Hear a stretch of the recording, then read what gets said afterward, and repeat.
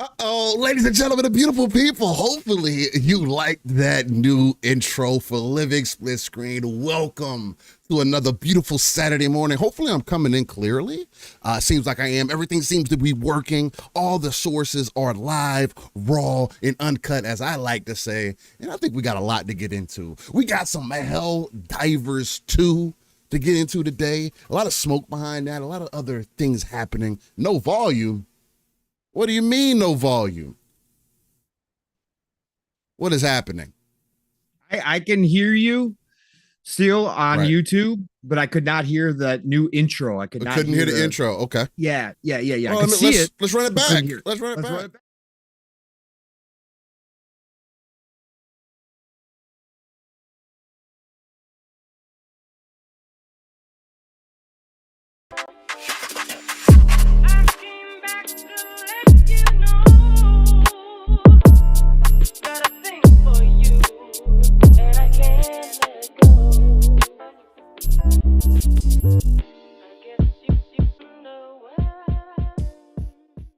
How about that? Did it work that time? There it goes. There it goes. There it goes. Did it work that time?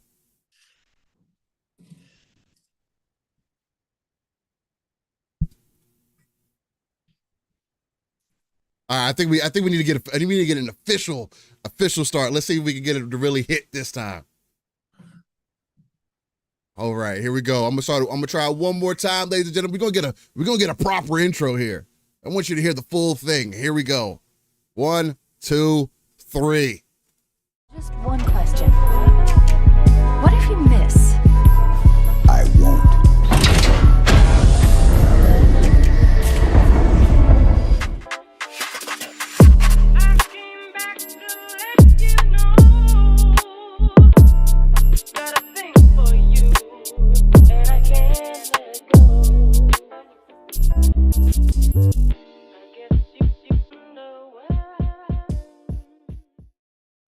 Oh man, it looks like it came across perfect that time, ladies and gentlemen. And with that, I gotta start over because it was perfect. Ladies and gentlemen, boys and girls, and beautiful people, I am the one and only Steel Rain, one half of the dynamic duo. Again, I don't know what it is. Again, playing with it all week. We go in to do Living Split Screen, and it doesn't like us for whatever reason. Don't know what that's about. Don't know why it continues to happen, but The powers that be want to shut us up, Steel. that's the way it's coming across. Definitely the way that it's coming across right now. I'm on a lower CBO, on a fucking lower CBO. Anyway, none of that matters to you guys. Greatly appreciate you guys coming through, and hopefully you can hear me this time because OBS stopped me in the middle of my little spiel there. But that's okay. We're back at it. Living Split Screen is live.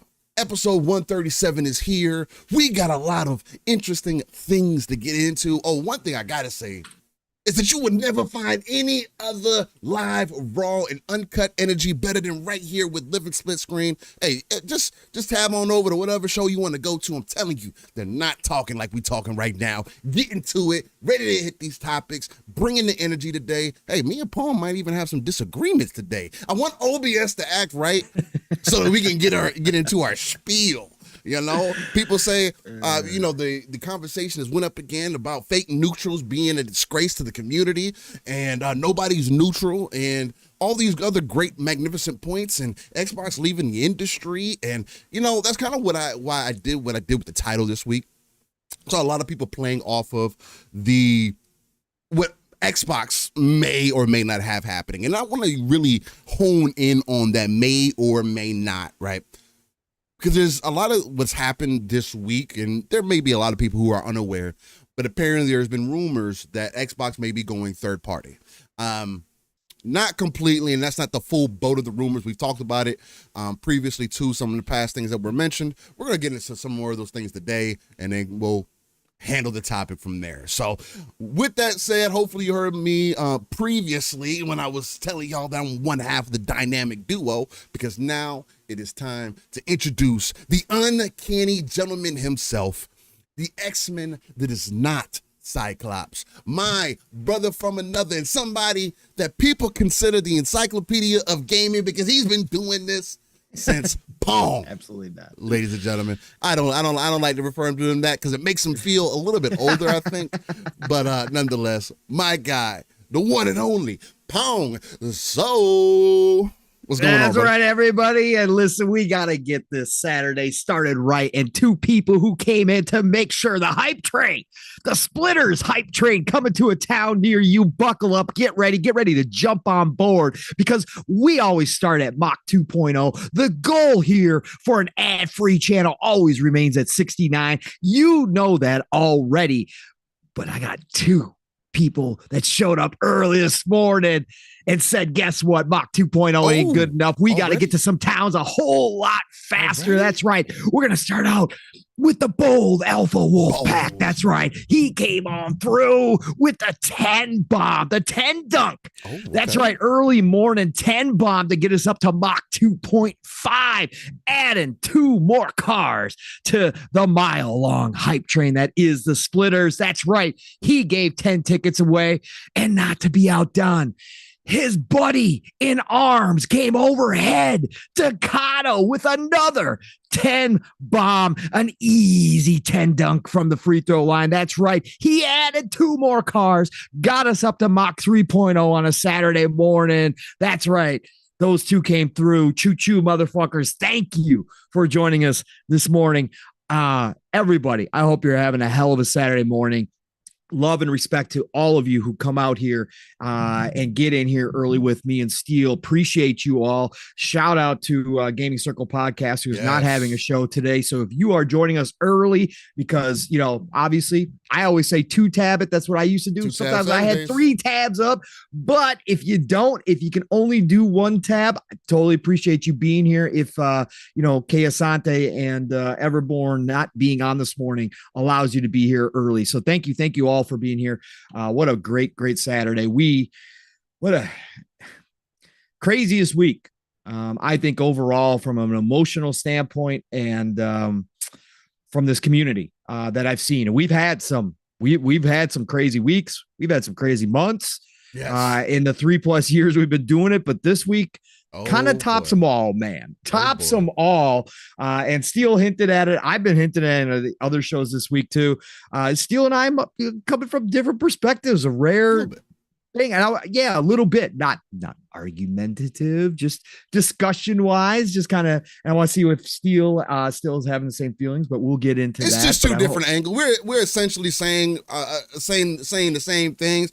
I just feel like Paul is taking a little bit more of the pessimistic route. He says it's more of the corporate route for sure, which I can definitely see, and I can see the angle on that, and hopefully his angle isn't completely true, because damn, we're definitely stepping back into evil Microsoft territory if that's the case. But we'll talk about that. But more importantly, and I made a post earlier this week about this, through all this chaos, whatever you want to call it, insanity, whatever it is you want to call it.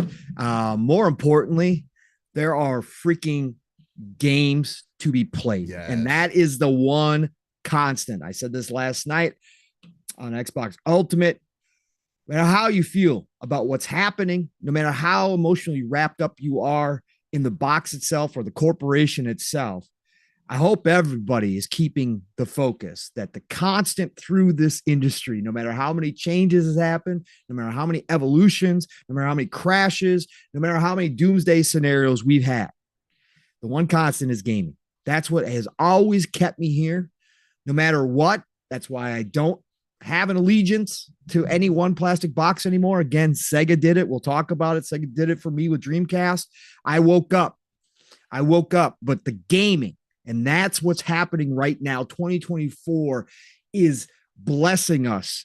Again, 2023 was a GOAT year. We talked about that all last year. It was a GOAT year for me personally, as far as gaming goes. But my God, 2024 off to a hell of a start. All the games that Steele and I laid out to you guys that we were going to be picking up day one early on in 2024, when we saw the list, especially this past 2 weeks, every single one of those games have hit.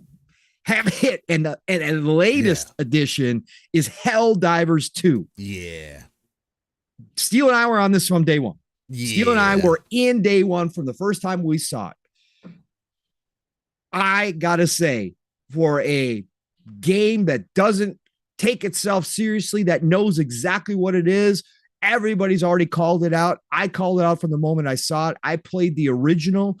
They absolutely 100% riff off of Starship Troopers. There's no hiding it. There is no hiding it. They are out here, but now with the new perspective. Because again, if you guys never played the first one, it wasn't a big game. I personally loved it. Played it on PS4.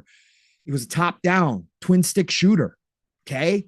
The fact that Arrowhead has taken that and put it in the third person over the shoulder perspective, but brought all of the absolute chaotic, bug infested craziness happening on the, again, so many enemies on the screen at one time. And I haven't even seen a lot yet because I've seen more videos. I know Steele and Jasper have played more than me. I've seen a lot of videos, all the different planets, all the different environments, all the different kind of enemies you can come across. Helldivers 2. I just put out a post on X about 2 minutes before we went live with some screenshots. It is just fun. Again, I overuse that, but again, I want to remind everybody that's what gaming is about. Yeah, that's what we're here for. This is what it's about. Sure, different games can tackle that from different ways, and it can get serious, and it can get technical, and it can get complicated, and it can still be a great game. But at the end of the day, it's about having fun. And this is just no nonsense fun. As I put in my post, grab some buddies, jump into this game, go shoot and blow up some shit. That's what this game is all about. Sure, with friendly fire, because you can't turn it off. There is friendly fire. There is some tactical. It makes it fun. There is some tactical to it, right?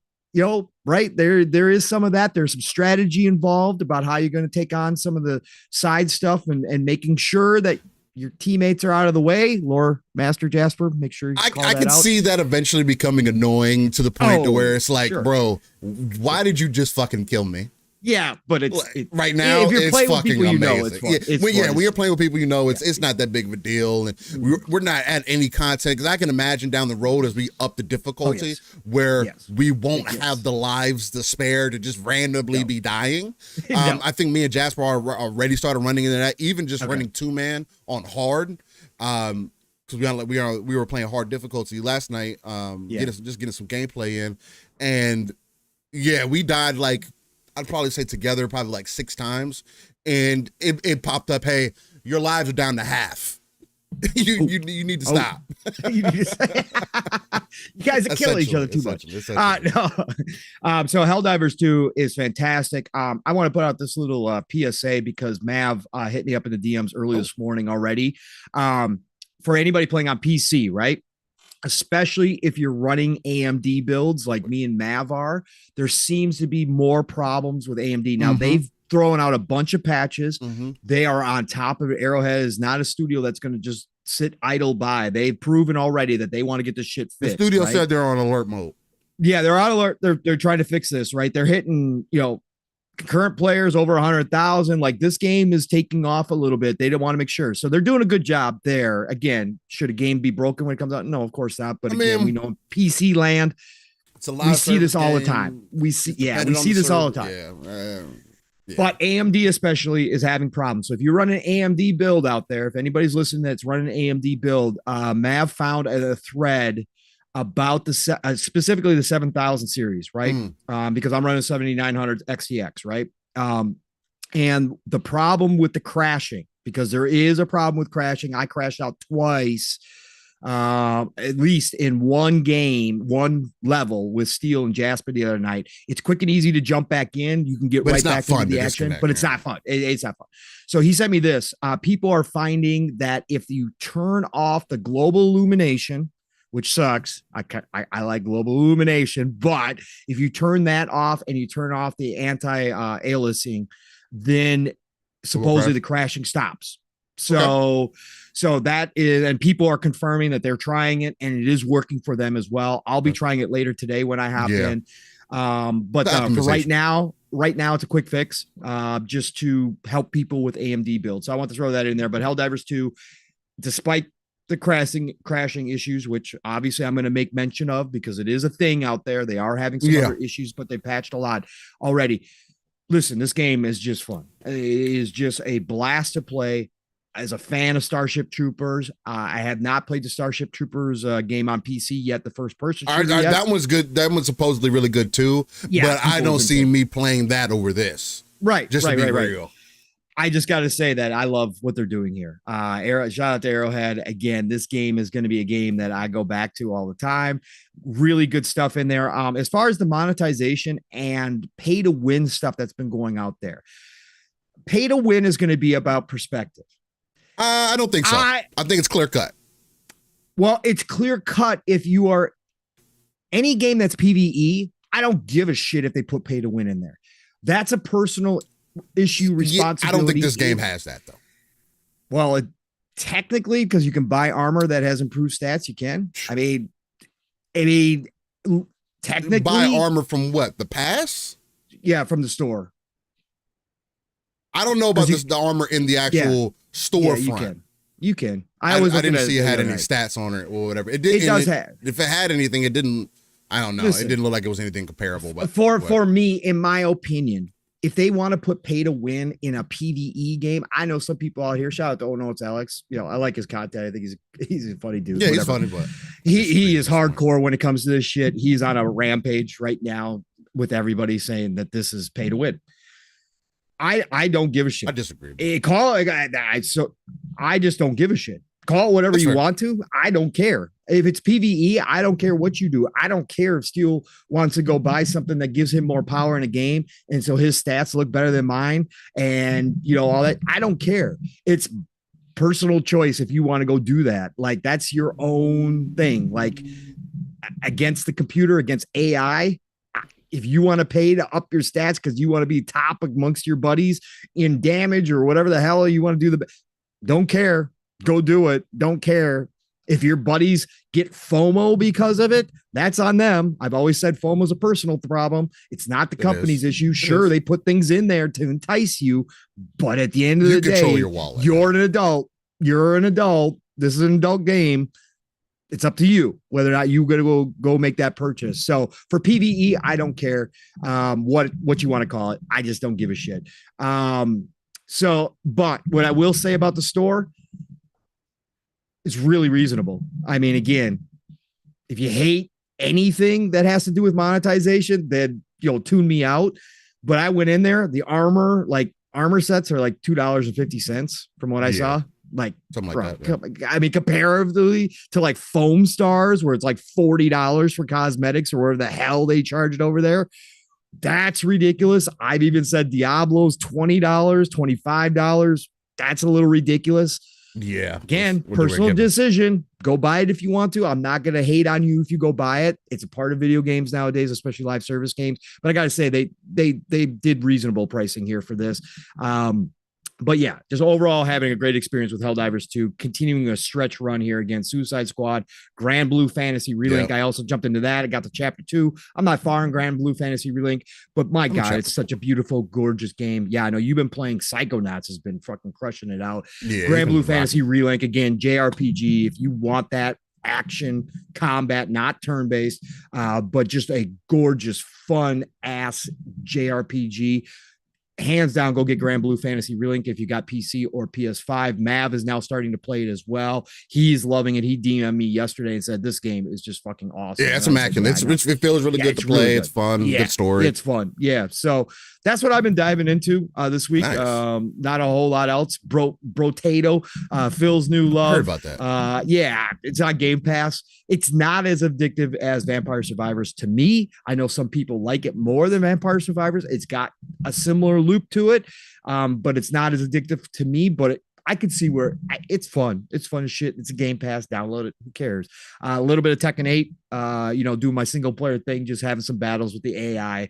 Love that game. That game is freaking gorgeous. You guys already heard me, obviously compliment and give that game all its flowers as one of the best fighting games I've played in a long ass time.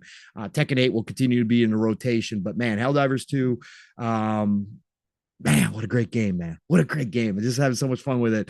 So I hope you're all, my original point to all this was, despite all this nonsense, these games aren't going away. We're not going to stop getting games no matter what happens in this industry. The industry rolls on, adapts, evolves. We got great games to play. It's the golden age of gaming. I've never been around a time where I could just pull up, 15 games right now that I should be playing that are all just freaking high quality to me. Yeah. So that's been my week, Steel. What you been up to, brother? Well, first, I know. I mean, because Helldivers too, but yeah. Of course. First, I gotta say, shout out to the legendary Yobi for the $5 dono, hitting us up hard body, hitting us with some body blows this morning, saying, I love living split screen. Let's go. Appreciate you, Yobi, for sitting that through. Much love. Yobi, the legend. Love you, brother. Love you. Thank you so much for the vibe bomb. Oh, I should have said Steel too. You and I played a lot of Suicide Squad Endgame. We did. I'm Paragon 22, and I know you probably hop into it. I'll let you talk about it, but we were playing that earlier this week before Helldivers 2 jumped out. You and I were actually getting together on a work nights. And, it was pretty fun. Easy to drop in. Run some rounds and then get off when we felt like it was a good point. Yeah, had so much. It was really good time. Rescue Squad Culp also with the $2 bones. He says, any games on Steam Next Fest on mind for 2024? To be completely honest, Rescue, I haven't looked at any games on the Steam Next Fest. To be quite frank, I think I'm tapped out on games right now.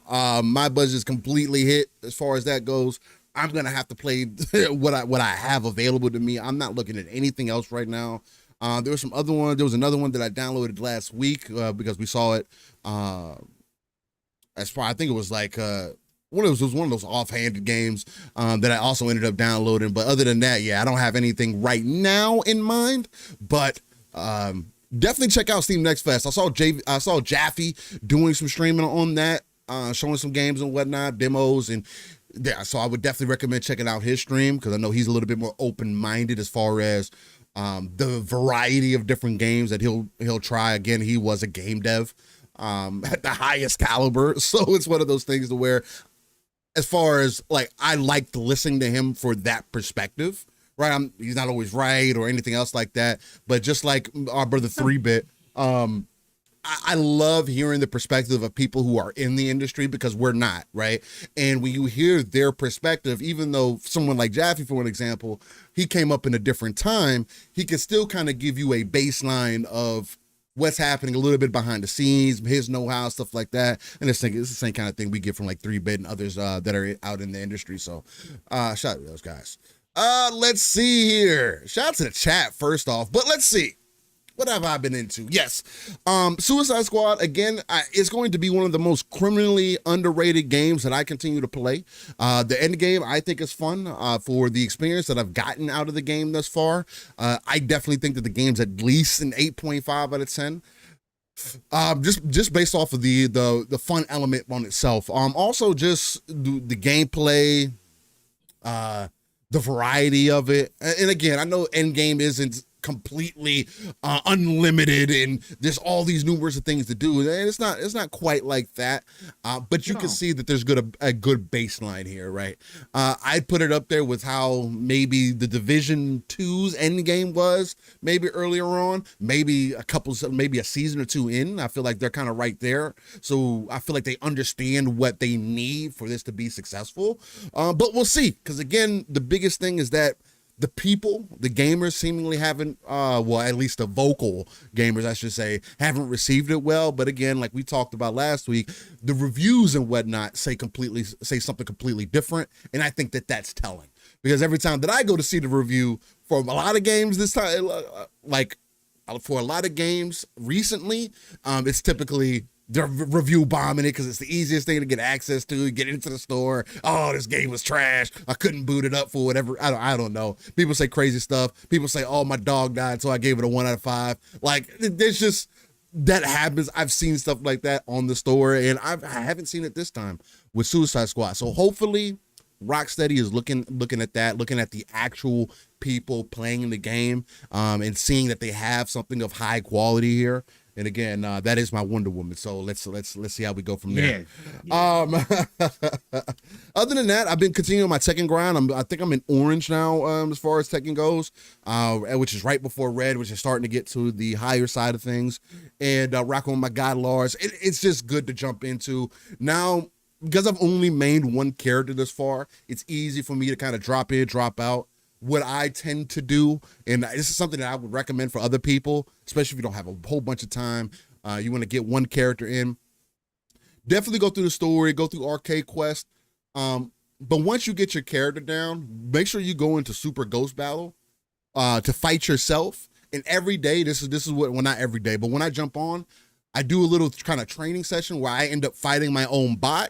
And if I could beat my bot twice, and if I can beat my bot 2 out of 3 times, I'll go online and I'll run some matches and stuff like that. But that's the way that I warm up and stuff, right? Maybe I try a couple extra moves that I've been trying to feel out, but I got a good rotation and Tekken is feeling better than it's ever been. Again, every time that I play Tekken 8, I feel like I've been transported back to Tekken Tag 2.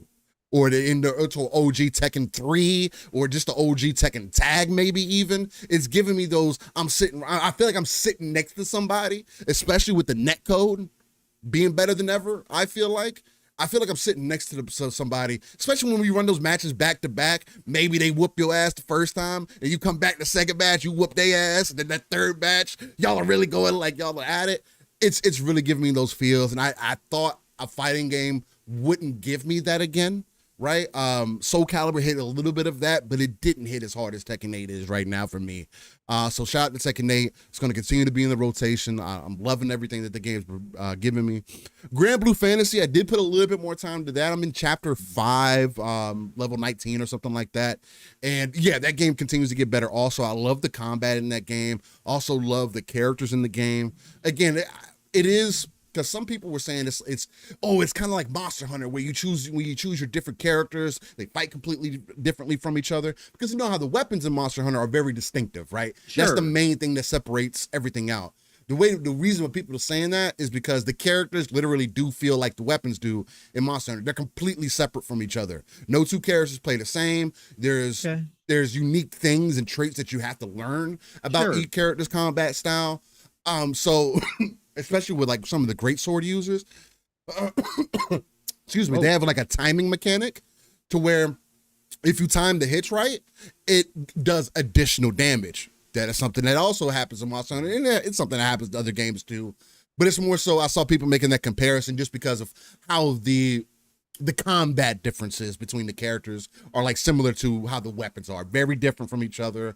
And you got to find what you like, what character you're into. I think right now I'm using Narmaya. I'm not using her because she got big boobies. That's not why I got her. We know it is. She was one of the characters when I first saw the game. When I saw her katana gameplay, to where I was like, yeah, that's something I really want to get into, and actually playing her. Yeah, I'm really loving what I'm getting. I just unlocked Siegfried, I believe, which every time I hear Siegfried, I automatically think of Soul Calibur. But I just unlocked Siegfried, so. Yeah, I was going to say, we should mention that in Grand Blue Fantasy Relink, if you're thinking about hopping in, you can switch out your characters. You can choose not to play the main character. The main character does have to stay on your party, though. It has to stay in your party on the main missions, but if you do the side missions, you can do whatever you pick whoever you want, but you can swap to any of the other characters and just battle with them, like Steele's saying, right? You don't have to play with the main character as far as the battles go the entire time, right? Yeah. So that's the cool part here. So if you don't like the main character, or you don't like the moves or the weapon or whatever, like Steele's describing, switch to somebody else and find out who you like to play with. In every battle, you can switch to that person. It's freaking, that is a cool feature. I do love that. 1000%. Bold Out for Wolfpack says, I haven't played anything but Tekken 8 since it came out. So damn good. Hey, Bo, you owe me some hands too, by the way. You said we were gonna throw some hands. We never threw hands, Bo. We definitely got to set that up at some point. I think that'll be a fun time. Real quick, Rob the Don 202, he says it's a $10 worth of bones, and he says, if I were in Phil's shoes, here's the compromise. I would do with Satya in the Money People.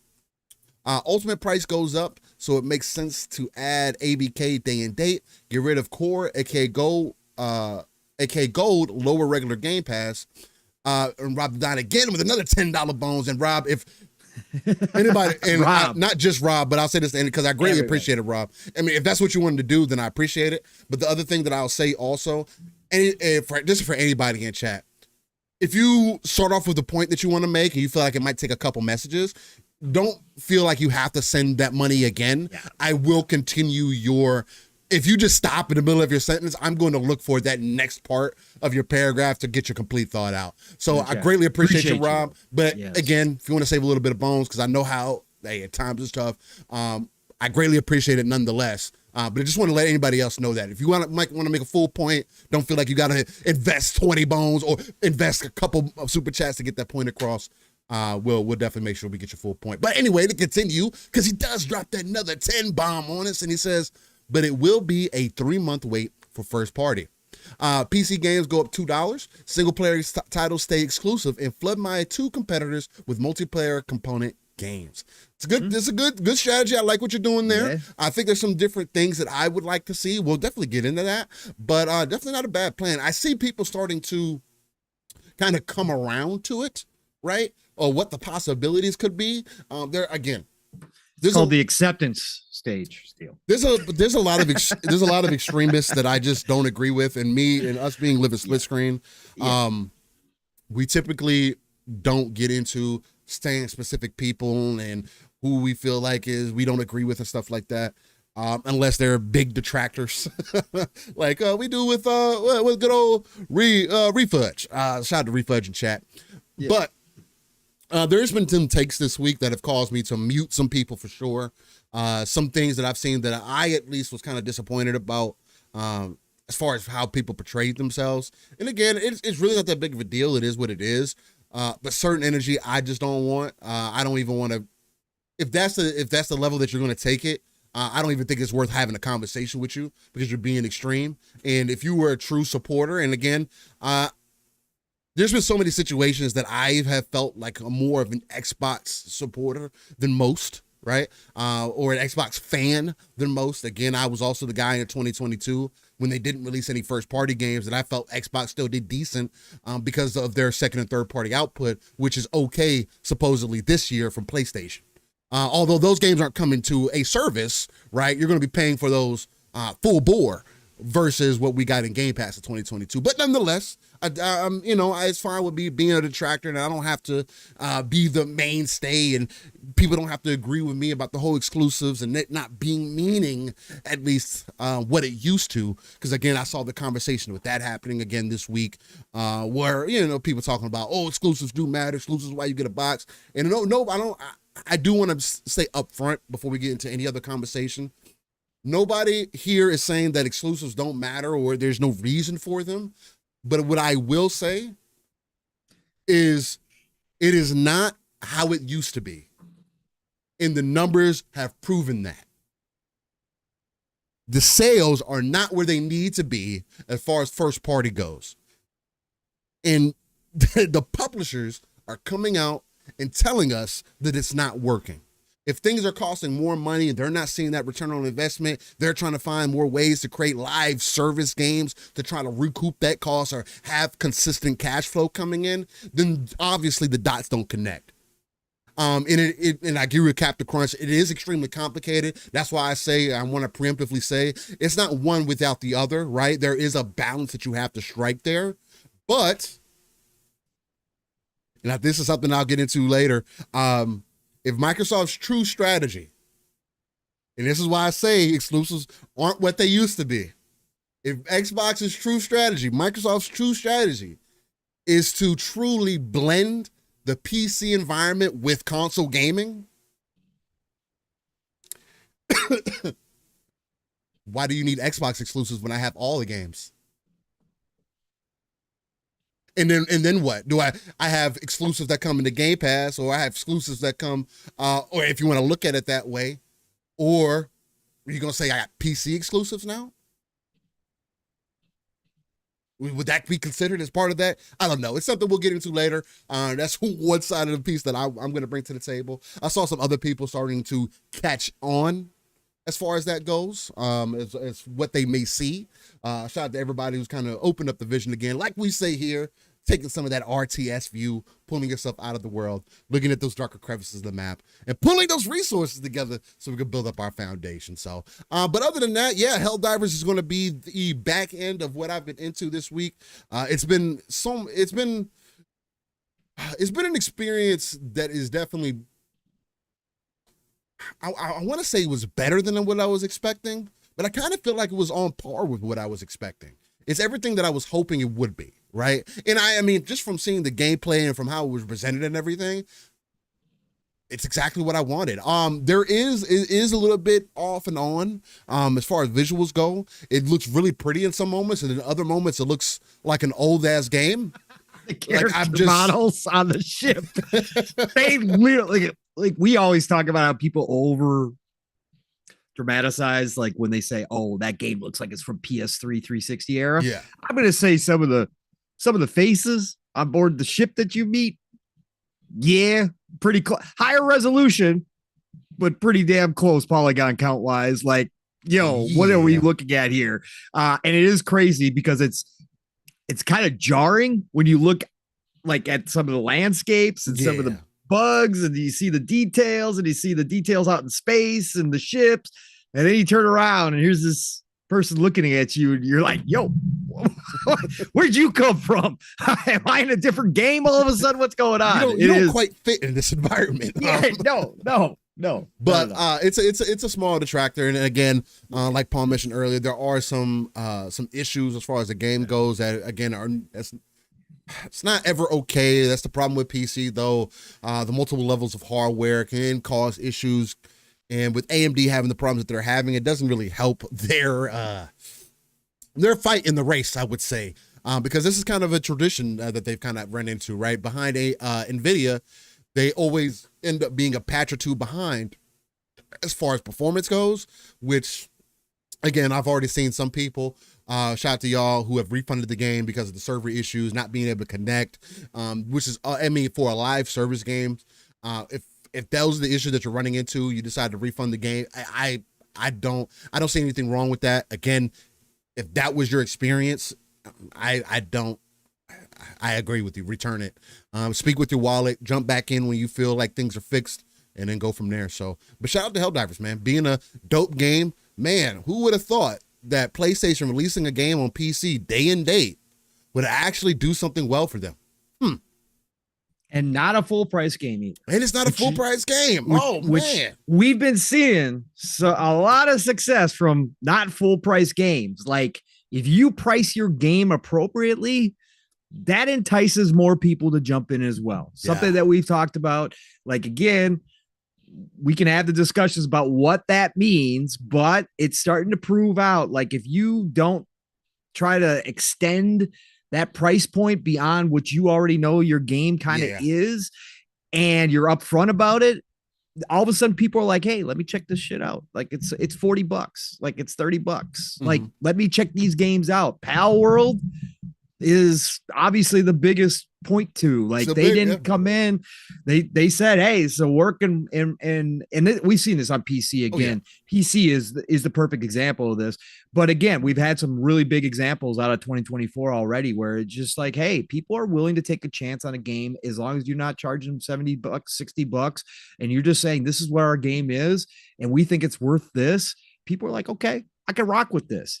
It's working out. And now that they fixed some of the problems, we've seen the reviews on Steam also come back up for Helldivers 2. That's the other thing about the PC community. If you want to say it, they, again, reviews anywhere can be manipulated, and people review bomb no matter where it is, no matter what you want to say. Oh, but Steam reviews are paid. They paid for the product, so they, that's more legit. Now, they're gonna tell you how they feel. We know what happens. However, when it comes to performance issues, the PC community is no joke. They will jump down your throat. Right.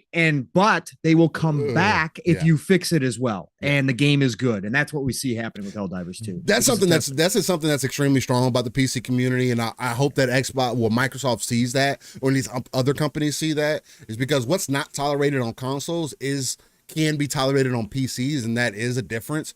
Again, and that should be the case for a lot of reasons. Especially with how versatile PCs are. Again, I hate when people make gear gaming specifically towards PC or make PC like this whole ultimate thing, which it can be, but it does so many other things that it's just a disingenuous conversation, at least in my perspective. Again, that's why I offer those warnings to Pong in the beginning. It's just you can't get too caught up in the minutia of it, because then it's just like your expectation becomes something that's not a reality, and we're already seeing a lot of that, I think, from our community, even with what the Xbox is doing right now. So, but yeah, man, that's been my week in gaming thus far. I would say it's been a magnificent week. Again, not enough time to jump into these games and really dive deep. Again, there's some other ones that I want to definitely start streaming and whatnot, but it is what it is. I can't complain. And we got some more multiplayer games to play over the weekend. So that's the biggest thing and the most exciting thing for me. So, well, Pong, do you want to shout out the chat before we get into our upcoming games? Let's do the chat shout out, because love seeing all the familiar faces in here as always. So let's see who's rocking out with us this morning. And again, if you are lurking, if you are at work or whatever the case, so you're doing stuff and you just can't hop in the chat, or you don't want to hop in the chat, again, just because I don't shout you out doesn't mean that we don't love and appreciate all of you and respect you for giving us your time and joining our show this morning, because you guys are all a part of it as much as we are. So thank you all for that. E Ranks is in the house, says morning everyone, what's going on? E Ranks, we got Jason Max in the house. What's going on, Jason Max? We got Fahim Scott in the house. Always great to see you, Fahim. Thank you for being here. Live Supremacy is in here. What's going on this morning? We got Tim the Sorcerer is in the house. What's up, Tim? Great to see you, brother. Quick Draw Canuck is joining us. Thank you, Quick Draw. We got, of course, the one and only Nixie in the house. Already bringing those different perspectives into the chat along with Fahim. I love you, Nixie. I love you, Nixie. Great to see you, brother. Delroy is in here. What's going on, Delroy? Said, all right, friends, got to bounce. Have a great day. Good luck on the show. Play some awesome games. Appreciate you dropping in here, Delroy. Much love to you. I hope you have a great rest of your day. Sanchez, MTZ Gaming. What's going on, brother? We got Captain Crunch in the house. One of my favorite cereals. Come on, let's go. Bold Alpha Wolfpack is in here. And of course, Decado is also in here. You guys heard their names early on. Polly Baba's in the house. What's going on, Polly? Great to see you, brother. Scott Gamer Dude's in here. What's going on, Scott? We got the legendary Yobi in the house, of course. Yobi, great to have you back in the community again, brother. 2024, you are part of it, sir. I love seeing you in here. We got Tom from Toonami in the house. What's going on, Tom? Tom, great to see you as well. JB1521, what is going on? What's good? They should just have made a Black Flag remake. I saw some people discussing Skull and Bones. I think I can talk about it now, but I honestly don't give a damn now, but yeah. I have not downloaded it, but I've seen some positive things, but I've also heard some other things. Obviously, it's much different from what I've played. Obviously. From what I have seen, though, visually, it doesn't look like it, and I still agree. I don't fucking believe in that game, and it's not $70. And I just, in defending... It's quadruple A, though. Yves said it's quadruple A. Still, it's quadruple A, brother. Yves Guillermo, shout out to Yves, of the famous Guillermo family over at Ubisoft, just decided to crown this game a quadruple A. Nice. Yo, what it is? Yves, gotta lay off the drugs, brother. Somebody, as I posted this week, somebody's got to wrest control of the wheel from Yves, because my God, this man's a madman. But JB, I do agree. We had those discussions really, really early on when Black Flag first was announced. You guys had the perfect game already in Black Flag. Just take the Black Flag boat ship stuff and just make it a full-fledged game.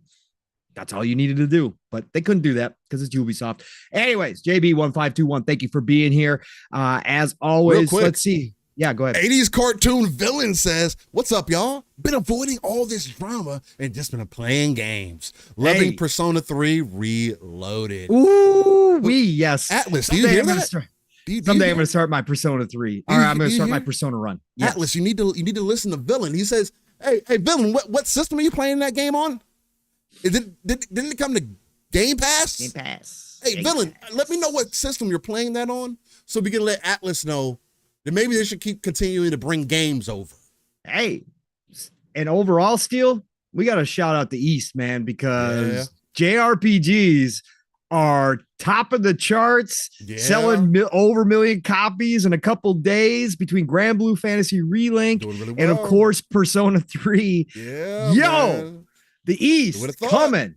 East is coming. Let's go. Resurgence yet again. Not that it's ever gone away, but my God, the popularity has never been higher. It's jumping. Due in large part to anime, obviously becoming a much bigger. Oh yeah, anime has bigger become form mainline, of and I think that's the main. That's Yeah. definitely the main crux of what has helped out a lot. It's become much more accepted.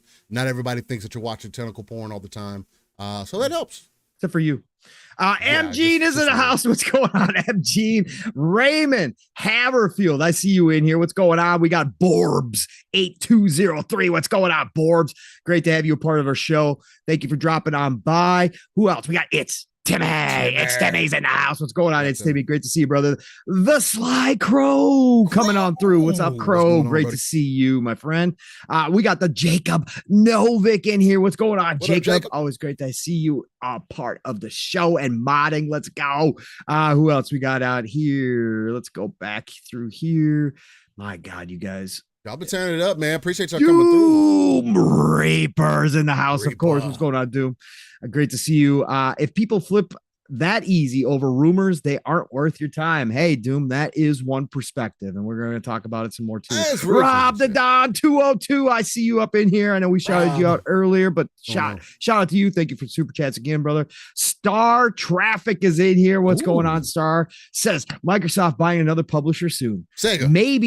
Maybe that will be the business update event. Sega and Square Enix. And then Phil just flips the bird to everybody and says, the world would burn if they didn't. It'd be freaking amazing, bro. Yeah, 80s cartoon villain. Great to see you in here. We just talked about you. I think I've got Hacky Sacked is in the house. What's going on? I did a little hacky sacking back in the day when they first become popular. Yo, a little hacky sack action. Everybody was doing it. Let's go. Great to see you in here. E-Ranks. I don't know if I shouted you out before, but thank you for dropping on in here and saying hi. Listen, all you beautiful people in here, as Steele likes to say, thank you for joining us this morning. And we're going to get into the upcoming week of gaming, sir. Are you ready, Steele? I am quite ready. Fahim says real quick, he says, Steel Rain. Yeah. Did you try the Rebirth demo? I'm so hyped. Fahim, no, I don't have a PlayStation 5, so I didn't try the demo. And even if I did have a PlayStation 5, I probably wouldn't play the demo because I already like what I got from the first game. Especially when you put Master Chief in there. Yeah, especially when I put Master Chief in there, replace Barrett, and replace Aerith with Sailor Moon, give her a Sailor Moon costume, actually. Real games. And then I also gave Tifa so stupid. A Tifa outfit from Soul Calibur, which was really good. And I think I had an amazing experience with Final Fantasy, playing it the way that I like to play it. It was really good. Does not like the original creator's vision. Not like the vision. I just wanted to tune it a little bit. Put some cosmetics in there. I like my cosmetics. The cosmetics. Yeah, just totally different characters. It's not just cosmetics. It's totally different characters from it's franchises that have nothing to do with Final Fantasy. It's great. Hey, it's all the Final Fantasy doesn't even know what it is anymore. It's Final Fantasy. It's a Final Fantasy. So you got Chief in there. You got why not? But yeah, that's what I'm looking forward to. So when it comes to PC, I'll definitely drop in there. But I'm not typically the demo dude either. If I'm already sold on the game, I don't need to try it out. Although I will say, for anybody that does jump into the demo, though, your progression does carry over to the full game. So keep that in mind. Yeah, which is always cool. I love when they do that. Yeah, that's super dope. That at least tells you as the consumer that they value your time. So that's super dope. And they got a lot of content coming in there, man.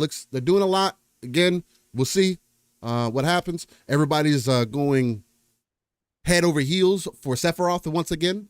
I haven't seen this in quite some time, and because it's more popular to a point, I think there's going to be a lot more the type of videos that I've seen about the type of look Sephiroth and Cloud were giving each other and the comments they were making to each other. There's going to be a lot of what's the best way to put this? Guy on guy action that are probably going to end up coming out of this from content that I would say coming out of this with the way people are talking about it. But yeah, let's get into these upcoming games with Game Informer for 2024. I can't imagine there's anything else that's just going to hit. Oh, there is still. There is. And there's games that are on my list that, again, right now, I'm not going to get to, but there's some good shit coming out this week. So those of you that maybe have some of your eyes on some of this stuff, there is some stuff this week. Decado says Atlas never put Shin Megami Tensei on Xbox, arguably better than Persona, though Persona is an offshoot. You probably heard me, Decado. You've been around a long time and listening to us. I bring it up every time. Shin Megami Tensei. I hope now that Sega and specifically Atlas now understands the power of remakes, much like Capcom, that they eventually do go back and redo Shin Megami Tensei and bring all of them to all the consoles. Yeah. It's much more serious in a way than Persona is. I love Persona, but Shin Megami Tensei is the original, and some of the stuff that they touch on in Shin Megami Tensei, if you pay attention, is freaking deep, man. Like, again, I've said it, it's Bible. I want them to make a more action-oriented version of it, because I think Shin Megami Tensei is still turn-based, isn't it?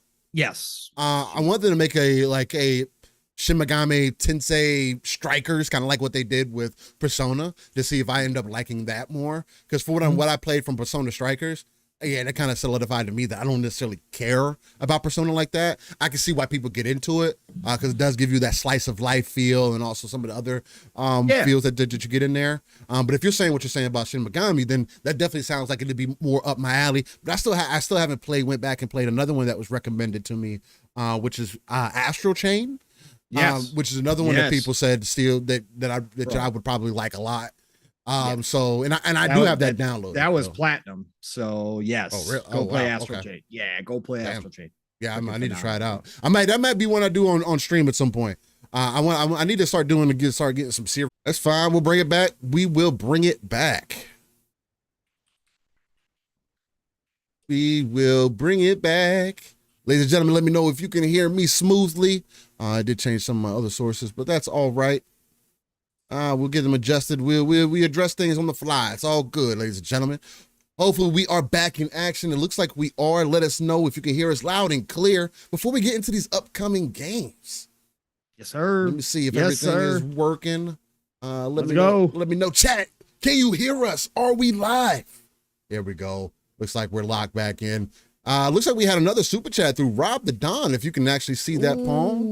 Rob the Don hitting us up here. Hold on for just a second here. I think I can. Okay. Let's go. There's Rob the Don with the $5 bomb. That's right. Rob the Don comes through with $5 super chat. Says, I will say this: Xbox, Microsoft can't kill Sony because they have mostly the same big stockholders unless they tell Satya they are ready to cash out. That's a good point to make. That is definitely a good point to make. It's a fair point to make. It is a fair point to make. So, again, I like this conversation that's been going on this week. I'm not like one of those people that are like super on the negative side of things, or see the end of gaming all of a sudden because of what's happening. I don't believe that that's what's going on at all. But I do definitely think there's going to be a change of strategy that will be very interesting come next week whenever they end up doing it. We're gonna talk. We definitely we're gonna talk. Yep, absolutely. All right, upcoming week of games again, as Steele said before we crash. Game Informer 2024 listing, not perfect, but we use it because it's close. So again, if there's anything big that is ever missed that you guys have heard of or know about, please throw it in the chat and we will add it to the list. We are going to start out with a game that is absolutely on my list to play this year at some point. Unfortunately, it comes at a time where just invested in what, 4 games in the past 2 weeks, 4 games in the past 2 weeks. So I am not going to be able to hop into this one right away, but man, I am so interested in this game and they've been promoting the hell out of it. Shout out to Focus Entertainment for promoting the hell out of it. Don't Nod. Again, not all their games hit with me, but I understand the absolute expertise that they have in crafting narratives. Yep. And I don't doubt that this one, with how it's being presented, the atmosphere, I'm going to love. Of course, I'm speaking about Vanishers, Ghosts of New Eden. Go check out this trailer. Yo, like I said, if it wasn't for this 2-week stretch, this would have been, I would have already bought this. This is definitely something I'm hopping into, but Banishers of Ghost of New Eden is coming out February the 13th. And again, this is going to be for week of February the 12th. So February the 13th, starting out great with Banishers Ghost of New Eden. I'm pretty sure when the reviews start hitting on this thing, a lot of critics are going to like this game. Again, who knows? Performance could be terrible, but it looks just fantastic. So keep that one on your list, guys and gals, if you are looking for a new single player game. Dragon Quest Builders is coming over to PC Steel February the 13th. A lot of Dragon Quest Builders fans out there. PC's finally getting it. And then we've got Islands of Insight also coming to PC on February the 13th. This is a puzzle game. So all you puzzle lovers out there, again, a genre we don't talk a whole heck of a lot about unless something big shows up, but a lot of people play these types of games. So go check out Islands of Insight. And then we got Lisfanga, the Time Shift Warrior, coming to PC. Is all. I like that. Yeah. Sandor Studio developed it. Spotlight by Quantic Dream. So this is Quantic Dream. Oh, okay. Their indie side of publishing. Like, they don't do a whole lot of this, but obviously they're getting into it. I remember seeing this deal. We saw this last year. Yes, this is looking really cool. I remember, I think this might have been the PC showcase, right? I forget what's called. It looks like it's only coming to PC. From what I can tell, it looks like it's a roguelite action style game, maybe. It's a top down. Diablo style. Yep. Looking dope. I remember seeing this game. I can't wait. I'll be checking that out. I don't know. It doesn't look like it, but yeah. Ultros is coming to PlayStation 5, PlayStation 4, and PC. We also saw this one. This one is the game that looked like you were on an acid trip the entire time, or you had just spent a day at Psychonaut's house, right? That's what this game looks like. I said this looked freaking cool as hell. But go check out Ultros as well. That is coming out February the 13th. Again, the amount of games that I've seen that I just say I want to play, it's impossible at this point. Real quick, there's so many games. Yeah, go ahead. Shout out to Decado, who is an epic level member with that purple chest. He says, with the 10 bones, he says, Shin Megami Tensei could work as a Final Fantasy VII Remake or FF13 style. Devil Survivor could work as an ARPG, and leave Persona as is. Give the SNT universe different styles. I'm down. I just don't break it up in 3 parts. Don't break every game up in 3 parts so we don't get full games. I'm sorry. But no, I agree, Decado. However they want to bring it back, I'm cool with. Like, I don't care if they try something new, bring it back. But just bring it back, bring it up to date. That story needs to be retold for generations to experience again. Yeah. Just like Final Fantasy VII from a lot of people is the GOAT. Again, Shin Megami Tensei was at a time when it was niche, right? It needs to be retold because I think it deserves more credit. And again, now that Persona is as big as it is, I think you get a nice core fan base that would want to see where Persona came from. And so, yeah, absolutely, Decado, agree with you 1,000% on that one. All right, Ultros, and then we got Arzette, the Jewel of Faramore, PlayStation 5, Xbox Series, PlayStation 4, Xbox One, Switch, and PC. The Jewel of Faramore. This is an action game published by Limited Run Games. Okay. CDI Software did it. Cool. Hey, Valentine's Day. Maybe you want to pick up Arzette, the Jewel of Faramore. I'm just saying. One that I did originally say I would be doing day one, not knowing that, again, we were going to have a 2-week span the way we did, but I'm picking this up. That I'm going to go back and play these. I am definitely going to do this at some point. Everything I'm seeing, I'm falling in love again. I'm debating. Tomb Raider 1 through 3 remastered also drops on Valentine's Day next week, February the 14th, PlayStation 5, Xbox Series, PlayStation 4, Xbox One, Switch, and PC. Yes, the old Lara Croft, bro, will always have a special place. Tomb Raider, the original Tomb Raider games hold a very special place for me because I think Tomb Raider back on PlayStation 1 helped me. I think it really that also redefined how I looked at games back in the day. There was nothing like flipping around and shooting enemies as Laura, bro. The type of game that it was, the adventure that you were on, the puzzles that you were into, some of the pressure that you felt in some of those moments. There was nothing like it. And just for that in itself, and seeing the bit of care that seemingly has went into it. I don't know if you could, and I haven't looked into it, if you could emulate these games and get them to look as good as they do in this remaster. I don't know about that. But I am interested in this remaster. Somebody that did play the original Tomb Raiders back in the days. I'm kind of feeling like I may want to relive some of that. And that's not typically my thing. So it's gonna be interesting to see.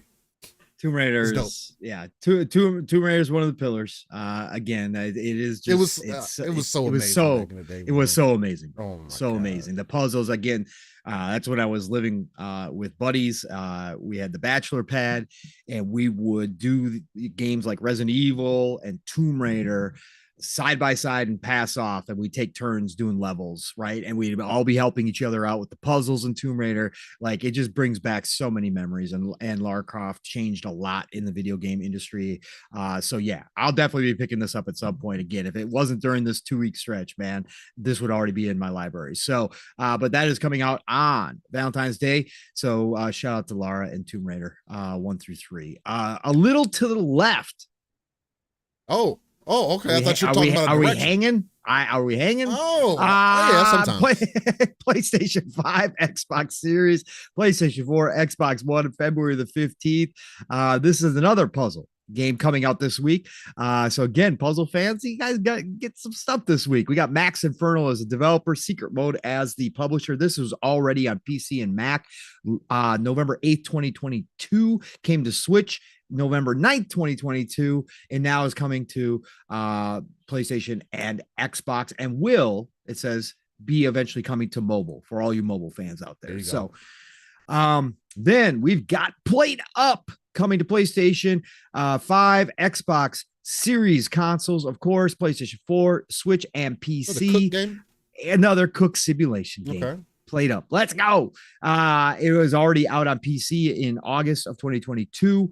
And now it is coming to the consoles. So go check Played Up for all you sim fans out there, especially you cooking sim fans. Ooh. So that is that.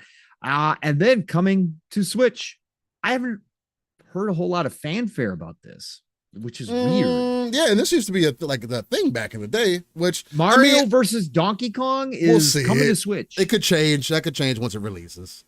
It could. Again, Nintendo's just dropping everything they got in the bag right now. They, before Switch 2 announcement, they are dropping everything. Again, I hope for backwards compatibility on Switch 2, but we might even get that announcement next week. There's rumors that the Nintendo Direct will be next week, and that potentially Switch 2 could be announced. That could light up the world as well, the video game world, obviously. Again, my ears are perked. I kind of hope that they do announce something soon, because I feel like that is going to give us an idea of what the other players in the industry might do. Yeah, for sure. Definitely. Possible. And they have competition now in the handheld space, which is always good. So I want to see what they do. Skull and Bones officially launches PlayStation 5, Xbox Series. Why does it say Stadia? Because it was supposed to go to Stadia. So come on, Game Informer. maybe it's still going to go to Stadia. Last bit of support with no servers. Yeah, no servers. That's going to work out well for everybody. It's the single player. I wouldn't doubt that Yves still thinks that Stadia is alive and well and kicking. And I wouldn't doubt that he tells his crew when they come and tell him, yo, Yves, Stadia is Dunzo, been Dunzo now. And he goes, I don't care. Put it on there. Put it on there. Just launch it on Stadia. Quadruple A must be played everywhere. That was my terrible French accent. But anyways. It worked. It works. Skull and Bones, PlayStation, Xbox Series, not Stadia, and PC. Okay. But Game Informer, come on. Let's update a little bit. It is officially launching on February the 16th. So Vandal, so you're gonna get Skull and Bones on Stadia, but you won't get Suicide Squad? What is wrong with you, Vandal? What is going on? Hey, Vandal, you keep playing. I'm gonna buy you Suicide Squad. And you're going to play it. And you're probably going to like it. Don't you worry, Vandal. We got you. back, they're coming with Metroid Prime for Switch 2. You know they are. It's got. I would be shocked if Metroid Prime is not one of the titles they show off for Switch 2. The easiest way to sell that console. Yes, sir. I even have interest in Metroid Prime, especially from what they did with the first Metro. Well, what they did with the Metroid Prime remake or whatever that they recently released. That's even got me interested because I remember playing that game back in the day. Yes, it's so good. Shout out to Yovi. He said, "Live split screen. I'll gift it to him. He better stop playing. We built like that." Facts. Oh, I think you'll end up getting a message on your box and say, "Hey, you got a little gift." You'll be like, "No, it's not my Joker," and you can't return it, Vandal. How about that? Anyway, that's funny as hell. Was that it? Was that it? Is that all we got? That was it. That's all we got, brother. But a couple good stuff. We got a couple good games in there, man. Again, so and I'm sure a lot of people are thinking about some of the same stuff. So, good week of games. Again, we're just running. 2024 is just not playing around at all. So it's not. It's starting off really heavy. Way better than 2023 even. Borbs 8203. Shout out to you, Borbs. The first time I've seen you in here. It says Suicide Squad is a cool, fun game. Same way that I feel about it. Pretty sure Pong feels the same. And again, I feel like the game is criminally being overlooked for being something that it never said it was. Or for being, being exactly what it said it is and not what people wanted it to be. Right. So again, it is what it is. Doesn't have to be for everybody. But you can't say that it doesn't play good. Damn. Mav, I see you jumping in here. Jasper, I saw you jumping here earlier too. What up, fun? What's popping? All right. Well, with that being said, what do you want to get into first, Paul? Do we want to get into the end of Xbox in the very beginning of the show? We want to hit it out of the park? Again, Xbox is disappearing. So let's go. Let's just do it. Xbox is completely, it's over. This is like number, 10, 12 times? No. This is the final time. This is the final time. So there was some information that went out this week for people who are unfamiliar. There are rumors right now that I believe started from, and I'm still trying to get clarification, but I believe where I saw it from was Nate the Hate first. Where are you going back? Are you going all the way back to 2 weeks ago when Hi-Fi Rush started? I was. If there's some more details that you could throw in there, definitely stop me if you want. Or if you have more of that back end information, definitely fill it in because I only have the details mainly for what happened this week. Because I think we may have teased it a little bit last weekend about some of the things that were happening. Maybe. I think I've got the timeline down. Okay. I think I've got the timeline down. Go ahead, break it down. I think I got the timeline. So we all know it started a couple weeks ago. Believe it was Nate the Hate that started stuff, the Hi-Fi Rush stuff, right? And then the data mined information, right? With the different shirts or whatever the case, and that was apparently overblown, and it wasn't something that was real. And then come to find out, it was confirmed, and it wasn't. Tom Warren confirmed that it was right. Yeah, supposedly it exists, but at that point, there could be a fair point made that you could have those shirts in the game and it not necessarily mean anything. It's convenient with the colors being what they were, but we ain't done. Anyway, so Hi-Fi Rush started the conversation, right? The rumors bubbling. We went through that. Grubb added that same week on his show that he had heard that they had been talking about Sea of Thieves years ago.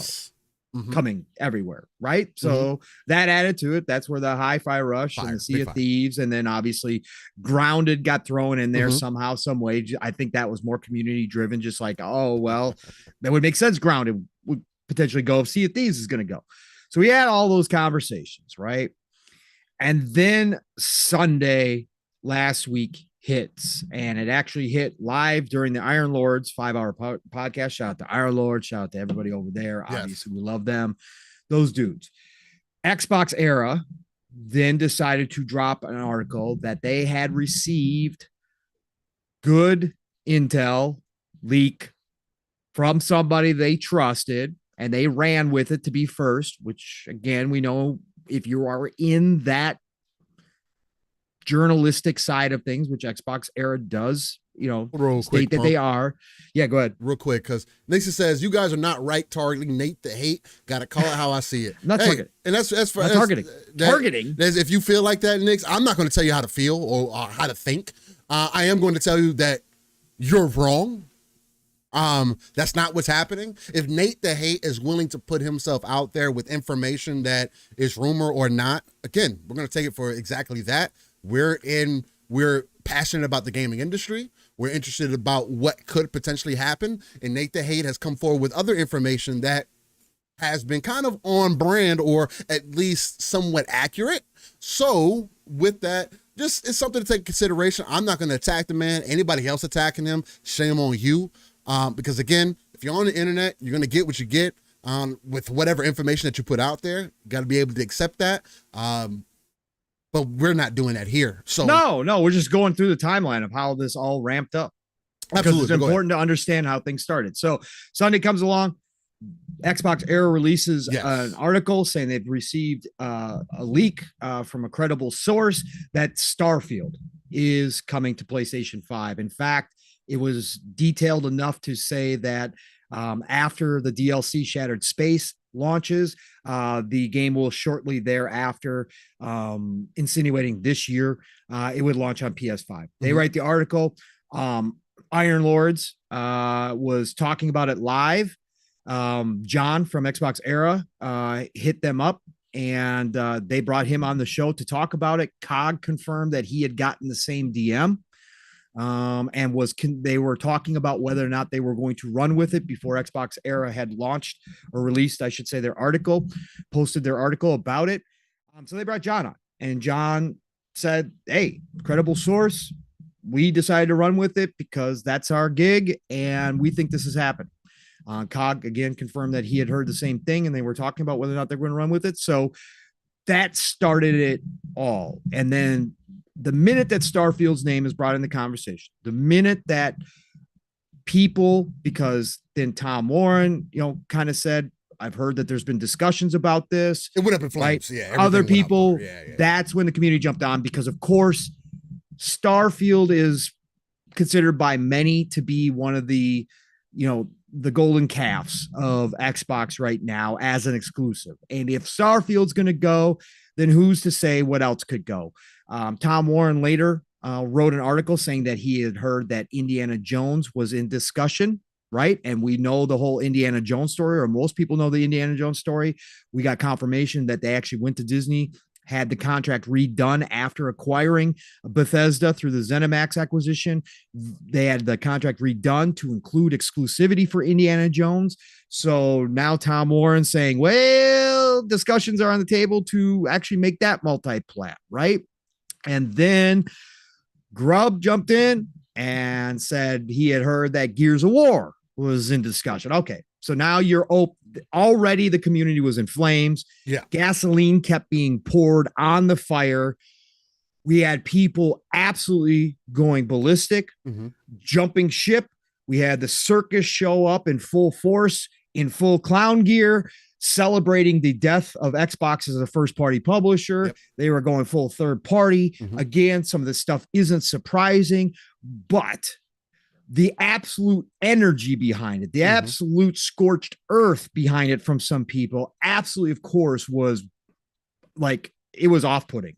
I was like, okay, we all love discussing this kind of stuff, and we've all talked about this kind of stuff potentially happening down the road because we all believe that everybody's going to be third party at some point, whatever that is, 10, 15, 20, 30 years down the road when hardware goes away. It's going to be this, the service / ecosystem wars. It's not going to be about the boxes anymore. We've all talked about this so much, especially me and Steele here and the Fun Speculation family. So I'm cool with having discussions, but man, the absolute just anger from a lot of people in the Xbox community. I'm going to say this right here now. I do understand the emotional side behind it. There was a time in my life when I was a Sega super fan. Okay. I still played other stuff, but as I've been saying, I still own PlayStation. But I was a Sega super fan at one point. If social media had been around, if this shit had been around when I was in my 20s, when I was a Sega super fan, I probably would have been a toxic Sega fanboy. I'm not going to lie about that, right? A lot has changed. I'm a lot older. I've grown up. But when Dreamcast ended and we didn't have rumors, we didn't have social media telling us what the hell was going on. We didn't get any behind the scenes looks. We read it in magazines. Maybe we had a couple glimpses on the internet because the internet was around at that time. Maybe we had some postings about it, but we didn't have this. So when the Dreamcast just ended and we found out through word of mouth that they weren't making Dreamcast anymore and they were ending support and just going full third-party publisher, it was a gut punch to me, right? I was massively disappointed. I was sad. You could even probably say I was upset. I was frustrated, all of it. However, that was the moment that changed things for me, right? That was the moment where I said to myself, every single company from here on out, the Atari Jaguar also added to that, but that's a little side piece. That's not a big thing. Right. Every company from here on out in the video game industry will have to earn my money, right?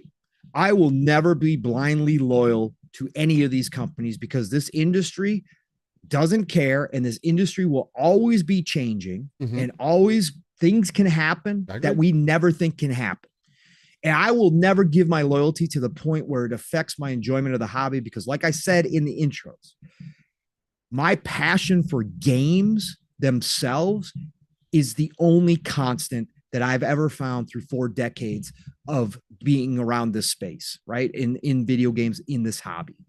That is the one thing that has been consistent with me. So now these companies have to come to me and earn my purchases. And again, that's the way it's been generation after generation. I've eventually wound up owning most of the consoles every generation. Most of the gaming companies have eventually gotten to the point where I've said, okay, I'm ready to invest. Even if I didn't start out with you in the beginning of the generation, I'm now going to invest. So I think people this week, some people, not everybody, because we're not going to lump everybody. There's been some lumping of all fans. Oh, yeah. Again, we hate that shit too, because that's bullshit. There have been some fans with massively tied up identities into certain products, certain companies that just got gut punched this week. And the egos shattered. I still don't think they got gut punched, but we'll get it. So they lash out. Right. But in their eyes, Steele, even the rumors, right, of this happening was enough to cause this reaction. So I understand. I don't agree with some of the reactions. I don't agree with how it's being handled by some people, but that's not for me. That's their own personalities. That's their own thing. People are all different and handle situations all differently. So I could sit back at this point in my life and say, it's video games. What the hell are we doing here? Like, come on, guys, come on.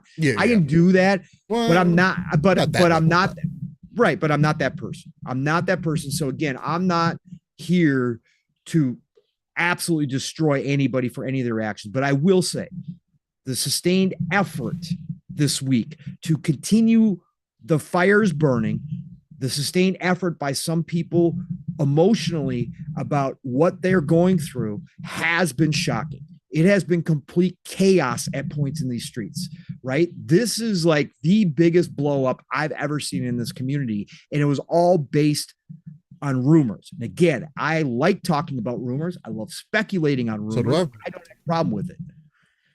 But the point being is that nothing is concrete. And now, Steele, and again, I'm sorry I took over your whole intro here. No, you're good. This topic.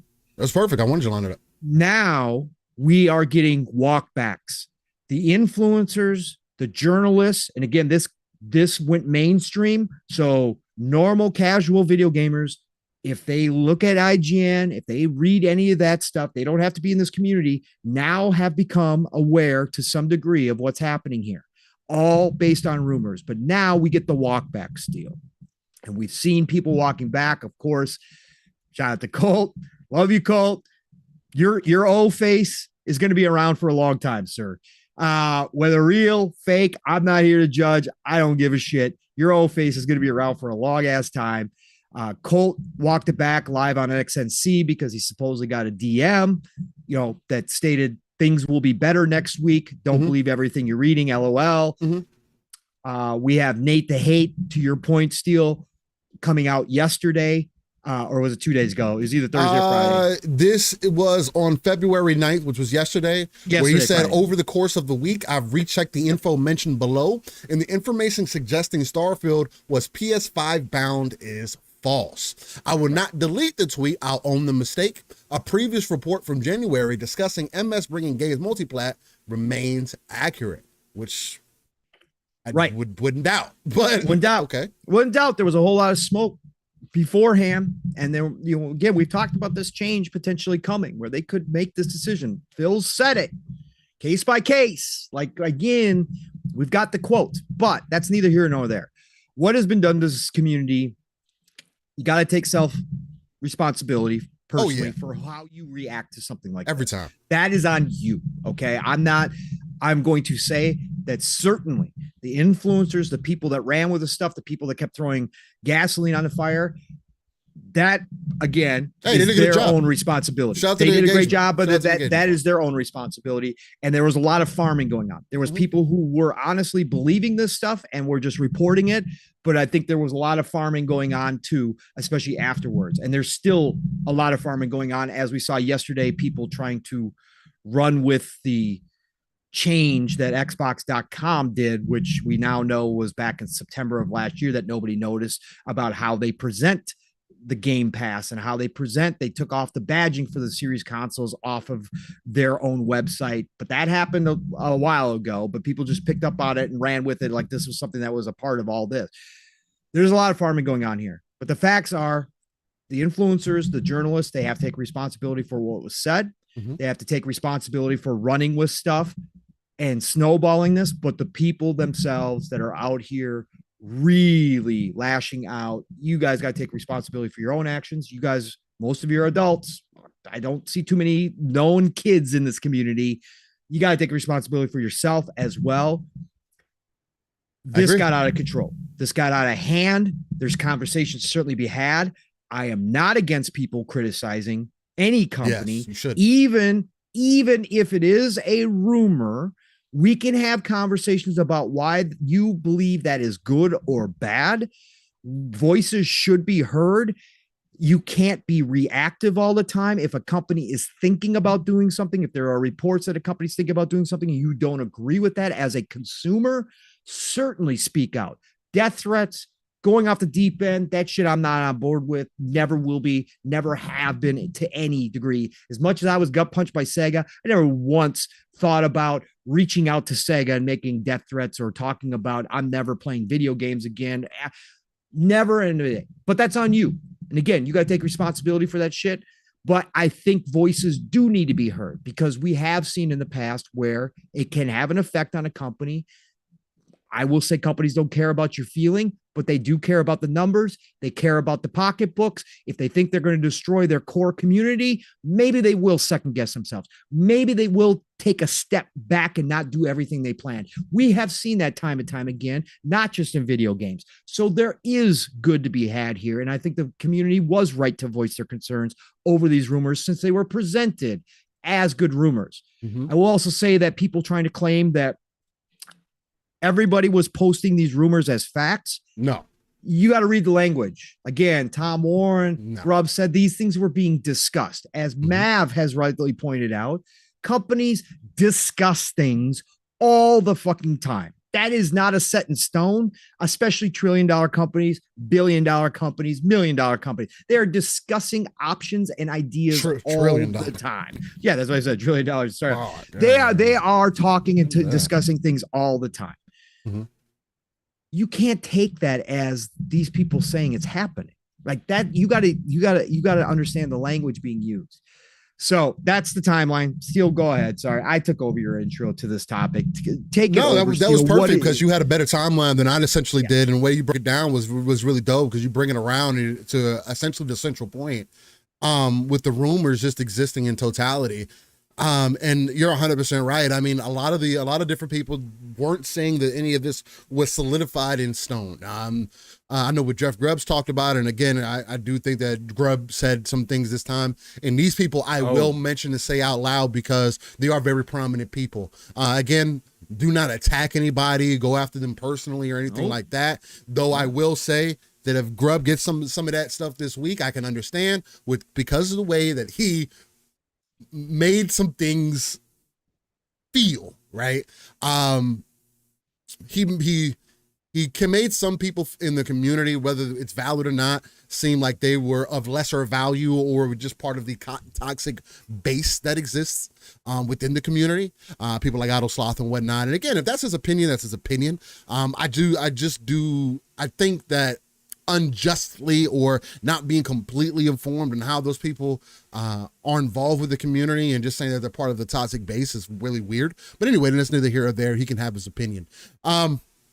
Again, with these things being considered in the conversation going into, because the other people that were taking it a bit further than that and hosting 8-hour spaces, 12-hour spaces. Again, shout out to Tim Dog. Again, nobody go attack that man, but he's a very prominent figure within the Xbox community, has been, and he felt very passionate. And again, I'm not going to use him as a centerpiece for the topic, but overall, anybody that is discussing this and taking it in such a way to mean that, oh, I heard these things behind the scenes, and because of what I'm hearing behind the scenes, oh, I think that this is the end of this, and oh, things aren't going to be the same, and oh, these exclusives are going to go here and there and that, and oh, this person, they never lied to me before, but I have no reason to believe that they're wrong now. I don't believe in the direction that they're going into, although they've kind of been moving in this direction the entire time since 2017 at bare minimum. Even probably further back than that. But nonetheless, again, I think through this conversation, I'm finding out that I may be much more of an Xbox fan than I even thought, or comparatively to some others, right? So there was a lot of energy and a lot of hate towards Xbox for moving in a direction where people felt like, oh, well, if the rumor is that you're going to be putting Starfield, what that means your other first party games are going to also end up going to other platforms. And that essentially removes the priority of the box, meaning they're going to go third party. And that's the conversation everybody's been getting into. That's the thing that people have been arguing about this week. Bold off of Wolfpack says real quick, he says, stand on business, brother. Nate, the hate is the centerpiece. He made it up. And I'm always going to stand on business. I don't attack people directly. I'm going to attack the information, right? That's all I'm going to do. Because again, if you're going to leaker, if you're put rumors out there, whatever you do, you have to take the social responsibility and personal responsibility for whether that information is right or wrong and what comes with that, because we are on the internet. And for right or wrong, people are allowed to feel however they want to feel, right? And I would never tell somebody that you need to feel a particular type of way. We're human at the end of the day. I'm going to give you my perspective, and then we'll move on from that. So to continue, from what we've seen from the rumors and whatnot, and about this whole third-party play and Xbox getting out of the game, and guys, I just have to ask, where have you been within the last decade? Where have you been when Xbox has blatantly came out and let us know that, hey, we can't compete the same way? And I hear that people are saying, well, you just got this catalog together, you didn't even give it a chance to kind of fill itself out and see if people would move over. People are not going to move over. To me, I think that conversation is almost a moot point. The reason being is because you're still trying to fit an old logic and how we used to do things in a new era. And it is proven not to work. It's if Sony is selling the majority of consoles and the only real person that you can look at is Nintendo, who we have all agreed to, is completely different in the conversation. But no, there's no but to them, because they work off of nostalgia. Neither PlayStation or Xbox have what Nintendo has. Point blank period. They don't. Nowhere close. And they never will. They don't. If you could tell me 3 games that Xbox or Sony has that they could do the same thing that Nintendo has done, then we can have that conversation. Because between Mario, Zelda, and fuck it, I'll throw Splatoon in there because I can't think of something else right now. There's another one that I can't think of right now. But just between Mario and Zelda, Pokemon, Animal Crossing, all those. Again, I couldn't think of shit. But thank you, Paul, for throwing those in there. But in comparatively, they could re-release those games, and people are going to guarantee buy them. It's been proven. They could do bare minimum with Zelda, like they did with the new iteration with Tears of the Kingdom. And it's going to sell, regardless. Because the biggest reason I'm attacking at it at this angle is because when it comes to Xbox and Microsoft, like Spider-Man to Spider-Man 2, that was an issue for people. Hey, you're reusing assets. It's the same thing. Oh, it's this. It's not more innovative than the first game. Oh, but it's fine for Zelda to do it though, right? And again, I have nothing against that. But Nintendo has been very smart to put themselves and corner themselves in an area to where they're not part of the PlayStation and Xbox conversation no more. Unless Xbox and PlayStation get involved in handheld again, I just don't think that's there. Go ahead. What you got, Paul? My butt wasn't about just the games. My butt was my butt was that Jesus, I'm not gonna say that anymore. Pause. Pause. Xbox is moving in a new direction. Yeah. So my point about all of this was that if they were to go this route now, if they accelerated their plans and they decided to do this, right? Mm-hmm. And again, I'm not saying they are. Again, one of my biggest disappointments would be they didn't give it a chance, because if they are moving in a new direction, Steele, they could make new compelling hardware, which we'll probably touch on here because there's stuff about that as well.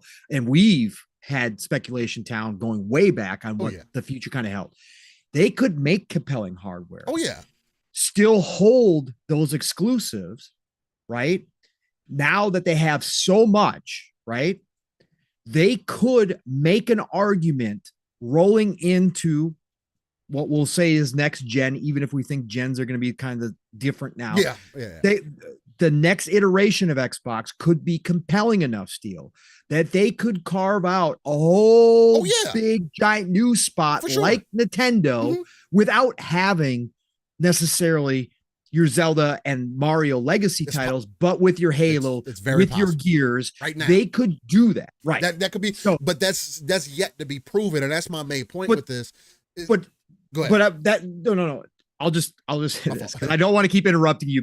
But there's a lot. This is You're where making our good points, discussion. Good. So that's where I think there is a valid point. If they were to move on too soon from making all these acquisitions, finally building up to become one of the biggest publishers in the world. Yes, both first party and third party, because Call of Duty is going to still exist on other platforms. We know that they're not making that exclusive, but they could steal. The fact that they worked themselves all the way to this point, from where they were in 2016, 2017 to now, to not give it a chance and to roll in with compelling hardware in the next gen and this massive lineup of, we've talked about it. They could have the roadmap of the roadmap. They could. I think that will be the biggest disappointment if they decide to do this. Again, I'm not saying they are, but I'm just saying if they were, that would be the biggest disappointment to me, because why do all this work just to roll over and go third party after doing all of it? See, but money, business, shareholders, yes, of course. They become bigger than anybody else. They compete with Tencent now on the third party publisher level. All that makes sense. Shares are going to be looking good. Okay. The Xbox brand is going to be looking good from a number standpoint. But if you were going to compete, like Satya said, then I believe they could steal. I think their version of competition is changing the competition. And I think that's where my conversation kind of picks up and starts. Because and it's been funny to me because we've been talking about this in the background, and all week I've been debating whether I need to go live to talk about this stuff. Life is life though. So, but anyway, for me, and other people are starting to make this point too, which is it's just been ironic to me. But for me, the way that I see Xbox moving and the reason that I don't necessarily agree with how heavy people are taking this, or why I may feel like people aren't necessarily listening to what Xbox and Microsoft is doing. And I'm not saying that things might have changed behind the scenes. Again, conversations, this is a $3 trillion company. To think that there's not offhanded, offshoots, off whatever kind of conversations happening all the time. Especially after a $70 billion acquisition, the biggest in corporation history. Come on. And the books just came back to say that gaming is your number one pillar right now over Windows that you've been in the game with since the fucking, 70s? Come on. Like, what are we talking about? Right? So, for me, this is my vision. This is the way that I see things. And I'm not saying that this is 100% accurate, but because of Microsoft and what they have carved themselves out into and the way that gaming is at least changing. You have sources, Steele? As far as my thought process, no, because we don't know what's going to happen, right? I mean, they could come out next week and kind of go completely against this, but it's just. I just want to make it clear we're not citing sources here. I'm not coming to you with a rumor that I heard from my source. Read it off your phone. DM. Yeah, hold on. I gotta. This is what Xbox is going to do. No, look, for me, the way that I see things going and why I think the whole third party conversation is overblown is I think that people are seeing it completely wrong. I think the goal of Microsoft is that they have finally reached a point to where, yes, the digital era has it's here. You're not getting away from it, and we're moving more towards that direction. 2, because consoles are not what they used to be, right? You used to get boxes that were completely separate from your PC because it was an easier way to conform and make games for certain boxes. And also publishers needed a way to sell their software to you. And that was through buying those boxes. Again, it was better for them to program these things for the console than it was for a PC, as an example. At the time, we just didn't have the tech to be able to do that pretty easily, fluently, or the capability to do that, or the hardware, let's be honest. Since things have moved forward and we're now seeing that, again, I bring this point up, in previous gens, again, like the Xbox 360 and PlayStation 3, we had different iterations of the console that were using completely different hardware. Like the PlayStation 3 and all the issues that it had, and then Xbox One with the Jaguar cores and whatnot and what it had. And then you get into the Xbox One and what they were doing that, and you started seeing things become more in line with PC, right? Starts being on very similar architecture. You start seeing games. That's one of the things that, again, PC gamers are never going to admit this, as well as console gamers are never going to admit that PC gamers want console games. I've always wanted console games on PC. I just thought that would be dope. Again, having the option to kind of play it however you want, the best setting, whichever the case. As an option, I always thought that would be dope. And it never made sense to me, since most of it is built off of a PC, and then kind of broke down from there for specific hardware. It never made sense to me. But the reason why it didn't make sense, because again, we just didn't have the tech at the time. But now, since things are becoming more in line with each other, the biggest differences between the PlayStation 5 and the Xbox Series consoles is the SSD. Other than that, comparatively to previous gens, and this is why I think that old thinking of, Xbox, you haven't really tried your way into being its play. You got all this stuff now. Maybe you should do what Sony has done. No, it's too late. They have already decided that they had to move in a different direction. You cannot stop in the middle of the direction unless they come out next week and say, you know what? We're not doing the Game Pass anything anymore. With all the things that we've acquired, we're going to do it the same way PlayStation has been doing it for years. We're going to go back to what we were doing before and compete directly with PlayStation. That is not going to happen. And the reason it's not going to happen is because PlayStation has admitted that their way of doing shit doesn't work. So everybody that keeps talking about exclusives mattering to the box more than anything else, although exclusives are not the reason why people stay invested in the ecosystem, I feel like there's a part of that point that is missing. And again, like I iterated at the beginning of the show, exclusives do matter. But what if I change the conversation up about exclusives? What if I, as a software company who has been on PC for quite some time, what if I'm able to figure out the number one problem that people have that people have when it comes to PC gaming, as an example? What if I was able to come up with a way to combine the Xbox with a PC, with the PC environment?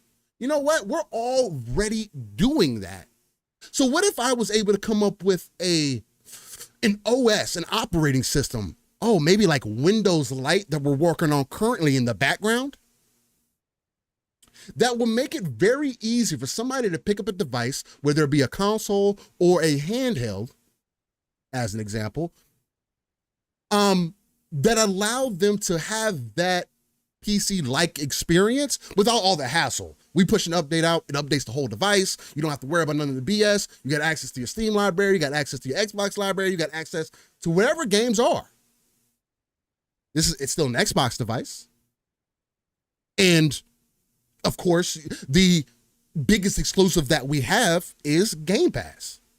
We're going to put games in this service day and day that you as the competitor are going to have to pay $70 for.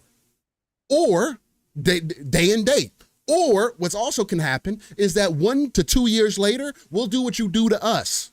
Except we'll do it with our first party games. We'll say, hey, this is the game that we're going to release this year, coming directly in the Game Pass. And 2 years later, it can come to your platform, but you're going to pay $70 for it.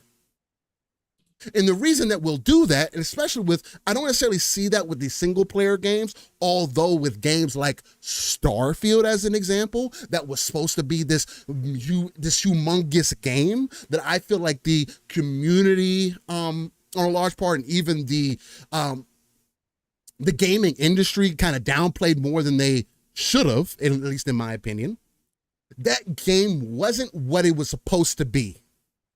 It wasn't the console seller that they might have thought it was, that people were claiming that it was going to be. And it may be that over time, people jumping in and out. But we're living in an era to where we cannot wait for the return on investment. I am not waiting 5 years for my consumer base to finally sell 30 million copies of a game. You want the next game, don't you? You say games take longer than ever to make. How do we get around that? Me waiting 5 years to get the recoup on investment is not the way. You know what is the way?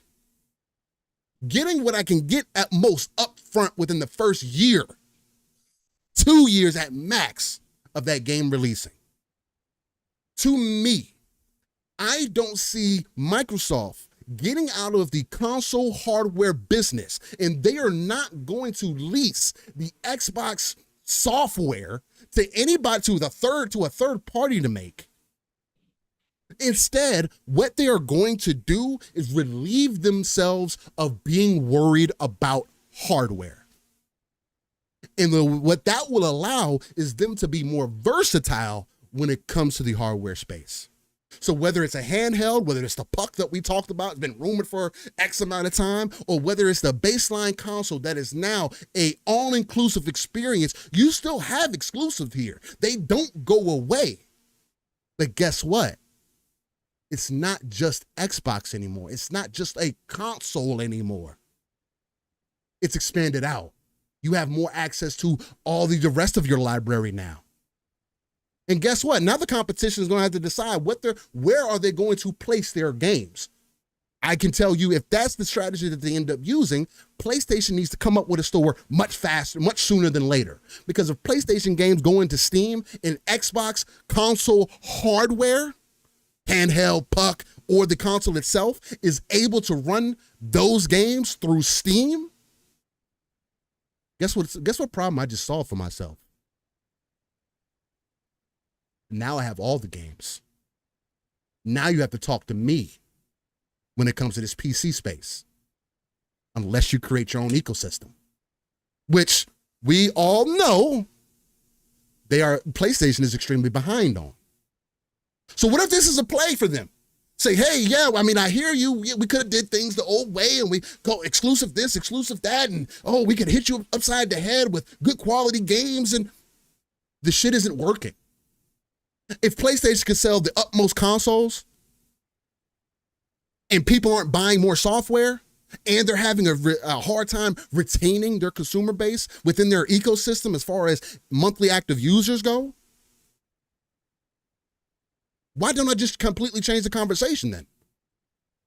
Why don't I make you play my game? You made me play yours for 20 years, 30 years almost. I tried to play this exactly the way you did. And now I'm finding out, and probably Microsoft been known this, but now we're finding out that you are purposely cutting deals behind our back so these other third or second parties wouldn't do deals with us. Nah, I got a trick for you. You know what? This PC ecosystem that I told everybody that we were going to be part of, because guess what? If y'all are so worried about exclusives, why'd y'all accept the games coming to PC? That already eliminates the exclusive argument. They were already going this direction.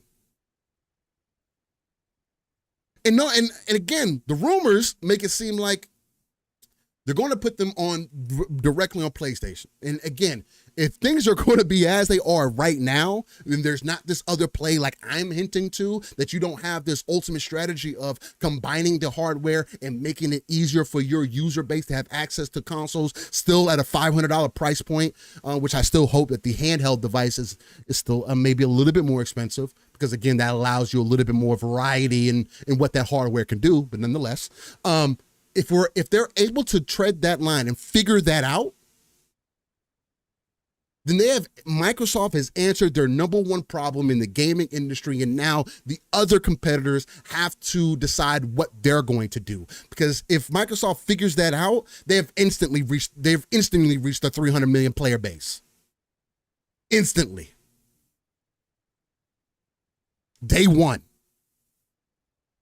And people will flood into Game Pass because of the value that is presented to you up front. Again, this is the way that I see things going. This is the strategy that I see coming to the forefront because of how intrinsically things have become very similar to each other. And the only logical thing to move forward, I don't see PlayStation or Nintendo suddenly starting to make games differently than what they do right now. PlayStation would have to come out with their own complete processor that, like they did back in the day, for it to be something different. But if they're planning to put their games on PC also, if that is their strategy and they have said as much, they also want to come to mobile, then the way that games are made are not changing. Ever. It might become more efficient. They might do things behind the scenes, but those are things that we are all not going to be privy to for the most part. What we will be privy to is the ecosystems that we're currently a part of. We are going to walk into a space here within the next 10 years where we're looking at our gaming ecosystems like we kind of do with Netflix, Hulu, Disney Plus, Paramount, and all these other services. But the console hardware is not going anywhere. If I don't have to be dependent on hardware anymore, that allows me to be more free with my hardware. That allows me to do things that I probably wouldn't have done before. It doesn't matter if I sell 100 million consoles or not, because my software is selling out of the wazoo. And the main place that you're going to get that software day and date is on the Xbox ecosystem. Game Pass. That is the exclusive now. And they have said this for some time at this point. Since 2017, I at least believe that this is the direction that they were moving into. This is why I say exclusives don't mean what they used to.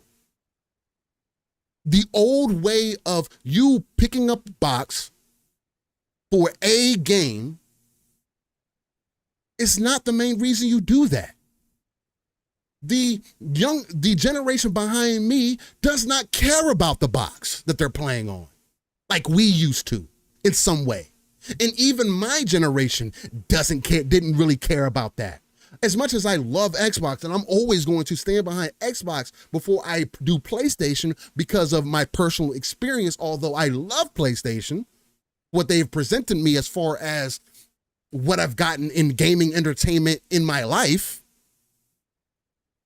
it is fair for me to say that the ecosystem of Xbox is speaking to me as more as a gamer in totality than any other ecosystem has to date, and no other ecosystem is going to feel the way that I do in the Xbox ecosystem, even outside of Game Pass. The reliability, ease of use, the access to content, crossplay, the forward motion, knowing that they support service-based games, knowing that they are a server provider, they have Azure.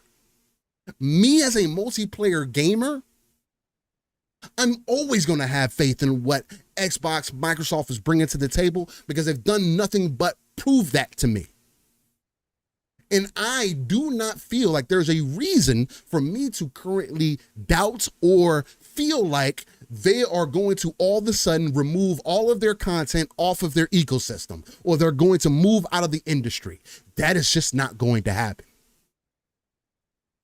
And anybody that feels like the direction that Xbox is going is the direction that Xbox is going is wrong, I hear you, but I want to tell you specifically, and this is for anybody that wants to catch this bullet, you have missed the point. You are not a true Xbox fan because you are choosing to be blatantly ignorant. And the things that I'm also seeing about people saying, oh, would you rather pay for exclusives or Game Pass go away? The fuck are we talking about? With that, like, again, and I hear you. If you want to stay in the archaic thinking of how we need to look at the gaming industry, I hear you. Sure, talk about your exclusives all you want. But if we're trying to move forward into the future, we're trying to move gaming forward, guess what we need to do? Give people more access. That doesn't all of a sudden mean that we have to become third party tomorrow for that to work.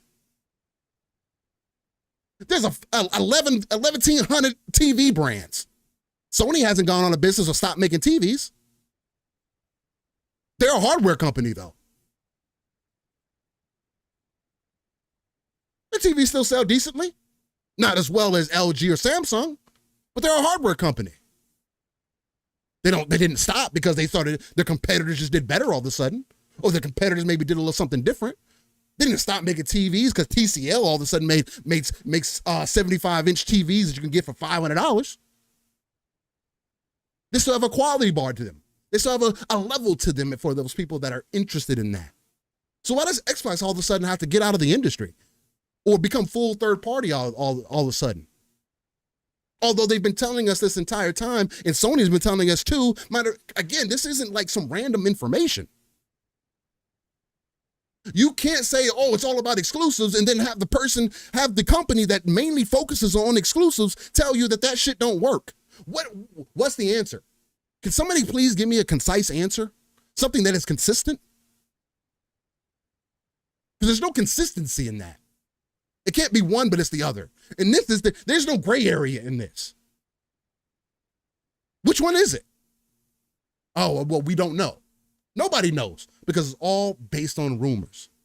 I've seen more people jump off a cliff this week about a rumor that has no solidity behind it, and now we're seeing people walk the information back and act like, oh yeah, man, all this entire time, I said it was consideration. Although you were hammering it throughout the week and pushing out content about Xbox leaving the gaming industry, even I had to look at the title this week and be like, okay, how do I really want to phrase this? Because I'm not trying to put some doom and gloom situation, but I think it's a valid question. What is happening with Xbox? What is their plans? What is happening with the ecosystem? But I don't think it's anything out too far outside of what is they've already described.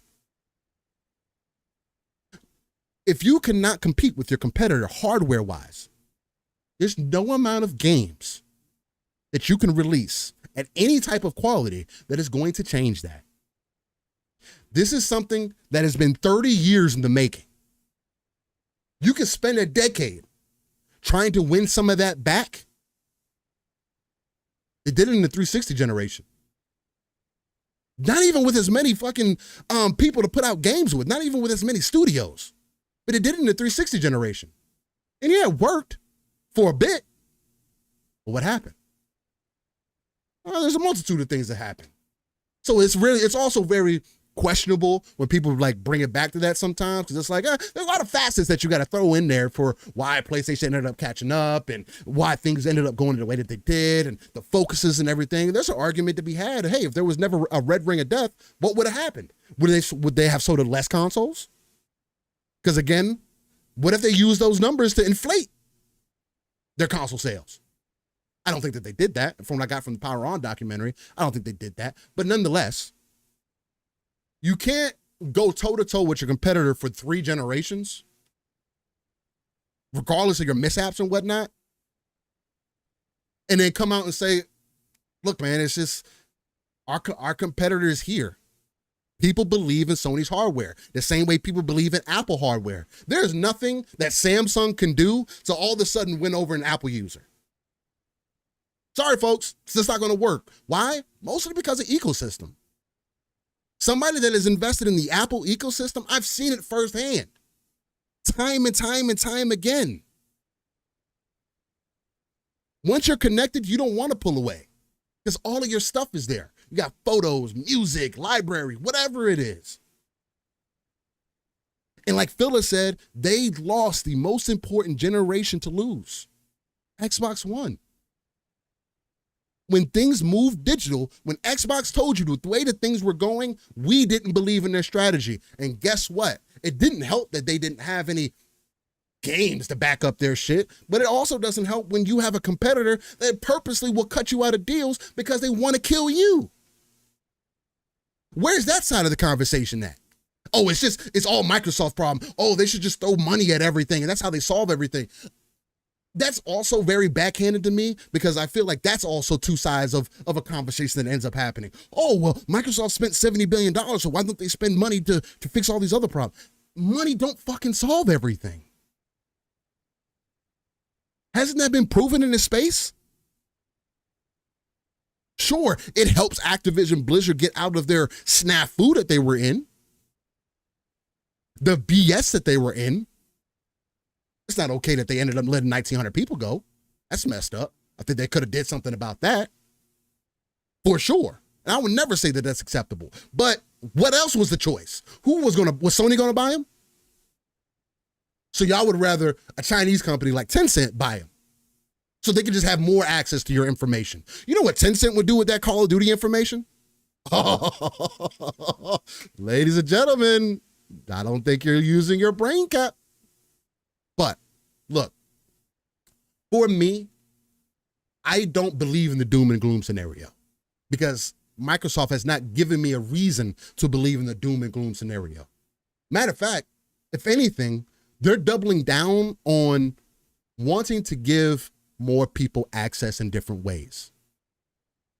And I just believe, and I know Pong, this is where we end up disagreeing, because Pong does see it more on a business side of, the bean counters getting in there, they're seeing the money and making some other decisions that kind of go against the things that I'm bringing to the table.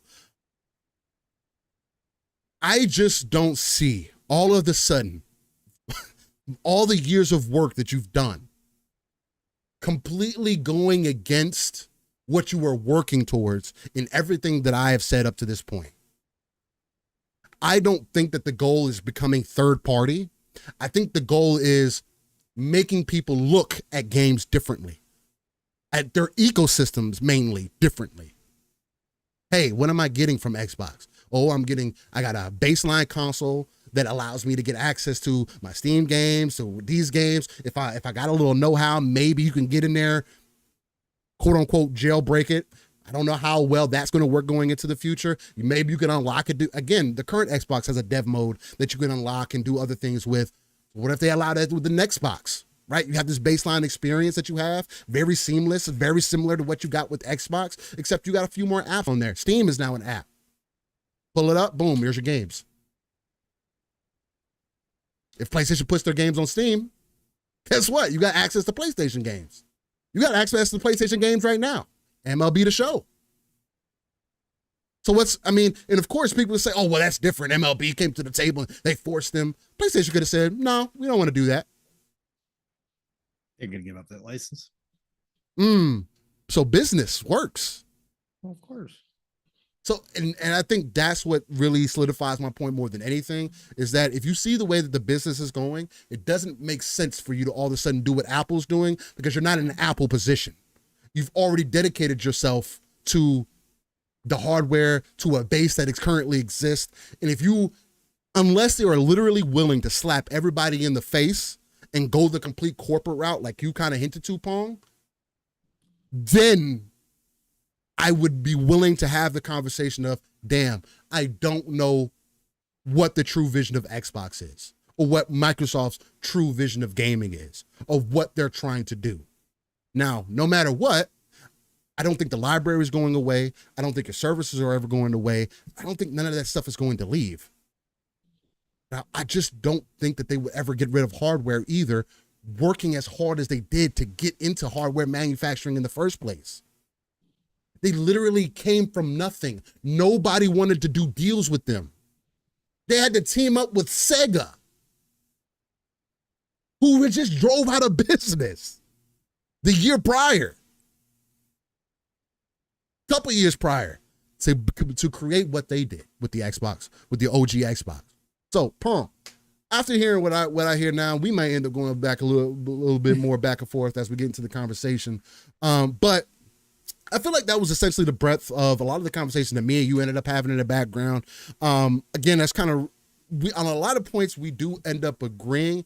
The biggest way that we kind of part ways is that you do see it more as a, hey, I think corporate's involved. And because corporate's involved, again, I put my personal experience in there also, and as well as you, but because you think corporate's involved, that does change the outlook on things much more than maybe even that I'm seeing currently. So what is your vision? How do you see things going? Is Xbox going to become third party? Should you worry about investing in Xbox for the future? No, I don't think you should be. I don't think you should be concerned right now, because we don't have any true answers, right? And I think the voices have been heard. And like I said before, that's why it is important for that people speak up on their minds, the consumers, the enthusiasts, the core base that is what builds a brand out, does speak up. Again, don't agree with how everything's being said, but I do think that obviously the uproar caught the attention, there's no way it couldn't have, of a company like Xbox who is in the community. Now, I think that's going to change because of this. I think they are going to step away from the community a little bit more. They are going to reevaluate Phil's original philosophy of being such a front-facing company, because like I've said time and time again, it's a double-edged sword. You got to take the good with the bad when you do that. That's why most companies just say, nope, forget it. That's why you won't see PlayStation. That's why you won't see Nintendo interact with the community as much as Xbox does, because you can make business decisions, and sure, there will still be outrage, but because you haven't created that type of relationship with the community members, it becomes strictly business. Whereas this has now gotten personal for a lot of people. Anyways, here's the deal. I'll explain my side of things. First of all, if they do this, I think it's a terrible business decision. I've made that quite clear. I'm a competitive person in the real world because my line of work is competitive. I've been competitive that way. I'm not so competitive in video games. I care less about that. But when it comes to real life stuff, when it comes to business, when it comes to money, I'm competitive. I think competition to keep, because Nintendo's in their own little world. So on what we found out through the courts, the high performance console market, there's Sony, and there's Xbox, right? There's PlayStation, there's Xbox. That competition needs to remain strong. I don't, even if we all agree that PlayStation's business model is the old way of thinking, they are going to maintain that business model for a while. As long as they now, can. they're as long as they can, they're going to hold on to it. While that's still happening, competition is important. I want Xbox around competing. Again, they can do all their bigger stuff. There is no denying that they are thinking much bigger, that they've been planning for a much bigger takeover in whatever way they decide to go for a long time.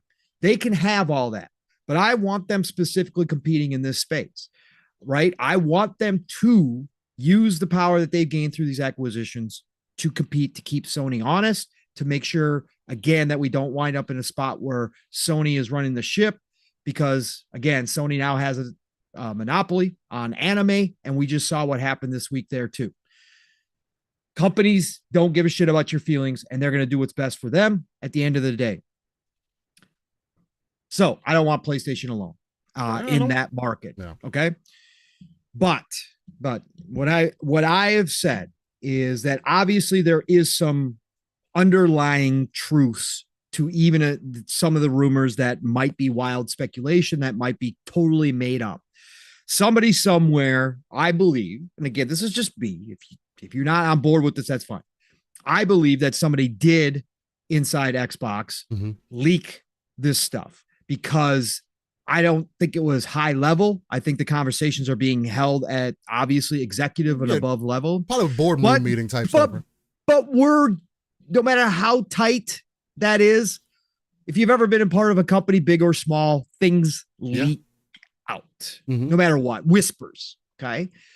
Whether right or wrong. And those whispers can be completely wrong. It could be the telephone game where somebody heard from somebody heard from somebody, gets down to somebody, and all of a sudden it's a completely new story. We know that. We learned that as kids. But somebody from Xbox did leak this out because they felt the conversations in that room were getting to the point where the money men were taking over, and that there was going to be dramatic shift in philosophy sooner than later. Not that it was all going to happen at one time. Not that they were just going to roll out of this business update event and say, guess what? No more hardware, full third-party publisher, Gears, Halo, welcome to PlayStation, welcome to Switch 2. That's not what I think it was. But I think that the talks were getting to the point where somebody was, okay, we need to get the community involved. And so they chose to leak it to some of the influencers that Starfield was being discussed and actually more than likely going to be launched on PlayStation 5 after Shattered Space dropped, to get the community fired up, because there was talk about Hi-Fi Rush and Sea of Thieves, but obviously a lot of the community was like, I don't like this, but if they do it, whatever, it's Hi-Fi Rush, whatever, Sea of Thieves makes sense, right? So they released something big like Starfield to get the community fired up, and then it snowballed from there. I think that the ABK acquisition, as we've talked about plenty of times, and this Phil and Satya, again, I will keep going back to words that have been spoken publicly from the people that are the decision makers, because this is important. We have talked around these words. We have tried to, a lot of people tried to spin them different ways. We've speculated on what it all means, but listen, let's just take it at face value. Satya and Phil both said the ABK acquisition was an accelerant. Okay. It was an accelerant for their vision, for their plans. We do believe that crystal ball vision down the road did include obviously hardware eventually, not now, not next gen, eventually becoming obsolete because tech catches up with everything. And everybody's got great internet at some point, right? So if that's an accelerant, then you got to listen to what potentially they could be talking about. Also, $70 billion, the biggest acquisition in Microsoft history, Microsoft Corporation's history, a $3 trillion company now, their biggest acquisition in history. When you get the approval for that deal, Xbox certainly had a place at the big boys table. We know that. We've been through that story with Phil. He worked his way up. He got himself a place at the big boy table. Xbox became a pillar in Microsoft, not just a cute little side project. Okay. Not just a cute little, oh, that's cute. We got to have something consumer facing because we're a software company. We're more business to business, B2B than we are consumer. This is cute. Now you got a seat at the big boys table. But when you get the coffers opened up for the biggest acquisition in Microsoft Corporation history, you instantaneously, as Xbox, a business within a bigger business, will get the money men to sit up and take notice. You will get the money men. I'm talking about the guys who didn't necessarily care about gaming, thought it was a cool little investment. Cool, you guys are making us money. Cool, we're making profit off you. But whatever. You're not Windows, right? You're not our 360. You're not Office 360. You're not that kind of level. But it's cool. You're making money. Cool. Well, yeah, we'll approve that. Cool. Shareholders. Yeah, you're good. Okay, good. When you do this type of deal, all of a sudden, all eyes in the room are on you. I called this a deal with the devil potentially. When you got them to okay this, you brought the scrutinizing of money men who don't give two shits about gaming, who don't give two shits about gamers, who don't give two shits about what the Xbox brand means to us as gamers, as a hardware. They instantly saw the dollar signs. They instantly saw the potential of what third-party publishing could do. Now, I hear people. I've seen people in the chat. I've seen people chats all week long pointing this out. Just because you decide to go put potentially Starfield, Gears, Halo, whatever, all your big franchises, you just potentially decide to put those everywhere, does not guarantee sales, does not guarantee those are going to be adopted by the Nintendo fans or adopted by the PlayStation only fans. There is no guarantee about that. You've had good success on the PC side for certainly, but PC and Xbox, because your Microsoft has always been closer. You kind of understood that game, and PC players play a lot of different things. But there are a lot of fans over on Nintendo and PlayStation who only look for a certain style game. Nintendo is a good example because third-party titles just don't sell over there. They don't sell like the first party does. That fan base is very specific in what they like to see. So there's no guarantee, but the money men don't care. They think they're smarter than everybody in the room. If you've ever been around CFOs, if you've ever been around accountants, they all believe that they're more intelligent than the other people in the room because they look at numbers all day, they look at stats all day, and they think they've got the perfect plan. So when you make a deal with the devil like this, if that's what happened, the money men now have a bigger voice. Fair. Satya himself has come out and said he hates exclusives, wishes they didn't exist. Phil has mentioned in the past, he understands that business-wise exclusives matter, but at the end of the day, he doesn't like exclusives either. He wishes everybody could play everything everywhere. Again, he's backed that up by saying, or I should say he's countered that by saying he still gets it, that they are important, that they're going to stick around. But I think that those conversations got serious. I think there was multiple plans in place for the ABK acquisition. I think that they, obviously, again, trillion-dollar companies don't do deals without plans. They don't do deals randomly this big without saying, okay, we think A can happen, but what if A doesn't happen? What are we going to do? I think for as long as the ABK deal took, which was longer than they expected, I think for the money men getting involved and speaking up and saying, there's a lot of potential here, a lot of potential we think is being left on the table here. Profits are good for Xbox right now. We get that, but Game Pass is somewhat stagnated already. We've seen that kind of drift off. We're not making the push we thought that we could with Mindshare this generation. We're still getting beat. Like, is it time to reevaluate completely what we're doing here? And I think those conversations got louder. Again, this is just my personal opinion, folks. And I think that from that standpoint, that it is possible that those high-level conversations had gotten loud to the point where these games were being considered. And I think that it is a reality that we could be seeing it sooner than later. But I will preface all this. Xbox isn't going anywhere. They're not going to stop making hardware. We now have pretty solid rumors that things have been greenlit already. There is going to be at least another generation of Xbox. I think that they have to make compelling hardware. And I think that if they make compelling hardware, and we're hearing hybrid, we're hearing a possible handheld to go along with it. I think Keystone is going to come to fruition this time around, where you just plug and play a little stick, puck, whatever you want to call it. I think they're going to go into it. I think they're going to lean into it and see what they can do. Because to your point, Steele, and where we do agree on a lot of things, the one thing that gets lost in a lot of this is that nowadays, we just talked about it with all the games coming out. The one thing that is limited and true for every human being is time. Mm-hmm. And all these companies, while yes, they are fighting for money, ultimately they are fighting for the time that people are going to put into their products. There are too many games to realistically think that every single game coming out, no matter how much money you spend on it, is going to be wildly successful. We see it time and time again. We see smaller games like Pal World take over. You are competing with all of those, from the indies to the triple A's or quadruple A's, as Yves is putting out, for people's time.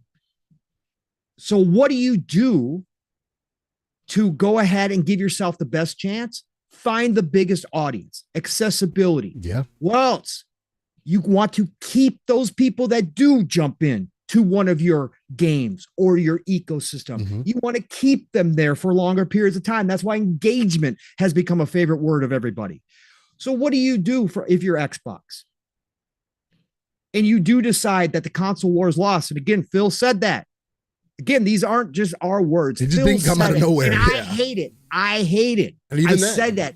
I criticize Phil up and down. The competitor in me says bullshit. Even if you think that internally, you never say those words out loud. You fight and scrap till the bitter end. And I wish they would. That's what I said originally. But if you do believe that as a business, but you're still going to produce hardware, what do? You do what you've been doing and take it to the next level, which is building out an ecosystem that is accessible from all different places, all different devices, that seamlessly allows you to pick up and play your games anywhere that you go. You make sure the saves transfer. You make sure all of that. That's what they've been doing this entire freaking time. They've been building the infrastructure the entire time. Now you have mobile. Now you have PC. Now you have handheld. Now you have the regular old console box. Now you have cloud.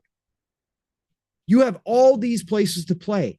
Xbox, Microsoft has wanted to make that the biggest playground you've ever had, so that you can go from playing on your console to picking up your handheld, whether it's a Steam Deck or ROG Ally, picking up your game right where you left off, going to your phone, firing that baby up. And we know the tech is catching up. We know phones are now playing AAA full-fledged games on there. So what do you do next gen? You make compelling hardware that allows people to buy into the ecosystem. Mm-hmm. And no matter what games they own outside of PlayStation exclusives, unlike Les Steele said, they put them on Steam and Nintendo. They allow you to pick up and play your games on multiple devices seamlessly under the control of Xbox. That's what you do. You give us a box for the people who want to continue to play. It's not going to be cheap. It's going to be for the enthusiasts. We are moving in that direction. Mm-hmm. It is going to be those of you and me out here who go, okay, if I'm going to pick up your box, I'm going to buy the best that I can possibly get. And I'm willing to pay a little bit extra for that box, because it's not going to be this cheap, massive Switch. It is going to be very specific for a very specific core. Then you offer a handheld that can be bought separately. And you can just, if for all the Switch fans, if you want to hop in the Xbox ecosystem, go buy this handheld. That's great. You're already used to it for the Steam, whatever. It's going to be optional. But if you own the box and the handheld, guess what? You're going to be able to be playing the game on the box, pick up the handheld, fire that sucker up. The game fires right up over your handheld, and you go do whatever you need to do. And then on top of that, you start allowing mobile games to be played anywhere as well, because now you're going to open up your mobile store. Let's say I really like the Call of Duty Warzone mobile version. that's going to be launching. That's going to be massive for your storefront. But I sit down, I'm like, God, I'm on my couch. Why am I playing this on my phone? I want to play this on my big screen. Fire up your box underneath the TV. All of a sudden, you're playing the mobile version of Call of Duty Warzone seamlessly. No questions asked. You just pick right up and play. I think that's what they can do here. But I will say all that to say you still do need some exclusives. You absolutely need exclusives. Now, if that winds up being, shout to Sanchez. He said Sega didn't have $69 billion to spend on a gaming studio. Totally different situation. I mean, yes. That's true. It's true. And again, Sega caused a lot of their own problems. Yeah. PlayStation, but you do need exclusives. Here's what I ultimately think is going to happen, Steele. They are not going to go full third party. I think I've made that clear. But I think the money men do win out to some degree, right? I think that there are, and again, this is my speculation. Again, it's not based on anything outside of just me guessing here. I do think the money men win out. I think that ABK and I think ZeniMax are allowed to be the independent publishers underneath Xbox that we heard that they are. Xbox was saying that they were going to be anyway, yeah. And I think that they are allowed to make the choices on a case-by-case basis if they want a game to go multi-plat. Does that mean Elder Scrolls 6 potentially could be? Maybe. Yes. I think it potentially could be. Could Phil still put his foot down from time to time? Sure. But I do think that they're going to allow them to publish their games where they want to publish them. If it is exclusive, great. If it's not, it's not. But I think first-party Xbox game studios, those remain exclusive. I think those, you keep holding on to those. Now, could things like Sea of Thieves, games as service type games, creep over? Yes. I do believe that they see the potential there to expand audiences. But I think ultimately that's what we're going to wind up with. Just like I think we're going to get a hybrid console. Oh, yeah. Hybrid hardware. I think we're going to get a hybrid publisher more so than what we considered was going to be. We knew Call of Duty. We knew Diablo. We knew that shit was going to stay. But I think they're going to give more freedom. I think Game Pass is where I have the sneaking suspicion that the money men win the most. Game Pass, and I again, I'm not dooming and glooming. I'm not fear mongering. I want Game Pass to say, you guys all know I'm a budget gamer. Game Pass is the greatest value ever in the history of gaming. I don't want Game Pass to change a bit. I would not give up Game Pass for exclusives. Okay. Game Pass is a godsend to me. I love Game Pass for how I play games and how I buy games. It's the best thing to ever created. So I'm not one of those people saying, oh, I'll give up Game Pass. Fuck no. No, don't touch my Game Pass. However, I think the money men went out in Game Pass. I think Game Pass, I think they walk back some of the promises made about Game Pass. I think potentially day and date. I think certain games. I think Call of Duty. If I had to bet right now, could be totally wrong. Don't care. I think Call of Duty's not showing up on Game Just Pass. for ABK? Just for ABK? You're talking about for all Xbox? First party. I think that day and date on certain games could become timed exclusivity. I disagree because I think day and date is the exclusive. It is the exclusive. It is, but I think the money men went out. Or I steal. I think that's how they won with ABK though. That's the compromise. Or steal, or they add another tier. They add another tier and make you pay for the big stuff day and date. $19.99, you think? Maybe. I mean, it's 16 or what, something like that right Somewhere now. in that neighborhood. I think so. I'm speculating here. Yeah. We know nothing. Next week is, again, I don't expect them to lay out the roadmap next week. I expect that we're going to get some news. I don't think it's all going to be great news. I think there's going to be some stuff that people aren't happy with next week when they talk about this stuff. I think there's going to be a lot of non-specific commitments or talk in that next week. But I think that this is the evolution of Xbox. I think they are still going to go after their vision again of being a 2 billion, 3 billion, person ecosystem, as they've always talked about. They're going to make moves in that direction. Some of them are not going to be good, but I don't think it's doom and gloom. Xbox isn't going anywhere. They're still going to make hardware. I think hardware is still going to be a focus for them. I've said it all along, hasn't changed. I think they got 2 more generations of hardware. So That's Bare where I'm minimum, at with it. yeah. That's where I'm at. I just think this was a deal with the devil with the ABK situation. I think the ABK acquisition changed the game for them. Pun intended. I think it changed the game for them internally. I think that more voices started speaking up about investment, about shareholders. And I think that there is going to be some kind of middle ground they get to, but it is not going to be what we, again, if I was running the ship, full bore competition, you ain't getting shit. You're not getting Hi-Fi Rush. You're not getting Pentiment. You're not getting anything. I don't care. Come get me because you got to come over to our ecosystem. Get this. If that means PC, fine. If that means our new devices, fine. If that means mobile, fine. I don't care, but you're not getting it over PlayStation. You're not getting it on Nintendo. That was me. Full-fledged competition because I think with compelling hardware, they could create that space that Nintendo has on their own, and they could steal share from PlayStation. But if the compelling hardware becomes more intrinsically a part of the PC ecosystem, then you don't have exclusive the way that you had anymore. So but that conversation changes. But it's been already accepted that PC is a part of it. See, but that doesn't make any sense because people separate PlayStation from PC, although that should be part of that too, right? But that's going to change too once PlayStation finally dives in full time. Or is that just acceptance? It's acceptance, sure. But I'm just saying it's knowing. At that point, I just feel like regardless of the situation, I don't think that they are going to walk back games coming day and date the Game Pass because that is their strongest point in the market currently. I agree. I agree. Somebody made a good point there. They said the Calorie. Shout out to Calorie. He says, not a great time to try to grow Game Pass right now. All subscription services are suffering as everybody tightens their wallets due to inflation. And Calorie, I'm going to offer you this as opposition to that. I think it's a great time to grow Game Pass for that exact reason. Who is going to buy $70 games when they're worried about their pockets? It is easier for you to hold on to that $15 a month that your kids may be playing these experiences in versus you spending $70 every time a new game comes out. And we're only getting more games. So which one is going to be more beneficial to you? The service where you could pay $15 a month to get unlimited access to games that you may be paying for your kids, for yourself, or whoever is a form of entertainment for yourself?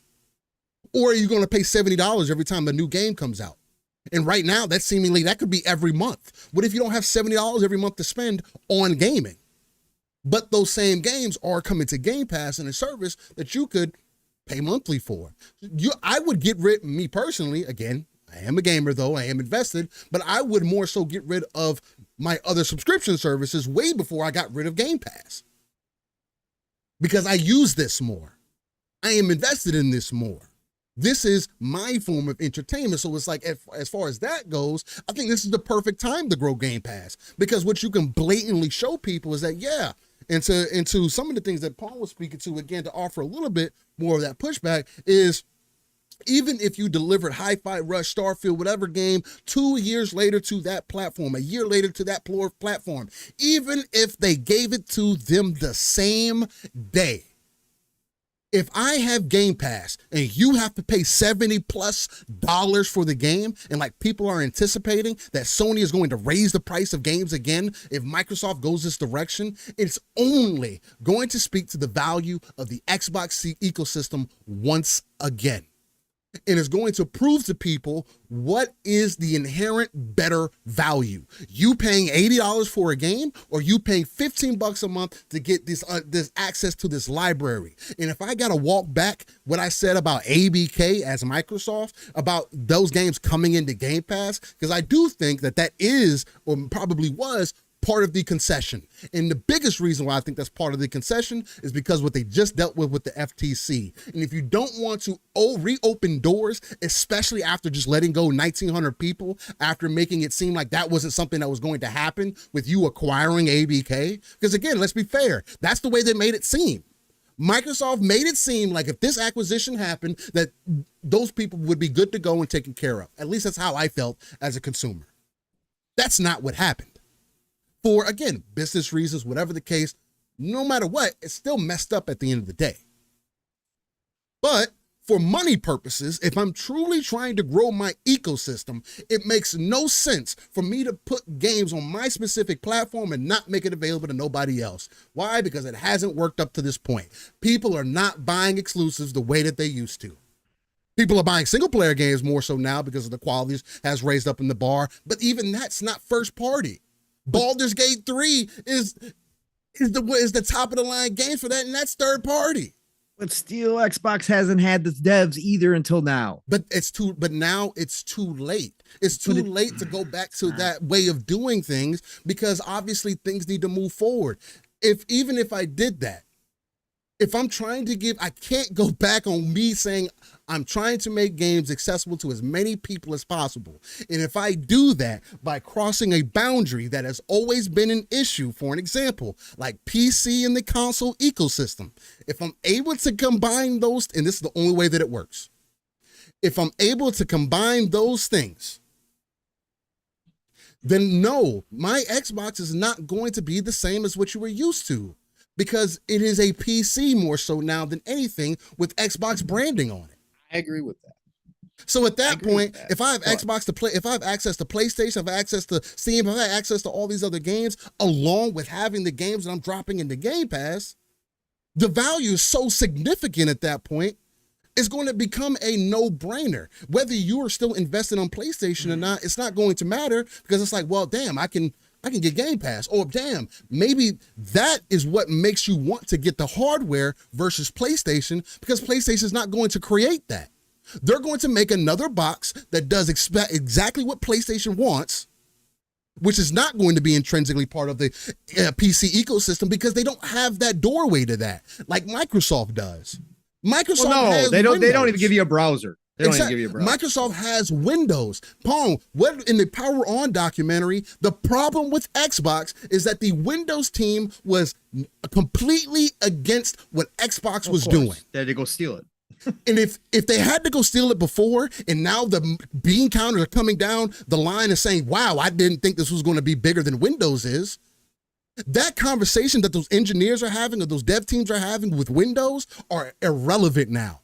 Hey, Windows team, this is serious. You need to figure out a way to get Windows Lite working on whatever device that we need it working on because we got some plans. But they would have to go that direction. And that's the only thing about that. That's where I see it going. Maybe that's just me being hopeful, right? And I can hear that, but that makes the most sense to me for them to drive that direction because again, I'm proving the inherent value to you up front. And if things in real life are going to continue to go the way that they are and people are going to keep refining down their pockets, this is going to be a blatant ease of use, ease of access, and it's going there's to speak still to value to the economy. Ecosystem no matter what. I agree with you. Like there's still going to be value. People ask, why would I own an Xbox? Well, if you're not going to go buy a top of the line PC, right? There's your option. There's your option, right? It's going to be more expensive, but you're going to have access to everything in all places. And again, Boogie, I saw your comment. Call of Duty Warzone might have been a bad example for a mobile to go into big screen. I just threw it out there on the fly. Okay, Diablo Immortal. Okay, because that's not that doesn't have the same progress in Diablo. Let's say you want to continue to play Diablo Immortal on your big screen. Sorry, I should have used a better example. It was just off the top of my head. I didn't think about. They are supposed to be combining Warzone though, so that is something to consider. That's what I'm saying. That's what Boogie was saying, and he's correct about that. It was just an example off the top of my head. Anyways, if you're not going to buy the PC, if you're not going to buy the big rig, you could buy a middle of the road. You could buy, but it's still going to be more expensive, I think, at the end of the day than even something that it forever Xbox will be. out. But this is how they can innovate in the console hardware to give you those options. Right. So I'm not on board with the people saying if they do this more and more, what's the point of owning an Xbox? Well, again, they're going to entice you with all the stuff that Steele was just talking about, right? Because any game, even if, and this is not happening, I don't believe, like I will be shocked, but even if Game Pass were to show up on PlayStation and Nintendo, it still would be a curated form. So you wouldn't be getting the full Game Pass, right? So there's still reasons, especially with your friends list, your digital library, all the stuff we've already talked about. There is still going to be a core base of people that continuously want to purchase Xbox products, hardware specifically. And there will still be reasons for you to be in the Xbox ecosystem. If for you it doesn't make sense, then I can't answer that question. Then then go buy if this were to happen, go buy a PlayStation and enjoy what you get over there. zero problems with that whatsoever. But I still think there will be reasons to join Xbox and to stay in Xbox if you are already an Xbox fan. I don't think that some of this stuff negates any reason. Now, obviously, again, if Xbox exits the hardware business, well, yeah, no, okay, no, because it's going to be everywhere anyway. They're a third-party publisher, but they're going to keep making hardware. I do think that if they start doing this, does it nibble away at the Xbox brand more and more? Sure. I see that argument. I understand that argument, and I actually agree with that argument. That's, again, why I would keep everything exclusive, because I do think there is still a very big value on having an established brand and part of your identity as that brand. And Steel, I know your argument is going to be Game Pass is the identity, or that the services, the experience is the identity. Ecosystem, yeah. The ecosystem as a whole is your identity. But there is still brand identity that is defined by exclusive games, even if they're on PC, even if you could play them everywhere, there is still that brand identity developed through exclusives that you can't get on the old way of doing things, the old hardware, the old business like PlayStation and Nintendo. I still think there is a big value to that. And that's why I would never do this. So I never considered doing it until there was no other options. Again, I think that there are still options and they could all be still being discussed. I don't even think everything's set in concrete yet. I think this is going to be ongoing. I think we're going to have more questions. I think this, again, is Microsoft doing this to themselves? Yes, there's a lot of this when you are trying to do or trying to shape the future of your brand, and it may be a completely different direction than what you've been doing for 20 plus years. Are you going to cause this confusion? Yes. Is every showcase going to come with a but for each game? Absolutely. Now you've created this, and I hate that personally. I hate it. I hate the questions after the shows. Oh, is it going to come? Is it going to come elsewhere? Is it going to do this? We're going to see that more and more if they start moving in this direction, because I don't think they're going to clearly define anything. I think it is going to be case by case. So I think you're creating some problems, but I want to see the brand as is, stick around and compete while also going out and trying to dominate all these other spaces, PC, mobile, all that shit. I want them to do all in one, but I don't think that they have one for sure plan lined up right now. I think they're really trying to figure out their way. So we're going to just have to wait and see. Steel, while we're in here, I just threw in the DMs. Did you see what I threw you in the DMs? No, not real. No, I didn't. Okay. But real quick, I'll let you bring that up. Because KT brings up something. I don't know. I think he's referencing us. But we'll see. He says that's not something that makes growth. You guys saying if you already hear it benefits, is your reason for new players to join under this model you guys have. And he goes on to say, console is part of that ecosystem, and it still leads by console users, not mobile or PC. It makes zero sense to harm the biggest entry point into your ecosystem. And he just clarified his point. He's saying it talks to both. He said it doesn't make business sense to harm your bigger entry into your ecosystem. And my point to that, and I'll let you speak to it too, Pong. My point to that is that actually I think what I'm speaking to speaks more to the consumer than if anything else happens. Why? Because I'm giving you something. Even my kids currently, my oldest is asking for a PC, right? If I was able to give her a box as an example that was able to do both somewhat similar, and again, it's not going to be exactly like PC because that's not what we need on consoles. Consoles are supposed to be easy to use. You turn it on, push a couple buttons, boom, you're off to the races. That's what it's supposed to be. I don't want that to change. Don't get it confused. It's like, oh, I want the PC. No, that's not what I'm saying. I still want them to innovate and create a box that can do both, but as an Xbox. But anyway. Yeah, no, I mean, KT, like I said, I'm on board with and I've seen you in lots of chats. First of all, appreciate you, man. You come in again. We love, counterpoints. We love all this stuff. We got plenty of people in here to do this. And I love that you've been bringing this to other chats. And I've seen a lot of it. Don't always agree with you. You don't always agree with me. That's totally cool.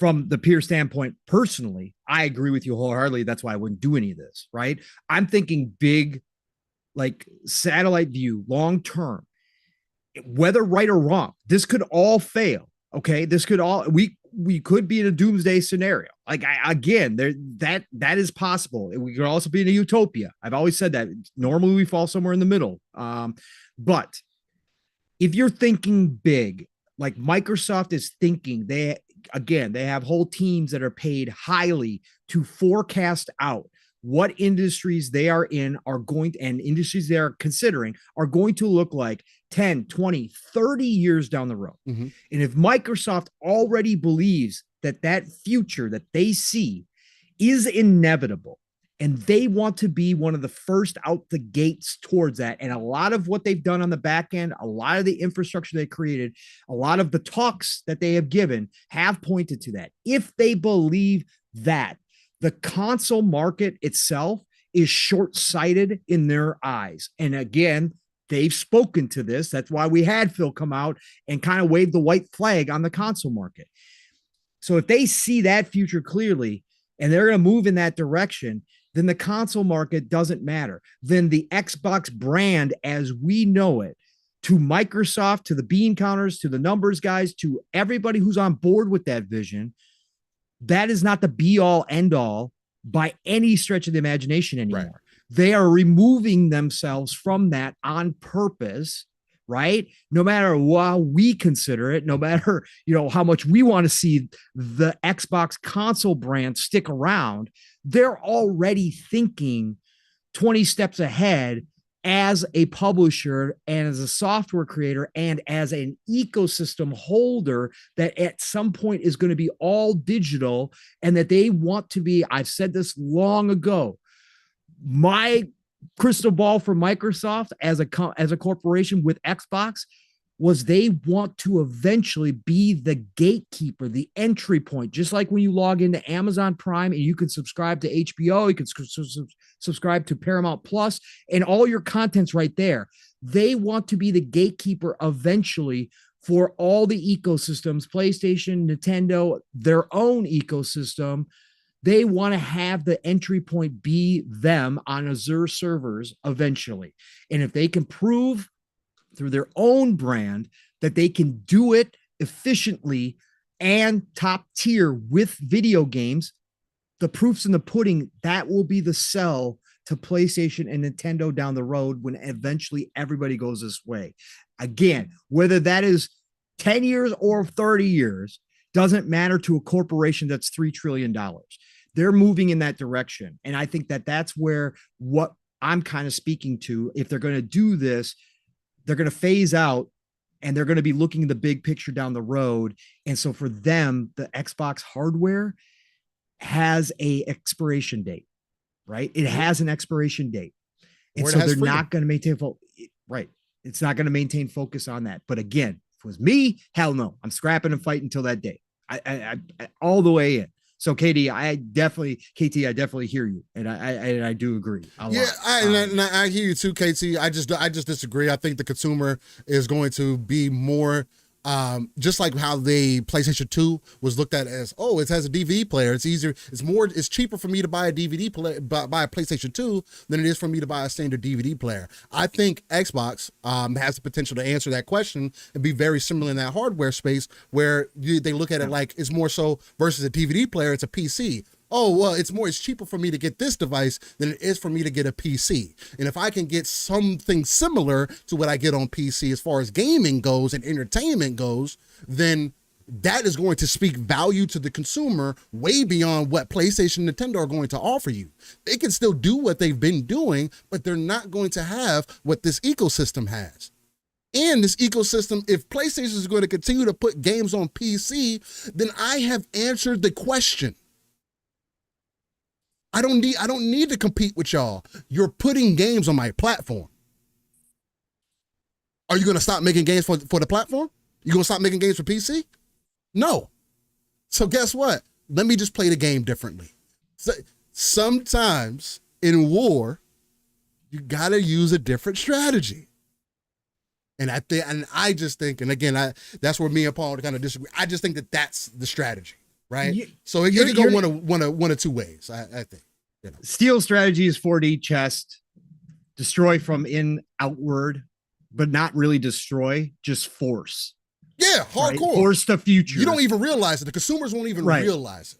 And that's what I've understood. Again, I go back to all the changes I've seen through the years. Which is fair. And this might not be one for one. Which is fair. And you guys know that I am a proponent of physical media, even though I don't purchase a lot of it anymore. I think it's important. I'd love to see it stick around because, again, censoring, all that kind of shit comes into play. We've already seen it. I'm not down. We don't have Stellar Blade was in conversation. We don't have.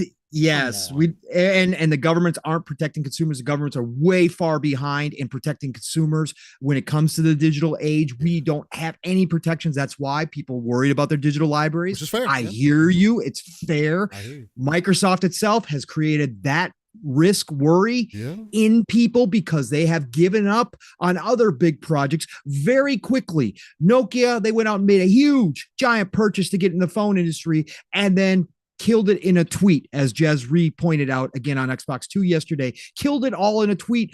Tens of millions of Windows Phone users gone. No support. Gone. Learn in a tweet, no support. Well, the phone still worked. There's no support. No further updates. Support. No, that was it. Yeah. Right. So could that happen? Yes. And Microsoft did this to themselves with a history of doing this to products, even products that people thought had a chance. They have killed them off before. So again, that worry is there. But what I was going to say, my original point was that back in the day, I never saw a point when I first got Netflix, when I first saw Netflix on the 360, I never thought there'd come a day where I stopped buying physical. I still buy some from time to time, a Blu-ray here or there, whatever the case may be. I never thought I'd be stop buying physical copies of movies and be doing everything, streaming everything. I never thought I'd be streaming my music. I thought it was just going to be an option. I thought there would be updates. Just right. I thought we'd have like updated tech where the disc got smaller and smaller, like the mini disc that Sony tried. I definitely thought that. Yeah, I thought we'd get to that point, but I never thought. I never thought everything would be digital. I'd be listening to all my music through a digital service like Spotify nonstop. To your point, back in the day, I thought CDs were just going to hold more content. Hold more content. Figure that out, right? Or somebody would come up with some new tech that we never thought of. I never thought it would be digital streaming. Like that just never crossed my mind. So again, that vision is down the road. But if you disagree with any of this, I totally hear you. I can see most sides of this argument. I can even see the Steel side, even if I do disagree sometimes with the thinking maybe involved and how they're going to do it.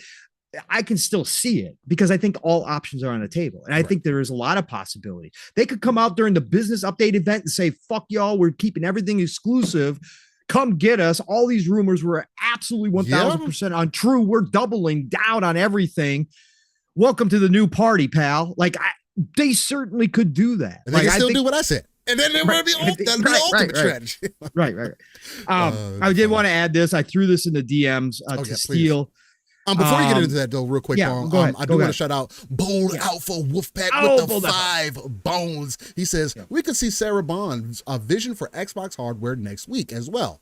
I'd like to know what she envisions for the Xbox next gen, which is a good point, too, because she is in charge of that, and she is the person that needs to speak on that. And again, she just stepped into that role. I know she's been right behind Phil, so I'm pretty sure she knows what's going on behind the scenes regardless. But yeah, we definitely need to hear that from her. So that's a good point, Bo. But what are you going to get into, Paul? Oh, one more. Nam Omar with the member for 6 months for being a splitter. He's got the epic badge with the purple chest, rocking and rolling because we support looters. And hey, by the way, just because it's a looter doesn't mean it's a live service game. At least up front. I'm just saying. Hey, by the way, also, Suicide Squad isn't a live service game until the end of the game. I just wanted to put that out there. Anyway, at least to me, you're on mute, Paul. You're saying the people still saying that it's in your face all the time. No, the looting part is in your face all the time, but that's not a live service aspect. Looter shooters are not a live service game inherently. Borderlands, long ago, before anybody said anything about live service, it was doing that. It was a looter shooter. Okay. That's in your face in this game. Numbers popping up, damage on the screen. That doesn't make it a live service game. Yeah. There's a lot of games that do that. There's a lot of games that JRPGs do it. Turn-based games do it. I've always done it for quite some time. Done it. I can go back to Nintendo and pull out some JRPGs that did it. So, So yeah, that's been a mistake. I'm just saying. Again, I get where we're going, and I want us to talk about games for what they are, not what we think that they are. And again, anybody worried about Suicide Squad's live serve, it's not until the end of the game. And if screens at the end of a mission creates that vision for you that you think that's live serve, again, it is what it is. I just don't think it's in your face. But Umbra, I learned from the best, by the way. Watching you. But Omar said, member for 6 months. Welcome to the Splitters. Appreciate you for hanging. He says, hit the like and share that hype train. Choo choo, motherfucker. Choo choo, motherfuckers. Get that word out. You help us greatly. Again, over 100 people here today. Again, Gaming Circle not being around. Welcome y'all for coming in early, rocking out with us. Saturday, appreciate brothers. that you choose us as your alternative. Love y'all. Again, appreciate you all jumping in here. And I know a lot of you listen afterwards anyways, but thank you for being here live with us, man. Love this. Big week of topics. So the thing that I threw in, we got a little update while we were live here. So Destin had Tom Warren on. Again, whatever you think of those two. Again, not here to discuss the personalities that are in this community in any way, shape, or form. These two have been doing their business for a long time. They've been in the industry for a long time. Take everything you hear from here on out until next week with a grain of salt, and then even beyond next week, because again, not everything's going to be answered. But Tom Warren was on with Destin. Shout out to Hasdor Gaming, by the way. Has always puts out good information as far as what, reposts things and does that. So please go give him a follow, if you will. Hasdor is awesome. But he put out a tweet citing this interview that Destin had with Tom Warren. And he says, according to Tom Warren, and this is new, this isn't something that happened early this week when all the shit was floating around. According to Tom Warren, besides Hi-Fi Rush and Sea of Thieves, there will be a big one that no one expects coming to other platforms. So take that with a grain of salt. We could don't you start, brother. We could speculate on it. It could be. It could be, but I don't think so. But Tom Warren is updating. Tom Warren's been very clear when he says that things are being discussed. He did that in his article about Indiana Jones, that this was being discussed. He's been very clear about him not saying this is happening, or I have, information that says that this is, for sure, right after, like Starfield information, again, right after Shattered Space, it's going to be dropping to PS5. Like he hasn't been saying that kind of stuff. So take it for a grain of salt, but he says obviously very clearly that there is going to be one big one that no one expects that is going multi-plat. Maybe the Starfield, again, Nate the Hate backtracked. Maybe Tom's got new information. Maybe it's something else completely that we aren't aware of, but he is saying that one big one is going to go to other platforms. So again, just buckle up, get ready. Again, at the end of the day, gaming will go on, folks. I know that it doesn't always go the way that we think it should. It doesn't always go the way that we would like it to. Yeah. Take it from me, maybe grounded. Yes. Take it from me, somebody who's been gaming for 40 plus years, and I know a lot of you have. And if you have been gaming for that long, or even 20 years, 30 years, you've seen changes in this industry, and you've seen this industry evolve in ways that we never thought it would.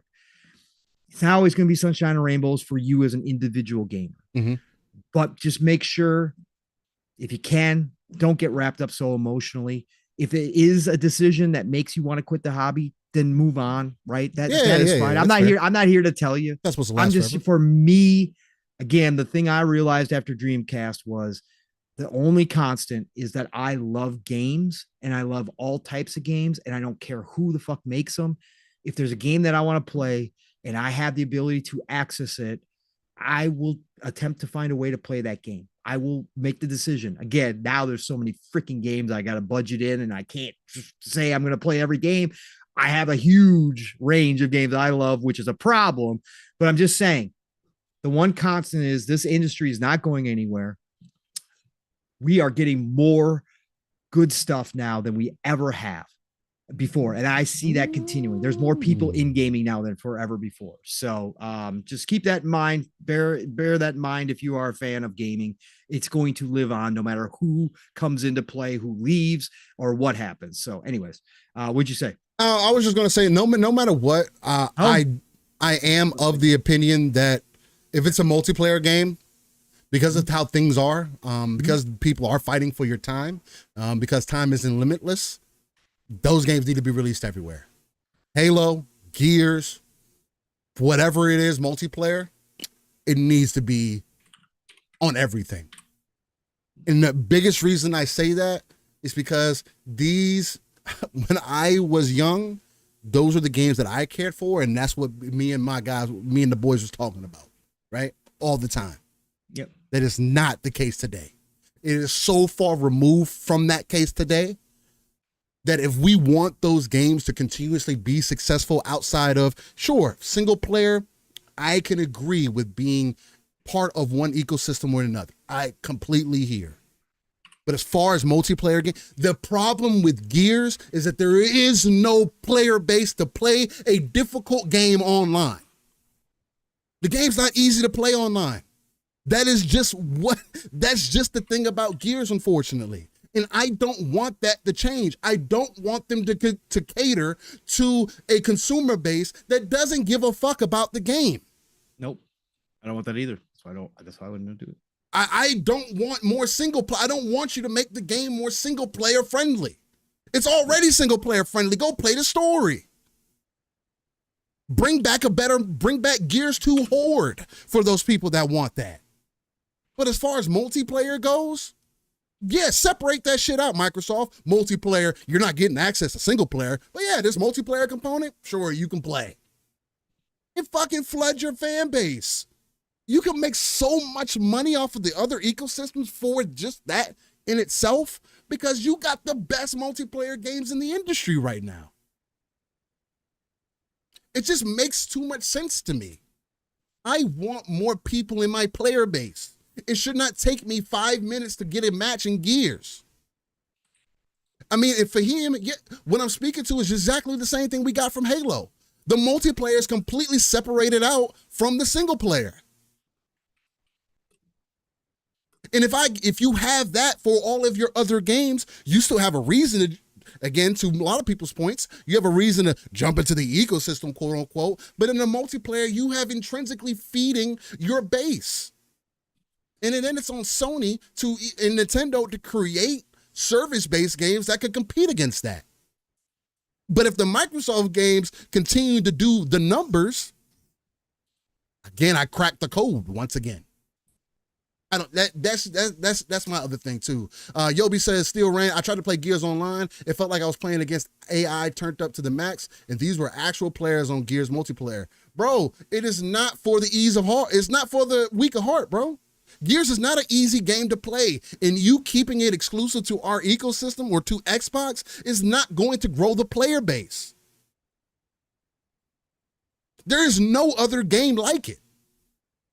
So why haven't more people played it? It's the number one thing as a player of that game, and has been part of it for quite some time, and Halo's the exact same thing. You can't play Halo off and on like you can Call of Duty. You got to play it consistently if you want to be decent at it. The same thing is for Gears. Expand that player base out. That's why I do. So that's why I do disagree with people on that. It's like there's so many other strategies to kind of fulfill what you're looking for internally as far as flooding that and building up your base. There's just too many options to make that an option. But anyway. Where do you want to go from here, Pong? Real quick, I gotta step aside for a second. No problem. Where should we go from here, Steele? Let's take a quick look here. I think we crushed that topic. Again, it's been talked to death this week. I know, again, it's the biggest thing going. It caused absolute chaos in this industry, in this community, I should say. And obviously the media didn't help, the influencers didn't help. And I just hope a lot of people had some of their eyes opened this week. And again, some of the people that are, potentially, going extreme, I hope it's just a wake up call. I don't think these people hate the industry. I think they actually really are passionate about the brand and about about video gaming. But I hope this is an eye opener for them. And I said this last night that much like I went through with Dreamcast, just that you can't be loyal to these brands, man. You gotta, what's important at the end of the day is the game. And it doesn't matter who or where it comes from. Yes, we can have passion about a brand. Yes, we can certainly have preference in a brand during certain times. And yes, we can enjoy playing certain places. But at the end of the day, if you just love gaming, then again, that's not going away no matter what happens. And that will be something that'll still be there. Again, if any of these decisions make you want to leave the hobby, so be it. I'm not going to fight you out of your way out the door. Go. I mean, that's fine. For me, it's never been about that. It's been about the games themselves. So, where shall we go here, Steele? We did have a little, not a whole lot of news. We covered Helldivers 2 launch. Let's see here. What else we got? My messages and stuff pulled up here. Well, let's talk about a little bit of hypocrisy, Steele. Hypocrisy? Hypocrisy. Let's talk about some more little bit of hypocrisy this week. We always like to get in these topics here. Let's talk about this. And let me bring up this tweet here real quick too. Did you throw that in the DMs as well? No, I didn't, because it's quick and easy. Here, are you talking about the hypocrisy with live service games? No, I'm talking about the hypocrisy. Because Helldivers has some hypocrisy on it. Because apparently Suicide Squad, there's a problem with that. But Helldivers, the service is not being up until the day of. That's not a problem. That's okay. Yeah, that's what I guess. If you're stating from that standpoint, yes, because we didn't get people didn't get review codes for either Foam Stars or Helldivers 2. And of course, you already heard we already heard how much that, Steele and I are enjoying Helldivers and what it means to us. Real quick, Paul, Gummy Hernandez came through chat, and I haven't had a chance to check this, but he says Tom Warren just posted on Twitter saying the sit down was before the Starfield rumors. Okay, before the Starfield rumors. Cool. Did he state? I guess I could hop over to Tom real quick here and see what he specifically said. If he mentioned, I'm just curious if he mentioned whether or not the big one that he was talking about was the Starfield rumor that he had heard, or if he had already heard something else. Yeah. Okay, no, he just said, I sat down with Destin Gary to talk Xbox strategy and more. Note, this was recorded before the Starfield rumors and Switch 2 launch rumors. Okay. So he doesn't specifically say that the big one he was talking about was one of the ones that have already been mentioned, but that is a good point to bring up. I had not seen that. So maybe he had already heard something prior to the rumors jumping off and people blowing up. Or maybe he does know specifically about one. I guess we'll see. Again, I guess we'll find out. Okay. Only a few days away. Bring that up. Thanks for bringing that up, though, for sure. Let me see here.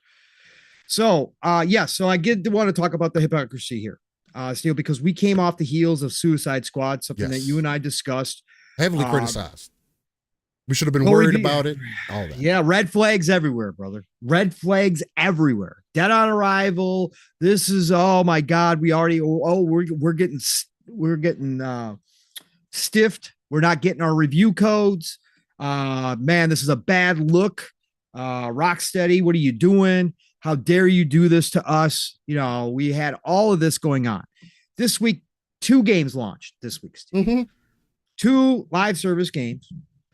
Foam Stars, which is PlayStation exclusive, and of course Helldivers 2, which is console exclusive, but launching on PC same day.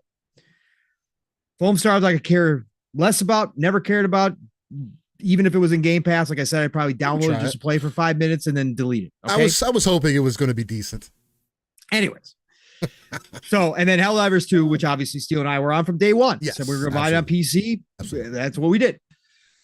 So none of our personal feelings are involved here. This is strictly on the professional journalist sites, right? The media out here that we have heavily criticized, that I love to see continue to burn. Their integrity is gone, but more and more people need to see that their integrity is gone. And I wanted to bring this tweet in from the one and only and awesome Delilah HD. Shout out to Delilah. You seen that in the DMs as well? I'll post it in there right now. Is a real quick one. She just asked a question, Steele, on the heels of everything, but I'll post it there. Oh, So yeah, you can my see fault. it. Yeah. No, there it is. Because I just found it. So she had posted February 8th, 2 days ago, after kind of some of this stuff came out. People were talking about it, but obviously there was too much chaos going about the other stuff that some of this got kind of lost in the conversation. So that's why I want to bring it up here. So, because you and I always do this on Saturdays. We cover the big stuff, but since we go so long, we also cover the little stuff, even if the big stuff overtakes it. So we try to at least. So she said in a tweet, is quote unquote no review codes better for gaming? Let the game speaks for itself at launch. And then she put the thinking emoji. Like she's asking an honest question. Because certain games, I agree. I would say overall, yeah. But online games, I definitely agree. But like single player games, I like them. I don't think nobody's owed anything. First off, I mean, I think we've made that clear. Secondly, I do think it does help the consumer, especially for single player games when you have a bit of a review done. But because there's no main way to critique reviews, like there's no standardized system that we can depend on and say, hey, you can't deviate too far outside of this system. I can definitely hear this conversation because recently it has, for some time, I want to say within the last decade, it has definitely become more of a subjective thing than an objective thing, I think. Right? Where people are placing more of their personal biases into things that they're reviewing versus just taking the game for what it is. And I think Suicide Squad is a good example of that, taking a game for what it is versus what you wanted it to be, because it was crucified, for an example, for what people wanted it to be, right? But it was also an online game. So it's like, whereas a single player game, if single player, it's offline, if you can play it offline, if it's, I want somebody to be able to tell me, hey, this game is worth playing or not, right? But that's where I go into, it does, the onus of the consumer, there needs to be responsibility also placed on the consumer.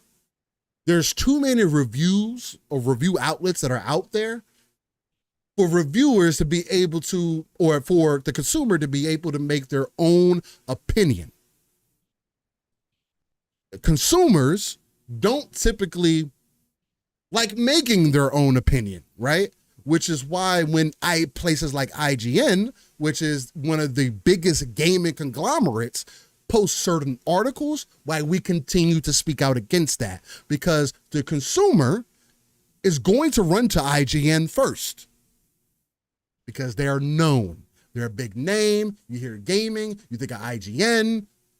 Although we may not agree with that, they're the front runners for it, and they say as much, and they always continuously speak to that. Anytime anybody defends IGN, that's one of the things that they bring up. Nobody else is doing it the way that we do it, so I'm going to defend my company, and you should. Hey, you work there, great. Nothing against you. But there is something to be said, and I completely agree with Delilah here, where this does need to be a conversation. Should games just be judged day one? Again, I'm all about the conversation, but I do think that there are differences as far as single player games to multiplayer games, because I also don't think, as an example, Call of Duty should be treated like two separate products.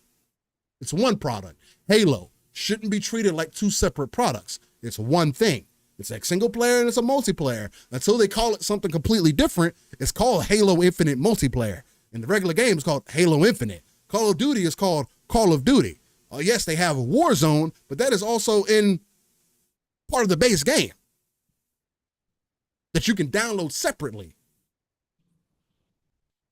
So it's just like, I don't know. Well, but my fault, Paul. Go ahead. I didn't want to. No, that's fine.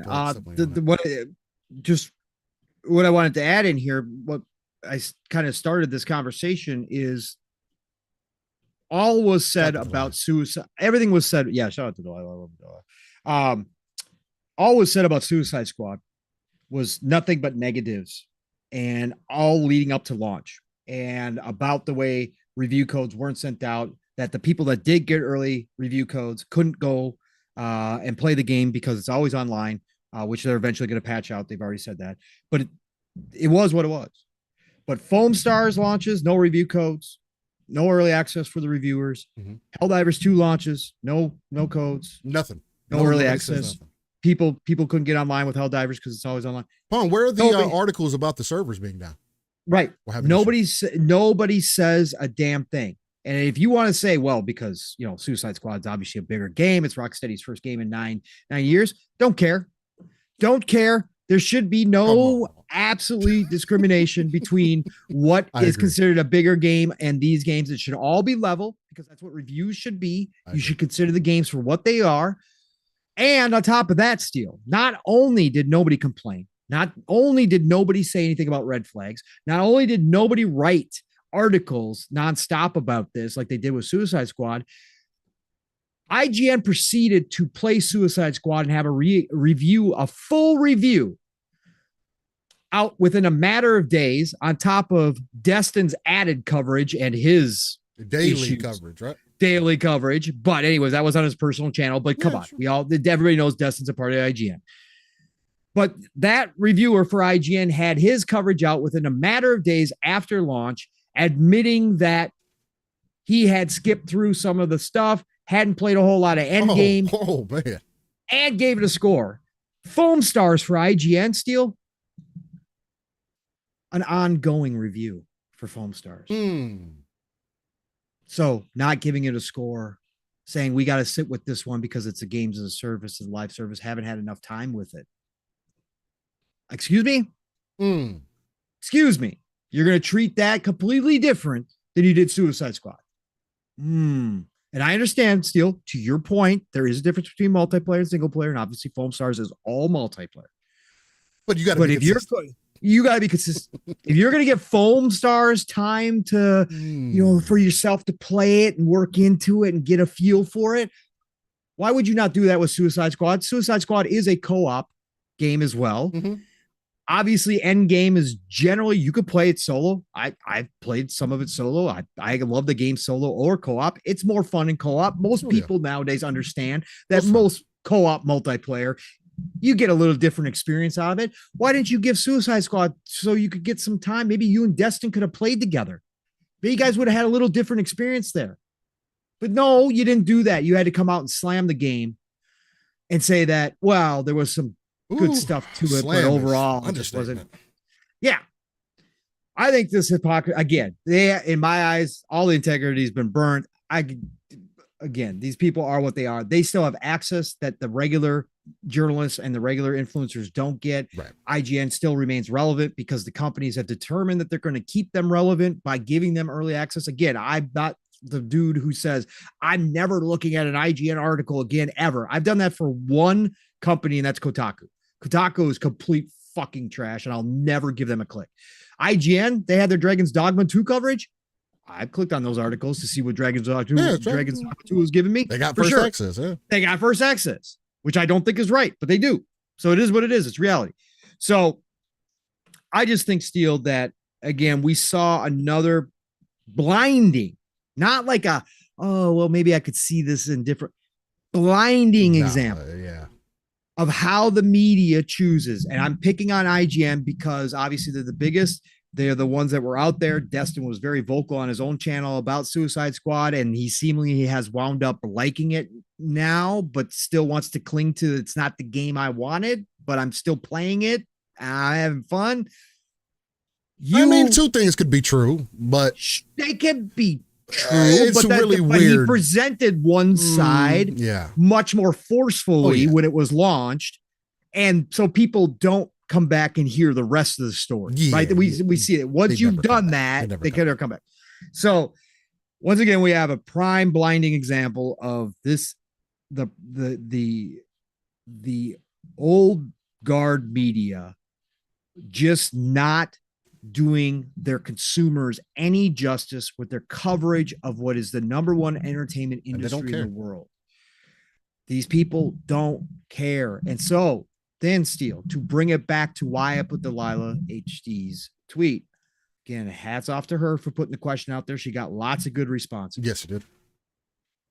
I'm of the mind that whether single player or multiplayer Steele, I think that the industry would be better off and consumers would be better off with zero early access, zero early reviews. Let everybody get it at one time. If you're a consumer with FOMO, I'm sorry for you. If you can't hold back to see people playing or to read impressions a few days later, I'm sorry for you. But I think overall, it'd be much better for the consumers to get a broader range from all different walks of life. And reviewers try to claim that already happens, but we know it doesn't happen because there is a hive mind mentality amongst journalists, a hive mind mentality that kicks in. And we've seen it time and time again. And I don't think it's not everybody. Again, I don't do the absolutes. It's not everybody. There's really some people out there, ACGs and stuff in the world that really do good stuff. Yeah. There's even people that work for IGN. Again, I don't agree with Ty Guy Travis all the time. I don't agree with his thoughts on IGN. But at least he has a well thought out and stands. But I will say that I like some of his stuff. He's professional. I think there are people. Yeah. But I think that it would be better for the consumer, Steele, overall, if the industry just walked away from this practice and let everybody touch the game. Now, the industry previews. Would you throw previews in there? No, I would not throw previews. Previews, no. That's the other weird thing about this too that I think adds on to this conversation, because there was you did a preview for the game where you said you didn't like it, and now you come out day one and you're trying to figure out why you didn't get a code. You just said you didn't like it. Yeah. Why would you get a code? Well, again, this is all a game, and they act like they're above it. It's all a game, and they act like they're above. It's bad for the consumer to try to control who reviews it. The consumer can say your password. You just did a preview. It's business, yes. That's my biggest problem. Don't do a preview and then complain about I don't have a review code. You just fucking played the game. It didn't change, guys. From what I played in the closed beta to what we got the day the game came out, I can tell you it didn't change. Maybe some of the damage or something like that. Maybe it got more fluid. It feels better than it did. But other than that, it's the same game. So between the preview to review, what was supposed to change? You did your review already. Yep. So what are you bitching about? So what I'm saying is, if we're going to go down that road, it's all a game. Just stop giving them out completely. Yeah, and again, companies aren't going to do this because they do use it to their advantage. They do use it to promote their games. As long as we can get previews. They want the high scores. They want the high scores. But if there are teams and dev teams and publishers who are pulling back and are just going to let everybody experience it day one, whether single player or multiplayer, and let the chips fall where they may, I'm all for that. I think it's better for the consumer. I think the consumers now, even the casuals out there, can get that information. They're all online nowadays. Nobody's excluded from this. They can go find people playing it. They can go find early impressions after day one release if they need that to make a decision on the game. So I think that we didn't have this back in the day. We didn't have necessarily every game reviewed in a magazine prior to us going to the store. The meme got previews out there, but the meme out there, Steele, and that was back when. And that was also when they were making games look one way and then releasing them differently. And they were actually paying the magazines. That's true. They were giving them things up front to influence their writing. Back in the day, it was even worse. So, but the meme is, Steele, us kids back in the day, we had to go to the store and look at the back cover and read about the game and look at the pictures on the back cover. And then that's how we made our decision if we were going to buy a game. Yeah. If we were going to pick up a new game. Now, we could wait until the magazines come out. And, if we hadn't picked up the game yet, we could maybe get a review on it. But they didn't even review every game back then. Okay. So maybe there was still a smaller game that you didn't even know about that never got reviewed in the magazine that you read. You still had to go to the store and make a decision. So this is nothing new, but consumers now have access to information all the time, 24/7, 365 because of the internet and social media. Do you think we might be able to get by without having those review copies, yeah, I think we do. And I think the consumers will be just fine. That's just my opinion. No, I mean, I think that's absolutely fair. Again, as long as we don't get away from previewing, because I do think that that's still good for the consumer. Hey, before the game comes out, here's an hour, 15 minutes to an hour slice of the game. So you can have at least a baseline of what you're getting. And now, maybe you don't get a judgment, or maybe you do, like IGN, but at least you got a little bit of a slice of what you may be jumping into, so you can still make an accurate decision if you find what you're seeing as something that interests you. And I think as a gamer, I think everybody should be able to do that. If you've been gaming, for some time, I feel like you should be able to look at a game like we did with Helldivers, for an example, Helldivers 2, and say, damn, that looks kind of cool. I think I'm interested in that. And say, all right, well, that's all I need to see. But guess how I was able to make that determination?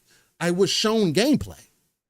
Mm-hmm. As long as you're able to show me gameplay, and the gameplay is reflective of what you showed me, because again, like back in the day, they used to show us shit, and that's not how the game came out. They're like, oh, well, what are we doing?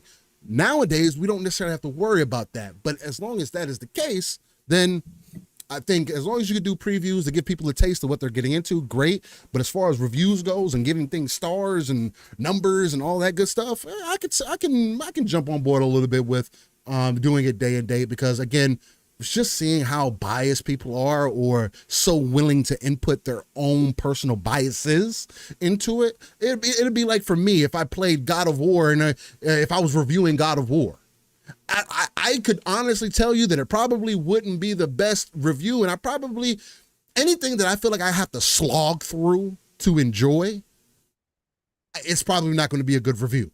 You know what I mean? So it's like, and like Pong, there are many games that I just don't think are as bad as other people make it seem.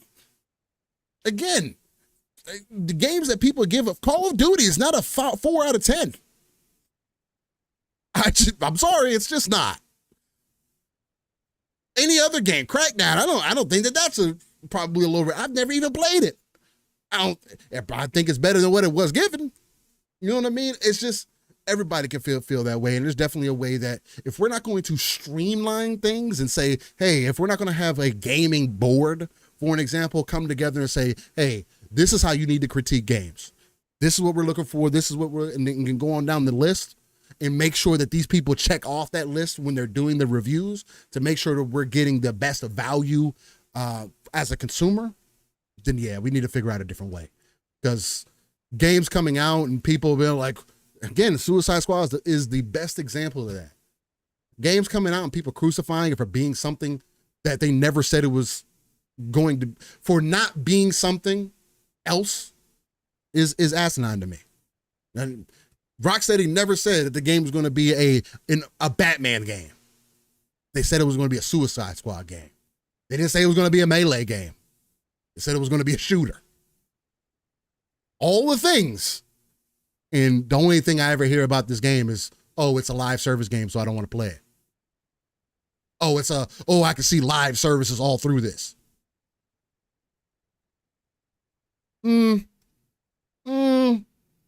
What happened to the service the day one Helldivers officially released? I'm not talking about like in pre-access. I'm not talking about, I bought the $100 version. You're on mute, Paul. I bought the $100 version and 3 days early access. My first day early access, the game don't work. I'm talking about day one. I'm day two, where people are still having an issue connecting, where AMD hardware is having a problem. Where are the articles about this? Hey, IGN, why don't you put out an article for your consumer that says, hey, if you got AMD hardware, we saw these articles that maybe you could try this solution. Maybe that'll work for you. By the way, maybe you want to hold off on getting Helldivers 2 for a couple days or maybe a week because, they're having server issues. I don't see none of this. And if they're making it, why isn't it as visual? Why isn't it as upfront to me as everything else is? It's just, if that doesn't speak like biases to you or speak that something's afoot, you know how the saying back in the, evil's afoot. There's some credibility there. All Apparently, also, I don't know if you've seen this week, Pong. There was also some things about Stellar Blade and having attractive characters in the game. Did you see anything about that? Yes, I did. I saw the director come out and put some quotes out there, and love them, love them, love them. Yes, let's go, Steel. Set it up. So I didn't see exactly the quotes. I don't have them pulled up per se. But a lot of people, if you want to bring those up real quick, but a lot of people were speaking to on people only being interested in Stellar Blade because of the sex appeal of the character, right? That's the only reason why people care about it. I disagree. I care about the gameplay. I saw somebody else make a post this week that was like, am I the only person that cares about the gameplay versus the character themselves? And I mean, I like both, right? I am one of the people that I don't typically look for my character to be the most revealing, but I am sure a proponent of you can have good looking clothed characters, right? Especially for females and whatnot. It's weird that we as gamers find this middle ground to where it's like, or we're in this space to where it's either if it's too sexy, it's a problem. If they're ugly, it's a problem. If it's like there's no middle ground for us, right?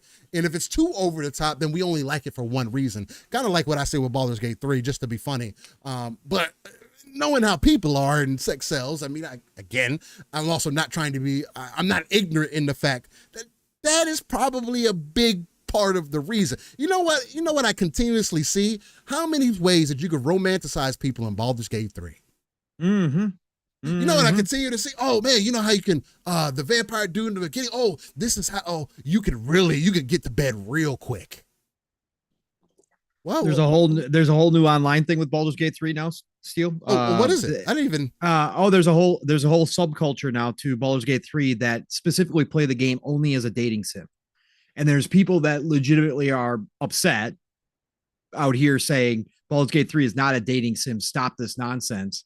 But people keep making videos and posts about how that's all they play the game as is a dating sim and how they're going to win people over. I mean, and what they can do. It gives you the option to be able to do that. Right. So you can't be mad at it. It's like people in GTA doing role play. I posted an article, by the way, in the DMs for you. Games Radar's perfect. got a good article that covers all his comments. Oh, and it's from Games Radar. Shout out to Games Radar. They do decent work. They've been up and down here as of late. Their Starfield coverage. Yeah, no, that was again. They post ridiculous articles for clickbait. They're clickbait sites. Yes, don't get me wrong, but they do have some writers who actually do work. some writing. So whatever. They're better than Kotaku. I'll put it there. I'll put it to you that. Oh, everything is. Everything's better than Kotaku. Everything. I actually don't doubt you. All right. So Stellar Blade dev, also known for butt jiggling game Nikkei. I didn't know he was also the person that worked on that game. Damn. That game's actually blowing up. I'm not going to play it because I just don't get anything from playing a mobile game that's a shooter. I guess it's a shooter. It's a shooter where you're literally but you're standing still. You kind of go up and down like Time Crisis kind of back in the day, where it's like you come out in and out of crouch. You can turn the character turns around when they're behind the cover or whatever, and when they're shooting the gun, there's extreme jiggle physics. They're boobs moving, butt moving, all that crazy stuff. Cool. For people that are into it, cool. It's not a game for me. I wouldn't play it, but again. This is quite different. But anyway, says he put special attention into the female lead's back because that's what players see most of the time. You know, for me, I don't think that's a bad thing. If you can make all these attractive male characters, and I don't have a problem saying that. I'm confident with my own sexuality to say that, hey, y'all have been making there's obviously good looking dudes and there's bad looking dudes. There's good looking women. There's bad looking women. Sometimes people feel uncomfortable saying that, hey, that's a good looking dude. Anyway, we've got plenty of decent looking characters. I could say Dante from Devil May Cry is probably one of the better looking characters in gaming history that we've gotten, right? There's so many other characters people fan. Cloud, Sephiroth, they're doing it again, right? Why when it's a male thing, it's okay, but then when it's women, now it's a problem? Or and this is so funny to me because it's just like girl on girl action is okay, but guy on guy action is weird. Like it's that same kind of ideology that's like I have whole thoughts on that, but we're not gonna get into it. I have whole thoughts on why that is. I think it's more so people just having insecurities or some internal things, but I don't know if you got a quick thing that I don't know if it's going to go too far. No, in the deep end. it's not gonna go too far. Okay, what you got? Because I think it's actually easier. Oh, how do I want to put this? Oh boy. Okay, real quick, because naturally and instinctually wise, we view women as nurturing and caring and loving. That's fair. Versus dudes. So when you see two women, it is more in our nature to say, oh, well, I could see just women in general are more like that than dudes, right? Generally speaking. Again, I'm not talking about people's preferences. I'm not talking about any of that shit. I don't give a shit. I'm just saying when you see it, it's just more natural for two women to be that way than when we see it. And I'm talking about just in our psyche, how humans are and our evolution. I just think it's more natural. That's my short answer. I could see that, but I approach it from more of like sure. If one thing is okay, then the other has to be okay. And again, I don't give two shits. Right? Yeah, I mean, I don't either. Yeah. It's just weird. Yeah. But anyway, because of the conversation that follows up. But anyway, to get into it, he put emphasis in the backside because that's what people see the most. Fair. The director of the upcoming action RPG Stellar Blade says that one of the game's most distinctive marketing beats exists because of the special attention put into the reverse side of the lead character's model. I think it's the full character's model in totality. I don't think it's just the backside. Because even the base model, the real life model that they used is... She's also a solid looking person. So speaking of Games Radar Plus, game director Hyung Tae Kim via translator discussed the character design for the protagonist Eve. The design, built around the body scan of Korean model Shin Jae-hoon, has been a focus of Stellar Blade's early trailers. And while we know much more about Eve, Kim suggests that's deliberate. When it comes to the design, we put special attention on the back of the character because that's what the player is always facing, the back of the character. When they're playing, he said. That's what they see the most of, so we thought that this was pretty important. Before Stellar Blade, developer Shift Up was known best for gacha game Goddess of Victory Nikkei, which I didn't know that they made that game, which is well known for focusing on the back of its anime characters. Yeah, they do. Right up to the last year's collaboration with Nier Automata, which, again, I've seen some clips and it's not bad. Kim argues, however, that the studio style is more about the pure titillation. The fact that they use titillation is hilarious. The deliberately glamorous design of characters like Eve has become somewhat of a brave thing to be going for or attempting, he claims. Kim also reflects on the broader cultural situation surrounding characters like Eve, both within Korea and globally, as his own desires when it comes to the games he plays and makes. I personally think that compared to movies, animations, manga, and so on, people are especially strict towards games. I wonder why. In games, there's all the views that people have, which are not always positive about unrealistically beautiful characters. This next paragraph, I've talked about this. This is my point exactly. Go. Honestly, I love this man. When I play a game, I would like to see someone who is better looking than myself. That's what I want. I don't want to see something normal. I want to see something more ideal. I think that is very important in a form of entertainment. This is, after all, entertainment targeted for adults. Hats off to this man. Please bring your game to PC because I will buy a copy. Please. Oh, day and day. I think that this is a very important point to hit here as we're moving forward into a generation that wants things to be equal and everybody to treat. Look, I get you. There's plenty of games for you to be able to do that. But why are we getting away from having iconic looking characters? Bayonetta isn't who she is because just the game is good. Bayonetta's an attractive fucking character. Bro. And she's over the top, bro.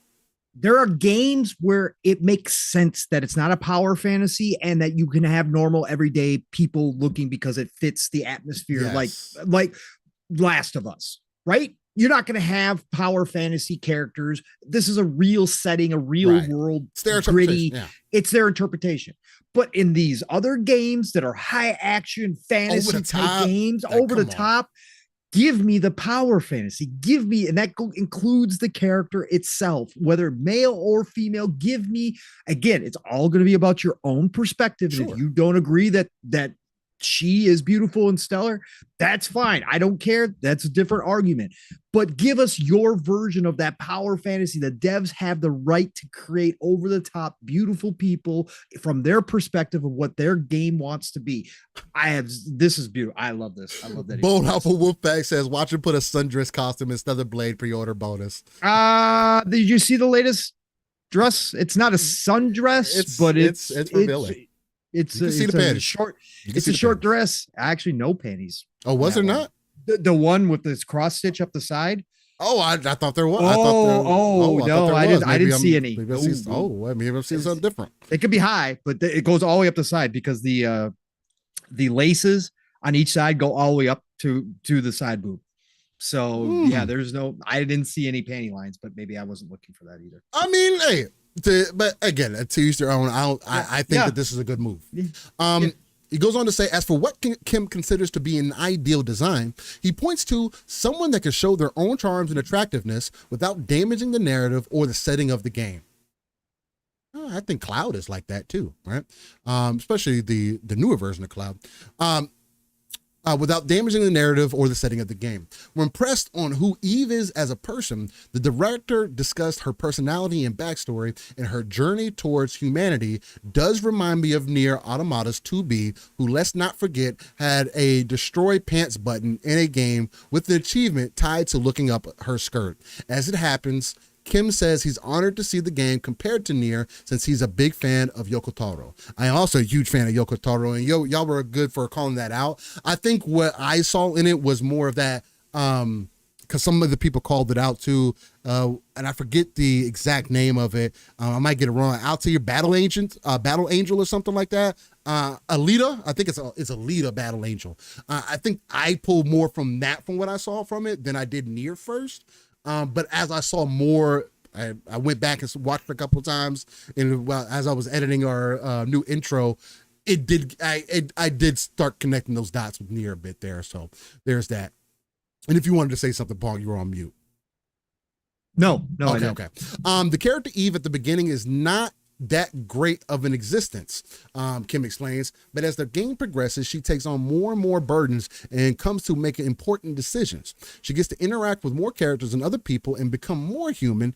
In the beginning, she's more soldier-like and doesn't have that many emotions or show much expression. As the game and story progresses, you get to see the change in her emotions. And I will say, if this is the way that they progress it, that is exactly like Nier Automata. Yes. That is exactly how 2B came across. She was very cold in the beginning. Hey, straight to the strategy, and then as her and 9S's relationship built up, 9S, I feel like, was able to get her to see a different perspective because he was a little bit more open, kind of questioning things.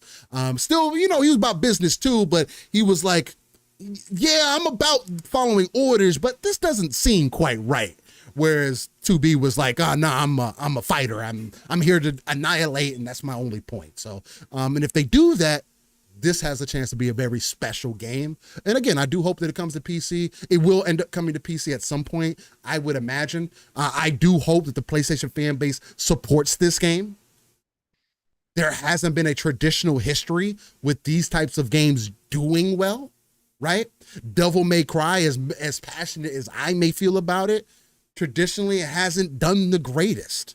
People haven't supported it, and that started on PlayStation, right? And arguably, same thing for Bayonetta. Bayonetta is arguably one of the better games of that genre, right? Right up there.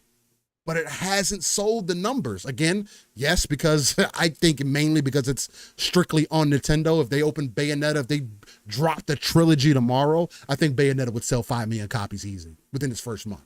I think. A trilogy remake? Oh, yeah. Remaster it? Easily.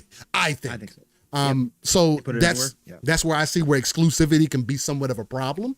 But again, Devil May Cry also, with it being everywhere, still hasn't hit that mark. So again, with this game being exclusive, I hope it hits the numbers that it needs to hit for that dev team, because that at least will help the game come to PC. And overall, I want to see more games from the East really jump into this bag, regardless of the fact if I ever ended up getting a PlayStation and it never came to PC, this would be one of the first games that I would play on that console. Just because, not only because of the dev and where he's standing on it. Again, I want devs to create the game that you want to create. If you feel like making a good looking character is going to help, you feel like putting emphasis on the back of the character is going to help, all these things in totality make a good game, and the combat is where it needs to be. You're telling a good story. Yeah. Look, I think that we should be able to support that, have more devs come out and stand on that. There's another dev, I can't think of his name right now. He's also making a Nier-like game. I'm following him on Twitter right now. I think it's called AI Code. AIKODE. Yeah. He's another solo developer making a game that's very similar to Nier, who's also stepping into this limelight, who, again, he also plays into the, he's talked about it in the Discord and whatnot, as far as he also believes in make a good looking character, playing all into the things that, the high skirts and being able to see the paint lines, all that stuff, the stuff that we used to get hype about in like Dead or Alive back in the day, right? So, but yeah, man, shout out to them. Yeah, and Bold Alpha, yeah, they did confirm it's the main story should take about 20 hours in Stellar Blade. They said if you do the side additional content, 30 to 40. So which is dope. That's really good. It's a Nier Automata type of game. Yeah, it's great. It's great. Steel, I put the dress video in the DMs if you want to bring that up. It's the new drone skin and Eve outfit included in the digital deluxe edition. So they are definitely linking it to editions. So let me see here. Tell it. So you got it in the DMs there. Oh, okay. Yeah. Let me get it pulled up on screen. Yeah. Hopefully we don't get banned. Nah, we will get banned. There ain't no nudity. Okay. No you nudity. said there was no panty line, man. I'm just right. But look, there is none. I just watched it again. Here we go. The way they got it releases. And this is direct from Stellar Blade's Twitter account as well, X account as well. So yeah, there's no panty line at all. No. Maybe she got invisible ones on. She got the ones that she got a cup on. Yeah, it's a futuristic cup. Got tape. Hey, you see the tape underneath? You see the jiggle physics when she turns around? Yeah. Oh yeah. Yeah. This is funny. Again, I don't think there's anything wrong with having solid looking characters. No. Again, you want characters that stand out, right? That kind of speak to why you would be interested in the game as icons. Again, that's what we liked back in the day. We had iconic characters. So, and that's hopefully Eve, Stellar Blade could be one of those. The last thing I will say, I've said this before, we are at a complete upside down point in especially Western culture where we say that, listen, at the end of the day, sex sells. Always will sell. But we're at one point where people want to come out and say, you shouldn't make stuff like this. You shouldn't, men ogle women, ogle women, or however you want to pronounce it, too much already. We've got a problem with that. But at the same time, we're going to support OnlyFans. Listen, y'all.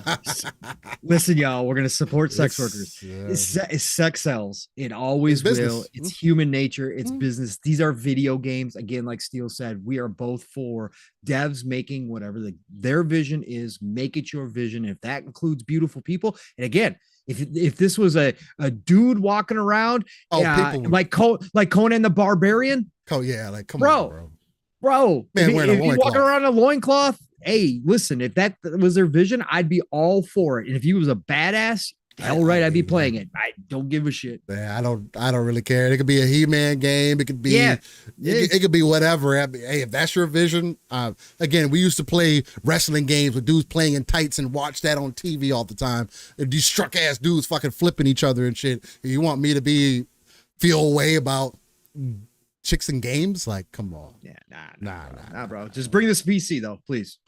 I hope you didn't sign the deal with Sony that keeps it off. Yeah, this is definitely one of those games that I would have played day and date if it was coming to PC. Again, it's not a game that I need to go get a PlayStation just because there's a little bit of nudity in here. No, fucking what the fuck. But nonetheless, yeah. Good stuff. Good stuff. Shout out to Stellar Blade. Definitely interested, and hopefully that's going to be another hitter for them. Oop, alarm.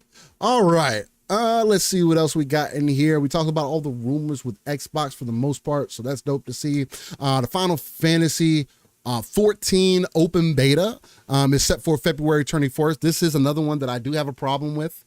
It does require Xbox Game Pass Core or Ultimate subscription to be played. Boogeyman, I saw that this week, bro. I saw that the police were looking for them because they were distracting drivers. Boogeyman says, in a completely unrelated note, other than sex sells, there are hookers in Hagerstown, Maryland, that dress up with dinosaur heads and tails. Just a random fact. I saw that this week. The police put out a post on X asking for help to identify them because they were distracting drivers. And sure enough, there was a bunch of women in revealing dresses, heels, standing on the street with raptor heads and tails on. No joke. I mean, it's not their fault you crashed your car. I mean, it's not their fault. You can't focus on the road. They're just working. That's hilarious. Blind Mephisto, thank you for being honest. He says, would love this on PC for the mods alone. You should see Horizon Zero Dawn save. And see, and for me, Blind, I don't get the point in that, making like Aloy naked, for an example, and run around the game like that. I don't see the point in that when you could just each their own. When you could make better cosmetics for her and just make their character look better that way. But again, yeah, each their own. Again, I'm the guy that's playing Final Fantasy VII Remake with Barrett as fucking Master Chief. So I'm the last person to say what you can or cannot do. And those mods do really well. So it is what it is. Just can't put it on YouTube. It's all good. I wonder if you could live stream on Pornhub. That would be interesting. Yo, like do cam chats with games. It's just all full on nudity. That would be hilarious. Tubi TV is gaining ground because there's a lot of things that you could do on Tubi that you can't do in other places. There's also a lot of dumbass TV on Tubi, apparently. Yeah, there is. But again, I mean, why not? I mean, let people be creative. This is a point that I do want to talk about because I know both of us are interested in Final Fantasy 14. I do think this is a miss for Xbox. But Final Fantasy 14, the beta is supposed to be coming out, and the beta is set for February 21st. Blind Mephisto corrected himself real quick or clarify, I should say. He said, "Oh no, there are remakes for every outfit. They're just sexier. Full on nude gets boring quick." Okay. So, okay. Well, I guess that's understandable. That's cool. Hey, you got it right. You got it right, Blind. But anyway, it doesn't really matter. All right. Okay. So apparently, for the Final Fantasy 14 beta, only for new players, we are planning to launch the Xbox Series X and S version immediately following the conclusion of the open beta test. So that's one part good news. So you're getting a beta, which the progress does carry over. But after the beta ends, the game launches. It's really dope to see. Wait, what game is this? Final Fantasy 14. Oh, okay. Cool. Boogeyman says, brother still out here breaking ground for new content creators. I'm just saying. There should be a market for that. I'm surprised that there's not a market for that because, bro, if you guys seen what is possible in Skyrim, you might as well just, it's a whorehouse. It's just you want to see what back in the day looked like, but in virtual, it's a whorehouse, it's a sex house, whatever you want to call it. This is what these people are doing in Skyrim. These mods for fucking Skyrim are insane. I don't have them downloaded. I got 2,000 other mods downloaded, but bro, you can be interactive with it. Hey, those you don't have to beat the game to unlock the one-handed player mode. It is crazy what has been what is able to happen. But anyway, back to Final Fantasy 14. So for Final Fantasy 14, only for new players, it's going to require Xbox Game Pass Core or Ultimate subscription to be played on Xbox. The PlayStation version does not need PlayStation Plus. I think that this is a extreme miss or Xbox, because this should be a game like Fortnite and those other free-to-play games where you do not need a subscription service for the platform to play On it. top of a subscription service. And that is the reason why. If the game already has a subscription service that is $15 a month, why the fuck are you making me pay for Xbox at the same time? Now, granted, you can play for free up until like a level 70. 70. I think it's the second expansion or whatever the case. And sure, you have at least 100 hours of content to play to find out whether this is for you or not as part of your subscription.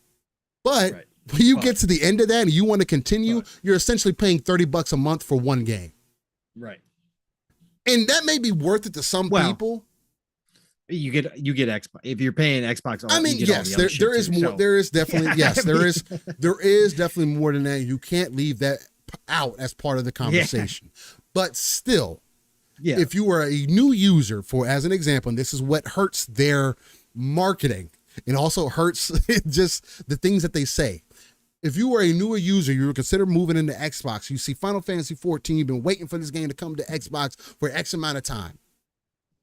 You jump into this, maybe you're not as invested or you don't care about the other games that are in the Xbox ecosystem. This game comes out, you know that there's a subscription service for this game every month that you got to pay. It's like World of Warcraft coming to Xbox, and not only you got to pay the monthly subscription for World of Warcraft, but you also got to pay for Game Pass. It just doesn't make sense. You allow Fortnite to be on your service, and I get that that game is completely free to play, but Final Fantasy 14 is free to play up until the point where you get to level 70 or whatever, or you get to that second expansion, and now you have to unlock the rest of the game. It's just weird to me that they didn't figure out a better strategy for this or a way around having people pay not only for their service, but then also have to pay for the subscription service for Final Fantasy 14. It would have been dope for them to say, hey, after the open beta, you don't have to worry about paying a subscription for Final Fantasy 14 since you're in Game Pass Ultimate. As long as you're part of Game Pass Ultimate, you'll have access to the complete version of this game. I think that would have been super dope to see. I know that Final Fantasy also has their own servers to where you will have your cross progression, all of that. It has full crossplay and all of that. So no matter where you're playing, you do need to make a Square Enix account to be able to transfer your characters over and everything. So there is that. So I don't know how well that would work, but there had to have been a better solution than what they're offering here. And I can hear the negativity steaming off of this when it goes to full release. Pong, I mean, for you, I know it may or may not be that big of a thing, but I mean, when you get to the end of let's say you get to the end of Final Fantasy 14, you get to level 70, you're like, man, I want to continue playing this. This is the MMO I've been looking for. I want to invest more time. Does it hurt you a little bit to consider that, man, I not only got to pay for Game Pass, and I know that there's this bigger picture and I get all these other games. Oh, yeah. But then I now got to pay $14.99 just for Final Fantasy 14? For me personally, no, because I have Xbox Ultimate. I'd never get rid of it. And I think a lot of people are in that boat. To your point, though, yes, do I agree that it is a miss that this should be considered like the other games? And no, I never agree with a subscription on top of a subscription. At the end of the day, should people know what they're getting into when they do hop in and start investing time into Final Fantasy 14? Absolutely, they should. Will everybody be the knowledgeable consumer? No. And so some people will be caught off guard with this. But for me, yeah, it's a miss by Xbox, and I don't know why these decisions are made. Maybe there's more to it on the back end that they have to do it this way, but I've seen them made exceptions before. Why can't they make an exception this time? They came out with that new policy where free-to-play games are going to be, not require. But I've seen this, obviously ESO has a subscription that you can join, but that doesn't, you can still buy the content outright. Yeah. Whereas in Final Fantasy 14, you can't. You have to have the subscription. Like that's like their model. That's their business model. Even if you buy the expansions, you still have to have the subscription because Yeah. those expansions weren't free when they released. Free, correct. Yeah. So yeah, I think this is kind of a bad situation, especially since we've waited so long to get Final Fantasy 14 onto Xbox. And you could say, well, it's not that big a deal anymore. It's an old game. But listen, it had a huge explosion. Xbox missed when a lot of people from World of Warcraft were migrating over to Final Fantasy 14. They missed that whole jump, but it still remains one of the biggest online games to this day, even if people don't talk about it. Like it's still one of those games. It's Square Enix. The only reason why Square Enix hasn't been sold already is because of Final Fantasy 14. Final Fantasy 14 has been keeping the lights on over at Square Enix. So this is a big game and it's a big moment for Xbox to have it. People are just going to have to make their consumer decision like always. Do you jump in full force? Do you try it out for 70 levels, and get your money's worth and hop out? That's what I would recommend. Obviously, I think that's the best way to do it because you do have to play through that content to get to the other parts. So regardless. So jump in, make a decision for yourself. But yeah, overall, I don't like this. I think this is stupid, and it just I don't feels think weird. It does. Yeah, and I think that's the biggest thing for me is that it just comes across weird and feels strange. But again, I mean, if it's worth it to you at the end of the day, of course, I mean, you're going to invest into it if it's your only. Because again, a lot of times what happens with these games is they become the main thing that you're playing, or the only thing that you're playing. Most people are already. Let's be real. Most Xbox ecosystem players that play on a consistent basis have core or ultimate already. Like you're not playing Xbox generally speaking without that. For most people, the large majority of Xbox owners, I would say. And I think that if you're not an Xbox only fan, if you're not an Xbox only player, chances are you probably own PlayStation 5 or you probably have another console or a PC if you're not just strictly an Xbox player. So chances are you could play Final Fantasy 14 elsewhere without that requirement, even if you don't carry core or ultimate, right? Yeah. So some interesting things being going on back in the background in the gaming news group. Oh, really? Yeah. Okay. Oh yeah. Yeah. Well, there's also something interesting that's happening. There's a video that Peter Ovo just put out there from the one and only one of your favorite people. I already watched all this. You watched it? The 5-minute spiel? I haven't seen it yet. I feel like I should play it live for everybody to hear, so we can all be part of this wonderful, wonderful thing that we got going on. Because there seems to be some bars that were spit here. What do you think, Pong? You think we bring it up live? And I mean, you bring it up live if you want to. If you want to watch it, if we want to react to it, certainly we can do that. Because hold on, let me see what else we got. Before I do that, let me see if there's anything else in particular that we need to jump into. Neil Druckmann said that Last of Us Part 3 is not Naughty Dog's next game. They have a concept and there's probably one more story to tell. I don't give a fuck about anything Naughty Dog does until they release Factions. Fuck you, Naughty Dog. How about that? I'm not going to play. I had interest in playing the second game. Even if it comes to PC, I'm not going to play your fucking game. How about that? I can't do both. Stupid ass. Anyway, I'm not going to fucking send you hate messages and shit like that. But it's the dumbest shit I've ever heard. And I'm not going to agree with people saying that Naughty Dog is a top tier studio after that shit. That's stupid. Anyway, Spider-Man 2 New Game Plus is coming. Shout out to that. There's no PC announcement. I thought it was going to come a little bit sooner, but I guess we'll see.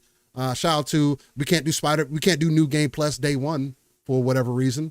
Nonetheless, again, I can get down my tangents for other reasons, but again, that's neither here or there.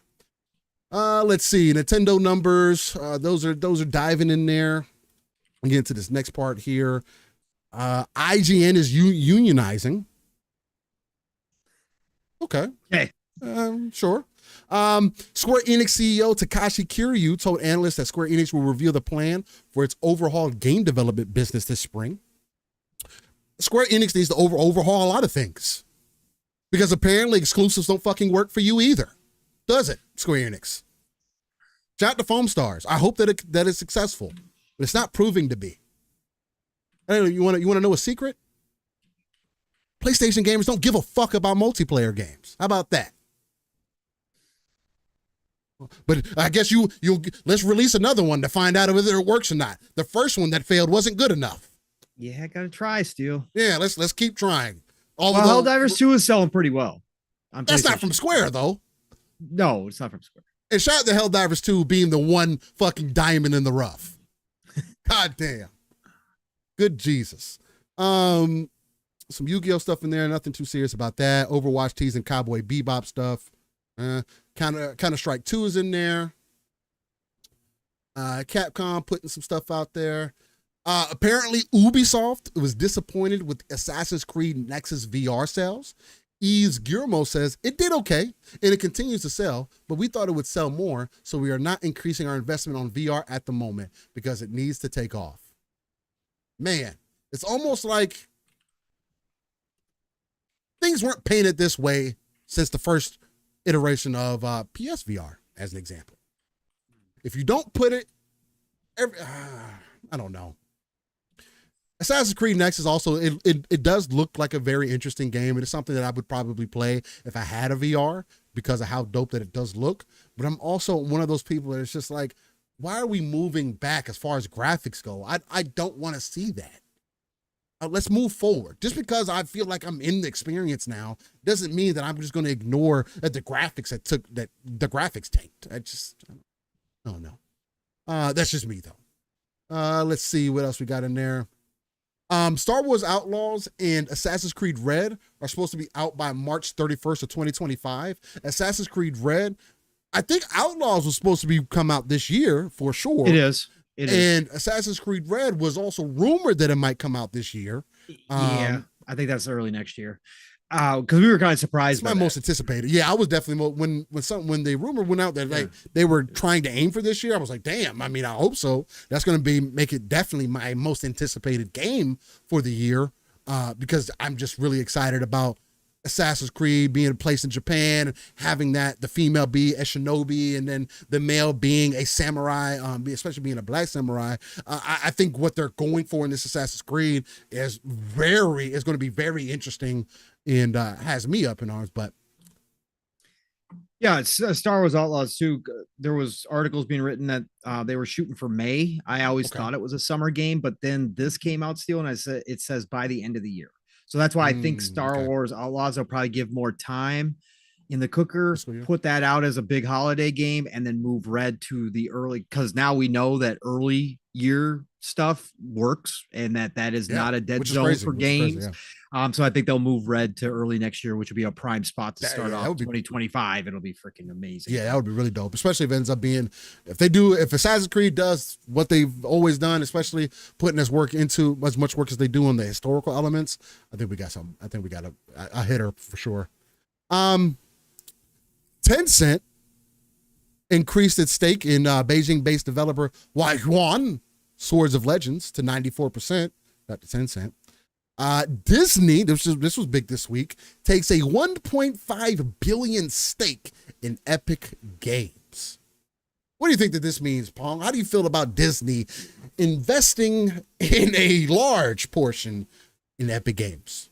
They're creating the metaverse that they're not going to talk about as a metaverse because everybody hates that word now, but that's what they're doing. It's going to be, we got clarification that it's all going to be around the Fortnite experience, and that obviously Disney characters are going to be in there in different forms, whether it's the battle royale or whether it's all these other mini games or games that you want to call it, that Epic is now creating within Fortnite, that all the Disney IP are going to be represented in there. Obviously Iger, the boomer that he is, finally woke up and said, oh, games are kind of a big deal. We've tried a billion times in this industry, but we really need to have a presence here, because we went through the stats on PM and the PM the other night. There was a new study that came out about how each generation, what their favorite form of entertainment is. Yeah. And no shock, but Zoomers are the latest generation, and 26% of them, by far the highest, said that the video games are their favorite way to play. And they also said that only 10%, which was by far the lowest, it all makes sense, obviously, chose TVs and movies as their favorite form of entertainment. So Iger woke up and said, well, we better try again in this video game space because all the young people are playing. So that's what they're moving forward, because they know they should see it from their own stats that TV and movies, they're not doing well there at all. So they've had a downturn in both of those areas, even with their biggest Marbles IP. down. So they screwed all that up. I've got different takes on it, but whatever, they screwed it up. So now let's go over to video games, and obviously making an investment with the biggest game, one of the biggest games on the planet in Fortnite and Epic, to make sure all their characters are represented. It's easy and it makes sense. So that's what they're doing. We're not talking about Disney being monopoly though, huh? Nope. Well, the regulators tried with the Fox purchase. They did try. They did try to stop that. So I will say they did raise the red flags, unlike Funimation and Crunchyroll. So. Yeah. It's anime. Who cares, right? Yeah. No, I said that's the honest truth. I hate that. I know, but it's reality. And then triple the price. Anyway. Yep. And then also, according to Insider Gaming, Call of Duty Black Ops Gulf War will have an open world campaign that will be more like Far Cry rather than a classic streamlined Call of Duty. To me, I think that's unfortunate. I know a lot of people would like that. I like the moment-to-moment Call of Duties. I didn't mind the most recent Call of Duty either, being more open. I don't think it's as bad as people were making it seem. Especially, again, I play the entirety of the Call of Duty campaign live here because we do 4-hour shows, and yeah, it was a little over 4 hours, even on the hardened difficulty. But whatever direction that they feel like is best, if they want to make it a more open world like Fallout, great. That doesn't necessarily Far Cry, you mean? Make Not Fallout. Far Cry, excuse me. I was gonna say Fallout. We're going RPG Call of Duty. Let's go. I'm all in, bro. That would be dope. That doesn't necessarily interest me, but again, the most recent campaign from Call of Duty and Modern Warfare 3, I actually liked. I thought it was good. Moment to moment, thought it was fine. I liked the way that it presented itself. I felt good about moving around, getting different weapons and unlocking stuff. I thought that was cool. I care about more the multiplayer than anything else, but whatever they want to do, as long as people are going to play it, as long as people don't complain that the story is all of a sudden, because what's going to happen, Pong, what I think is going to be funny, if then all of a sudden people say, man, this fucking story is too long. It's too open. There's too much things to do. I don't want it to be this big, after you just fucking complained about the story being too goddamn short. So what do you feel about this? And do you agree with making it a more of an open world campaign like a Far Cry, or?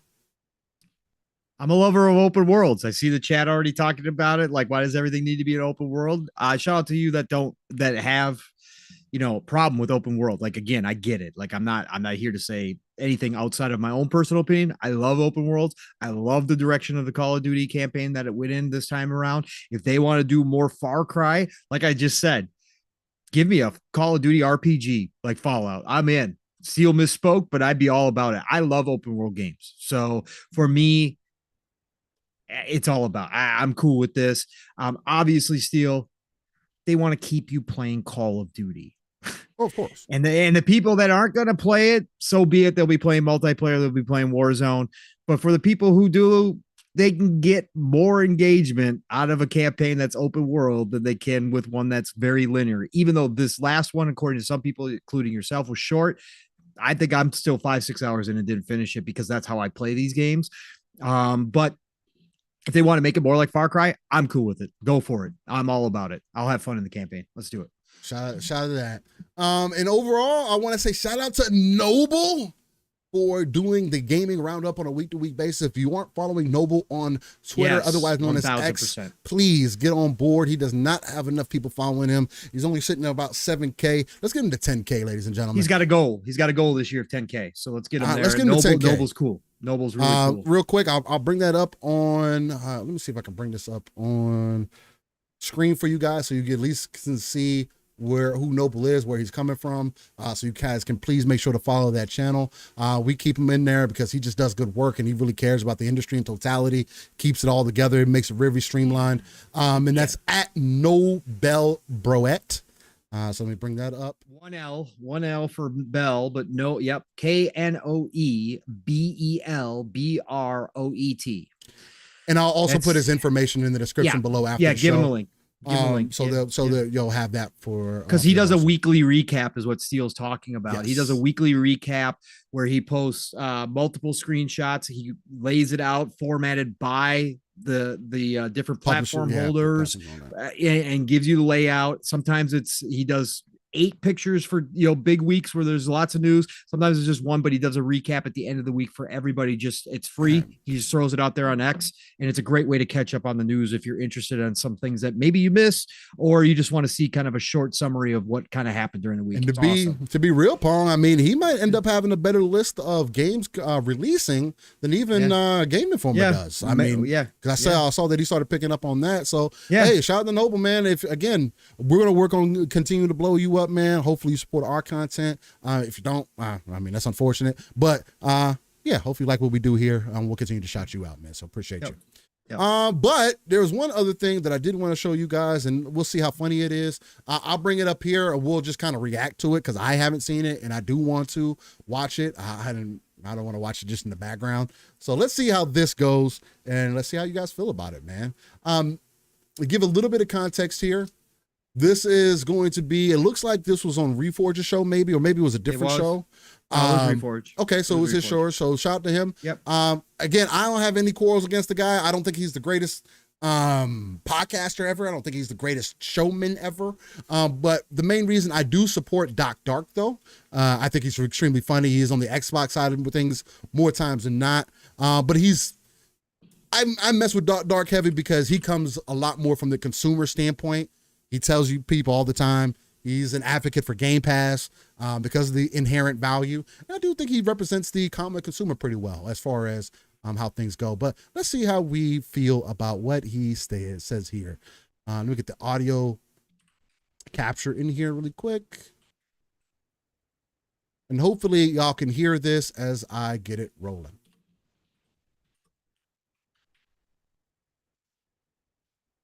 Hold on real quick. I don't know if you guys were able to hear that. Let me change this. Here we go. They wouldn't do it with Call of Duty because all the research showed that not enough people would switch. When 48% of the people who buy Call of Duty, what are you talking about? What research? When they had the research, what game as big as Call of they Duty has been made exclusive? Present Tell me data that. in the hearing. No, tell me what game as big as Call of Duty has been made exclusive. Please tell me, because you don't have the research. Listen, chat, when they tell you stuff like that, don't listen to that lie. The research show. What research? There's no game as big as Call of Duty that has been made an exclusive. You're telling me right now that if Microsoft or Epic Games only was on Xbox and you only play Fortnite on Xbox, that people wouldn't switch? It's simulation based. Are you out of your mind? They put in like some premises and then they run a simulation for a projection and then they get data out of that. More than that, Doc. Hang on. More than that. You know that's wrong. Hang on, Doc. Hang on. What's the game? People would switch, but here's the issue. They have 48% of the people buying Call of Duty buying it on PlayStation. What you would need to do to justify this to shareholders would be, we're going to make up the loss. You're going to lose billions of dollars by not having it on PlayStation, and you'd have to prove through a business trajectory that you would get enough people to switch to justify billions of dollars in losses, which would work against ROI on the acquisition. There's no way Microsoft would have let them do this. I don't think you're wrong. It would have been a crazy flex. People would have switched, but it wouldn't have been big enough to warrant it to the people that would say, you're gonna make us lose tons of money. Our share value is gonna drop. You can't do that. Do you know why it's not big enough? Because Madden is still not exclusive. Because NBA 2K is still not exclusive. Because Fortnite is still not exclusive. Because all. Now, real quick, I do think the direction that they're going, from what I've heard from Doc before, is that he does believe more so in that exclusive strategy. So it is completely against what I was speaking to as far as that vision. I don't think that he necessarily has that same vision that I have as far as him being intrinsically more part of PC and creating an ecosystem that they've been kind of working towards this entire time that will allow them access to everything. That would still give you, again, that's been my point, it still gives you value for the box, because if you can access everything from my box, then that answers the problem, right? And I think that's what Reforge is kind of hinting at here, maybe a little bit. I know that he does have a different perspective on it, and also from me. So there's a lot of differences here, but I do find this conversation quite interesting. Do you have anything else to add in real quick, Pong? No, because I have belief that obviously if they ever made that decision, it would be extremely valuable. Even if not everybody switched over, it would be big. It would be a big move. I mean, again, it would be bully move completely 1000%. But and that's what you were hinting towards earlier. But hey, they should try their hand at doing it this time around because of everything that they have acquired at this point. They have so much more on the table to offer, and that's where we are, where we differ. Where it's just like, because things are different now, if we were in the previous generation, I would 100% agree. But since things are different now, and since they have come out and stated that, hey, we need to do things differently, I think that's where my play comes in. It's water under the bridge because of the ABK acquisition. They signed the 10-year deals, all that kind of stuff. It's kind of water under the bridge at this point, but it does show. Again, Call of Duty is an exception. It's not a rule because of how big it is, just like Fortnite. So it's very hard.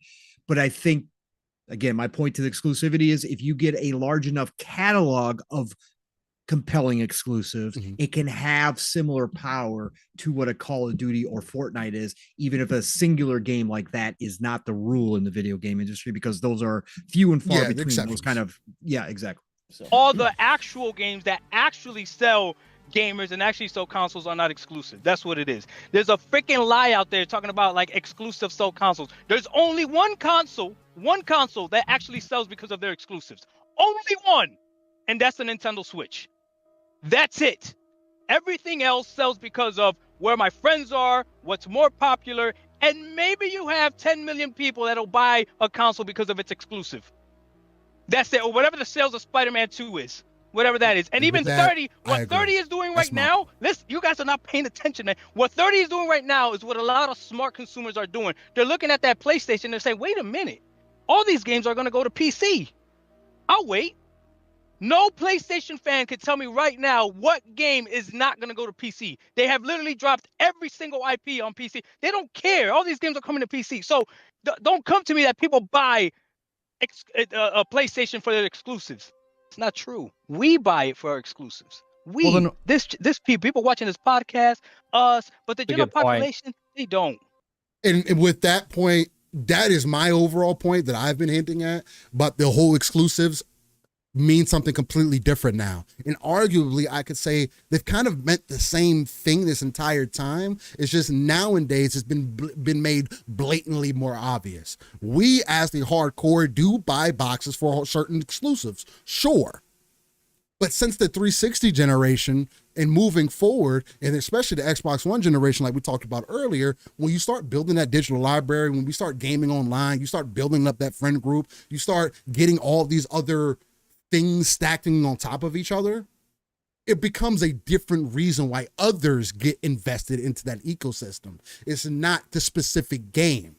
Call of Duty is more of a platform seller than any exclusive is, if you want to be completely real. Because what Call of Duty has done is say, hey, who do you play your games with?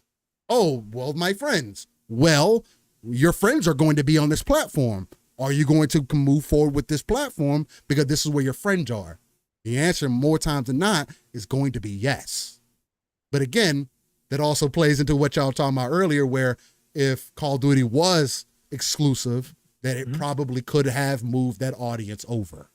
But it just makes it really difficult because you can't say in one breath, oh, we want to make games more accessible, and then you're pulling back and taking games to your platform. But again, even that is you can't just put a blanket statement on that, because even I have said they're also letting you play more ways than anybody else is So wouldn't that be that would it speak for itself, right? Sure. And then, but to counter Doc's point, though, he brings up one exclusive. Yeah, yeah. I mean, that's the most you're selling. Again, it's the catalog of exclusives. Yeah, so that's fair. there is obviously a large portion of people that just buy whatever system their friends are on for your Call of Duties, for your Maddens, for your, whatever the case. That is absolutely 100% true. I don't disagree. There are people who only buy a couple games a year, and it's the same franchises over and over again. Absolutely. That is a part of it. However, it is the complete catalog of exclusives that Sony does have that does draw larger numbers in. And he pointed out Spider-Man 2 as the cap. Well, that's not necessarily the cap overall, because then you look at Spider-Man 1 and it sold whatever 30 plus million copies. It's the entirety of that catalog that draws people in when they make the purchase of a $500 box to play games on. Some people do only say, where are my friends playing Call of Duty? Where are my friends? But there's another group of people, and it is a large group. It's tens of millions that do look at the total catalog and say, I'm going to invest in this first. That's what I did with Xbox this time around with Game Pass, but also with the studios that they were acquiring. They're some of my favorite studios that produce some of my favorite games. And knowing that I would have those on the Xbox, on top of also having them day one in Game Pass, was a huge selling point for me for the Series X, right? So there is that. Again, Call of Duty and Fortnite are extreme cases that they can move millions of people on their own. But total catalogs also have to be accounted for, not just one exclusive game like Spider-Man, even if that happens to be a big IP exclusive. You got to look at everything. You got to look at The Last of Us. You got to look at Ghost of Tsushima. You got to look at all these games. And that's what I'm saying. Xbox now has the power that they could do something like that, even without Call of Duty, right? Even if they never pulled Call of Duty away from everybody, they still have that power now. And I just want to see them take a shot at it, but they might not be. So, and shout out to Raymond. He says Demon Souls isn't on PC yet. Still waiting for that. Yeah, that's a good point. Yes, it isn't there yet. Maybe it never will come, and maybe it will. Who knows? That is up to PlayStation to decide whether they're going to do that. Bloodborne's another one that also hasn't had a 60 FPS update though, for the baseline console. Right. So it's like, KT the Ghost says casuals don't say buy a console. It's hardcores buying those exclusives that do. That's why all companies have to treat both, not one. I agree with that. You do have to be able to treat both. It's becoming more so because of the differences in generations. I do think that one may be outweighing the others. And I think that's where we kind of run into a little issue there. I'm gonna step away for a second. I'm gonna help my daughter with some lunch really quick. I'm gonna let this video continue to play, and then we'll come back. I think you can, but I think you could demonstrate that isn't true, because they do bundles. They have surge of sales whenever there's a new exclusive that comes out. Games like Spider-Man. You just said it. Checkmate. I got him. Chat. Checkmate. What's the PS5 bundle right now? I don't know. Spider-Man. It's Call of Duty. Oh, it's Call of Duty. Yeah, checkmate. So when it's not Spider-Man, it's Call of Duty. Yeah, but guess what? That bundle wouldn't exist if you could only play Call of Duty on Xbox. Yeah, but they wouldn't do that. That's why I agree with you, Kirk. They wouldn't do that because they paid $70 billion. To recoup that faster, they have to keep Call of Duty on the third-party platforms, and they have to try to put it, hence why they try to sign a 10-year deal with Switch, whatever the next Switch Nintendo comes out. They want to put it on there because they have to make money. Corporations want to make money. They don't care about feelings, okay? And then you guys are looking at this like the Xbox is not going to evolve into something else. The Switch, Nintendo evolved. Nintendo was part of the console war, and PlayStation and Xbox in the court trial said, oh no, they're not competition, right? Nintendo literally took what they had and said, we don't want to compete with these guys anymore. We're going to make our own little division over here. The FTC had said that, just to clarify. I understand that, but even when they said, PlayStation even stated that, no, they're not competition, okay? So Nintendo went off on their own. They made the Switch, which is a handheld mobile market, right? And they were the leaders of that market because it was a console/mobile device, right? You can say it's a console, you can say it's a mobile device. And now look what's happening. How many handhelds do we have in the industry that are now trying to get into that market because Nintendo was dominating in that market? Now Xbox is trying to do the exact same thing with Game Pass, cloud, play anywhere, do anything. It's not about consoles anymore.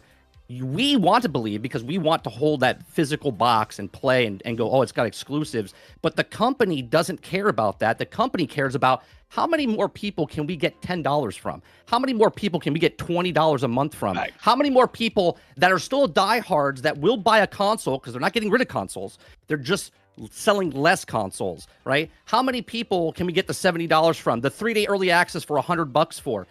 This is a grocery store now. This is not just a console That's by what the Satya game. Nadella cares about. I don't think that's what Phil Spencer cares about. I think Phil Spencer very cares true. about building a brand and a competitor. Well, great, but Phil gets his check signed by Nadella.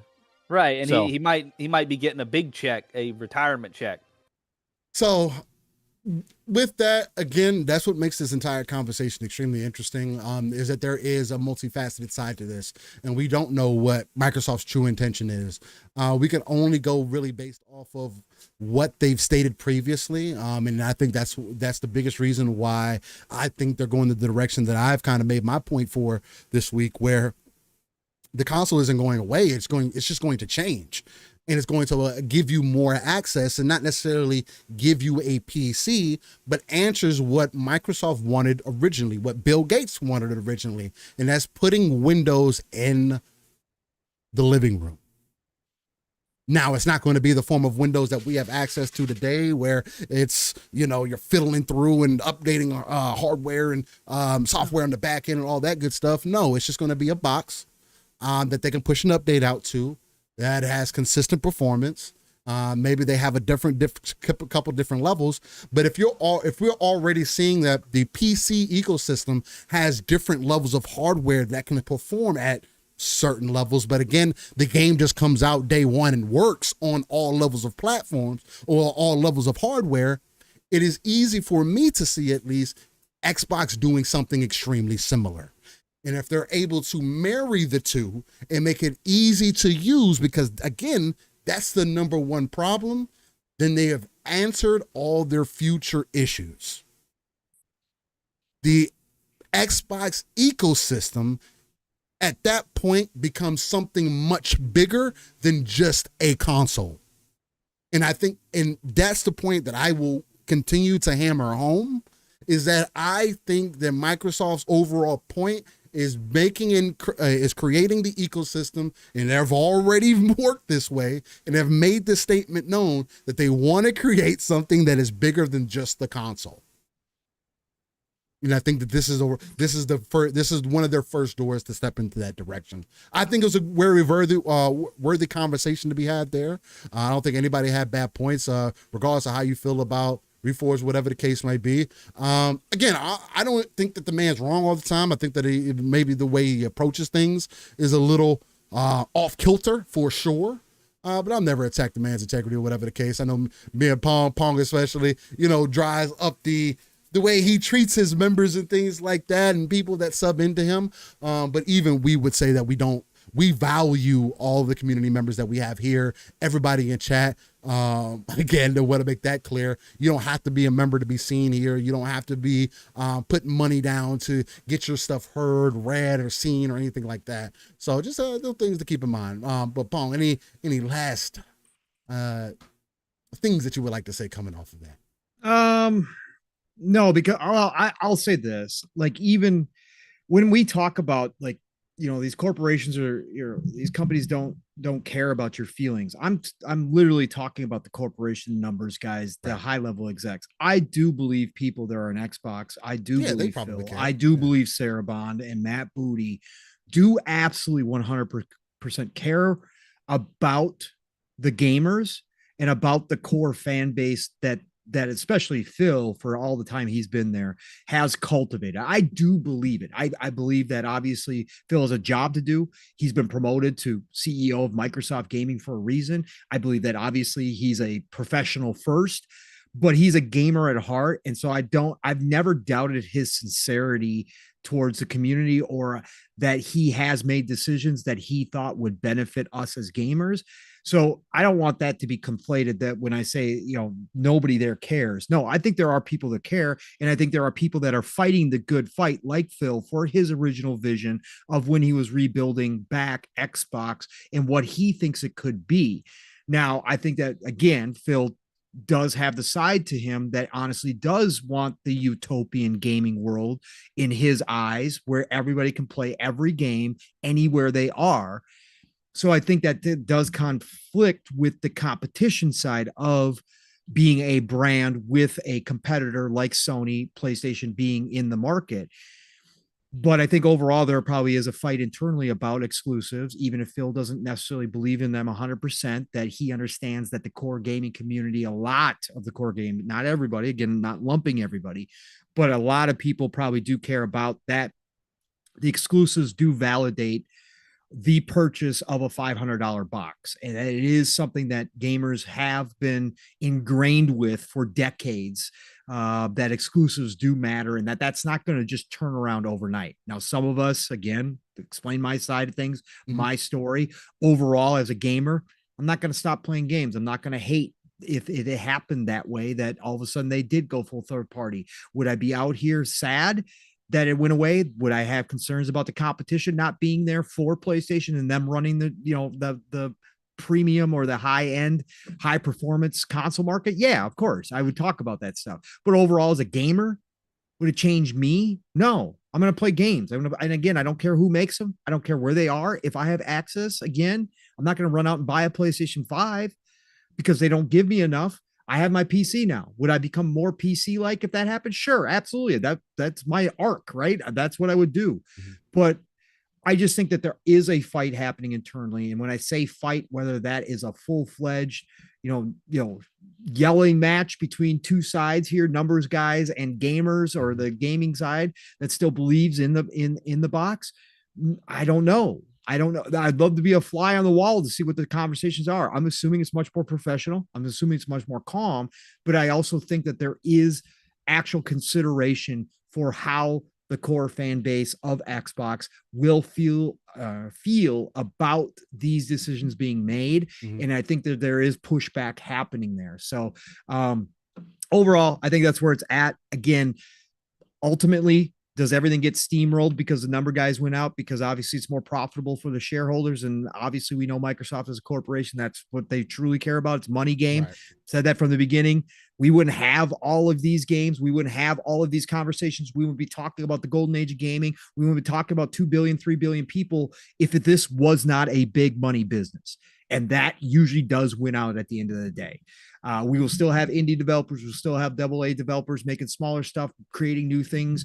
But at the end of the day, that's why we've seen the AAA space, to a lot of people, stagnate or just continue to produce the same kind of things, sequels, that kind of stuff, not take risks, is because business wins at the end of the day. That's why Rockstar and Take-Two don't make the plethora and the diversity of games that they used to. It's also the consumer. The consumers that keep speaking too. They're not buying the those masses, games, right? The masses have decided that the Fortnites, the Call of Duties, the Maddens, the NBA 2Ks are the games that they spend money on every single year. Like that, it's business. So will they eventually win out? I think they will. But again, ultimately, does that go against the bigger vision of what's going to happen to this industry as tech continues to, further the cause overall? No. I think that they are in line with what's going to happen no matter what. We older gamers, our console childhood gamers, want is just going to kind of happen that way. And you got to decide for yourself if this is a hobby you want to continue or not.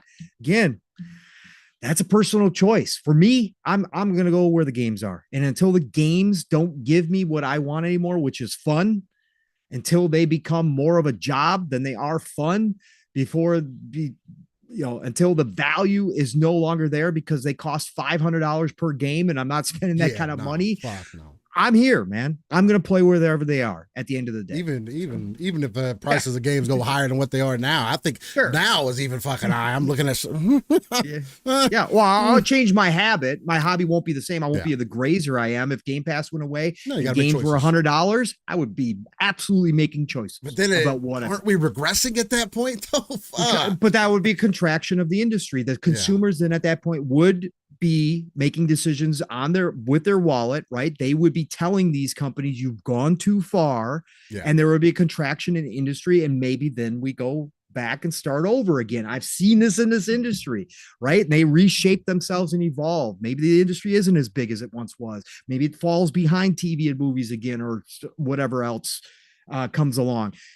But I think that gaming's here to stay for ever. I think there will always be a form of entertainment like gaming somewhere, and I will make the decision personally if I want to continue in this hobby. But Absolutely, we're not even close to that. Yeah, I don't think so.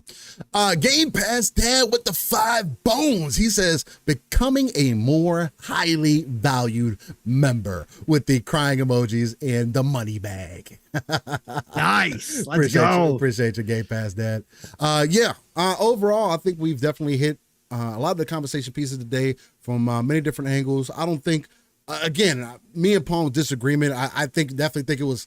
If we would have went live throughout the week, I think there would have been some more interesting things. I think it still was the same thing. Yeah. And again, throughout the week, it's work and all other things going on during the day too, where you sit down and you have those conversations. And it's like, we really coming from two sides, and we are. But it's more so we're still speaking to the same thing, though, right? The end goal is ultimately the same between Yeah. the two of us. It's just how they're going to go about doing it and what it means. Right. And the biggest difference is whether or not the brand itself is more so like, is the brand going to be hurt because there's no longer a box, or is the brand going to become bigger because they move away from the box? And does it still exist in the same kind of space that we are used to right now?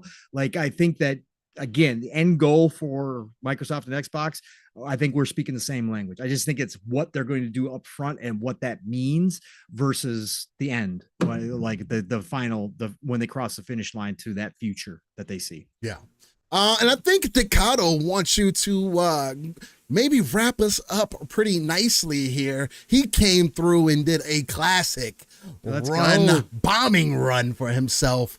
He might want you to hit one of those good old Let's go, everybody. That's right. Decado said you guys aren't ending at Mach 3.0. No. We are going to get this train up to Mach 4.0 to end the living split screen on a Saturday. The split screen hype train is now in full motion as he dropped that 10, the easy bomb of coal that we just put right into that furnace. We added 2 more cars, 10 tickets to some lucky people. That's right. Strap up.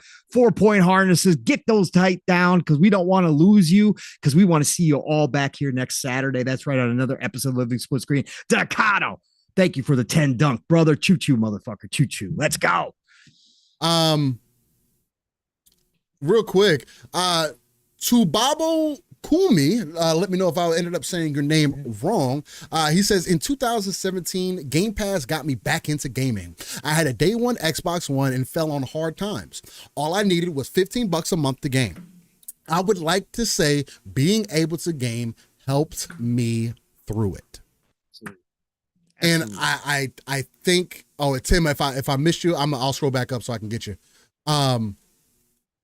But that is the number one thing that I will always say about where we are right now, where I will always be on the train for Xbox currently, is because of that. That is a reality.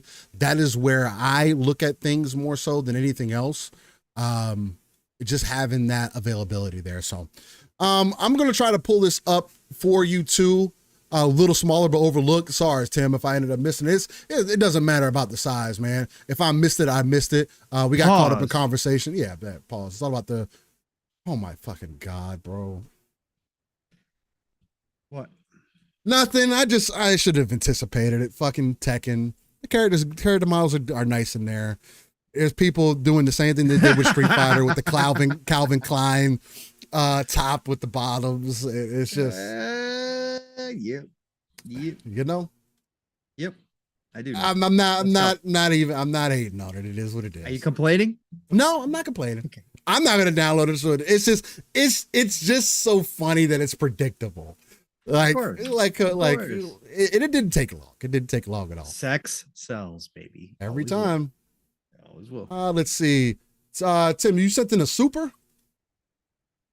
Let me know if you sent in a super, Tim. Just put it down in the chat, Tim. Whatever you said, just put it down in the chat. Because I'm going back through to see, and for whatever reason, I can't find it either. I went back. Hopefully, Tim, hopefully it's this one.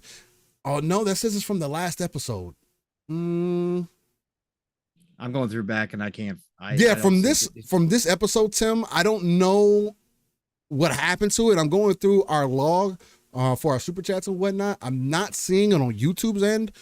So whatever you said, just you put 5. You did the 5 members.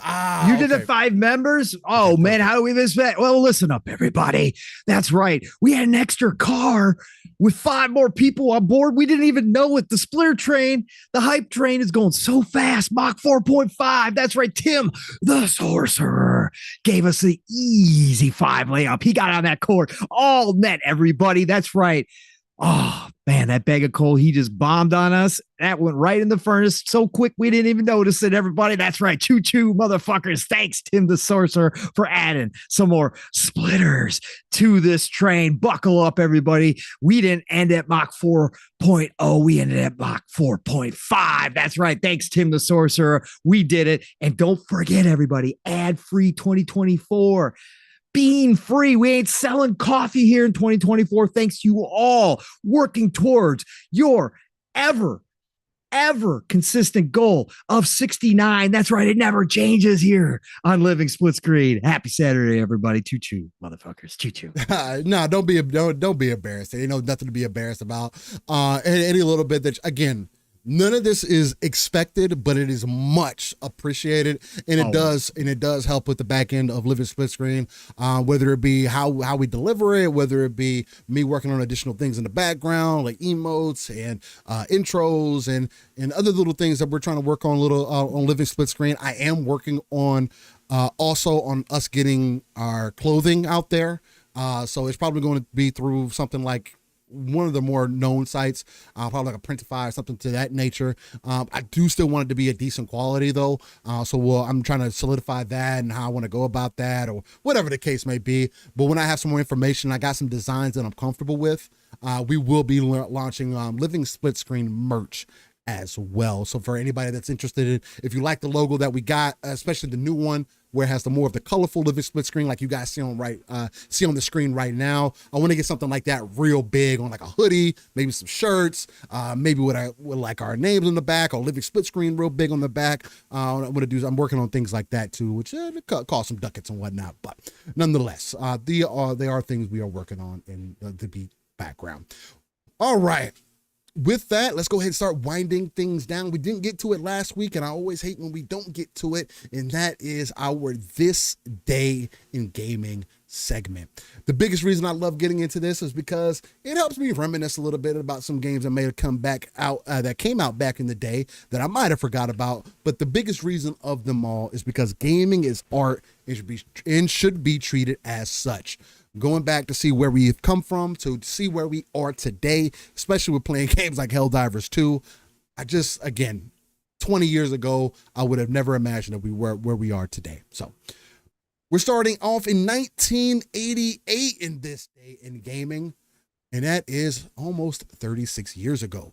Now my video is completely off, and we're in completely different places than where we should be. That's fine. I can adjust that real quick. Nice. That's the way things go when the OBS acts weird. I will say, I think I might have found the issue for why OBS is crashing, unless it's the only thing that I've done differently versus everything else, and that is not including the YouTube chat in OBS itself. Completely leaving it out. What is going on in the chat? Oh, what happened? Fahim Scott puts in the chat, LOL, my sister thinks Steel Rain looks like Ice Cube's son.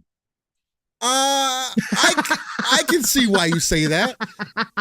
I am going to hit you with something that I've said traditionally. And is it because I'm light-skinned, really?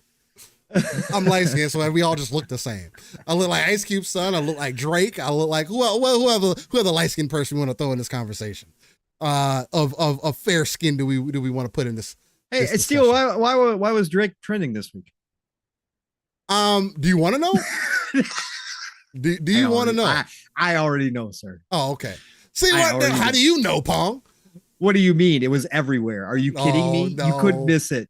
You couldn't miss it. You sure? You could have missed it. Literally, you couldn't miss it. You could have missed it. Yeah, you didn't have to click the link. That's like a boa constrictor walking into your house. You don't miss it. Okay, you should know better than anybody. Quite literally. Actually, it was actually extremely interesting. That's not what I was expecting to see. Yeah. Anybody who doesn't know, don't go look. If you missed it, count yourself lucky. Unless you want to. I mean, again, curiosity kills the cat. So go do it. All I would say is, look, man, Game past that. That's a good way to put it. Some people are definitely, well endowed. There's nothing wrong with that. I just can't believe that. God, why do you videotape yourself? I've never understood that. A lot of people do. A lot of people like that shit. I know. Send a vid over to the girl. I mean, why the girl only got to be the one to send the vids? Maybe you send the vid this time around. Maybe that's Drake the Snake. That's another good one. I saw somebody put his head on Jake the Snake's body with the bow. Yeah, Drake the Snake. Let's go, Tim.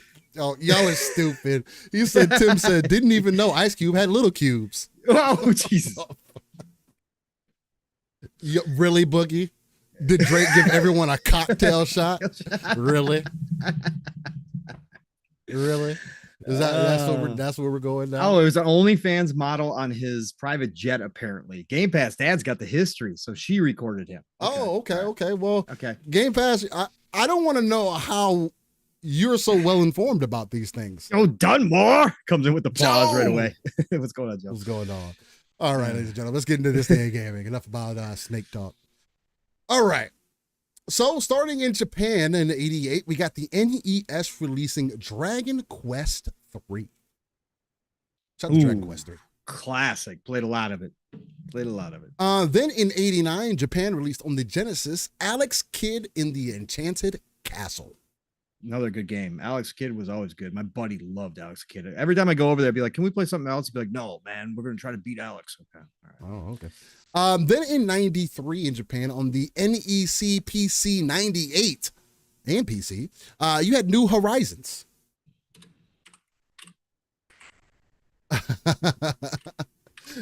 Gay Fast says, I don't give a fuck. I know these things because I need to know these things. Game Pass is not one to shy away from. No, it doesn't seem too far out of your wheelhouse. Yeah.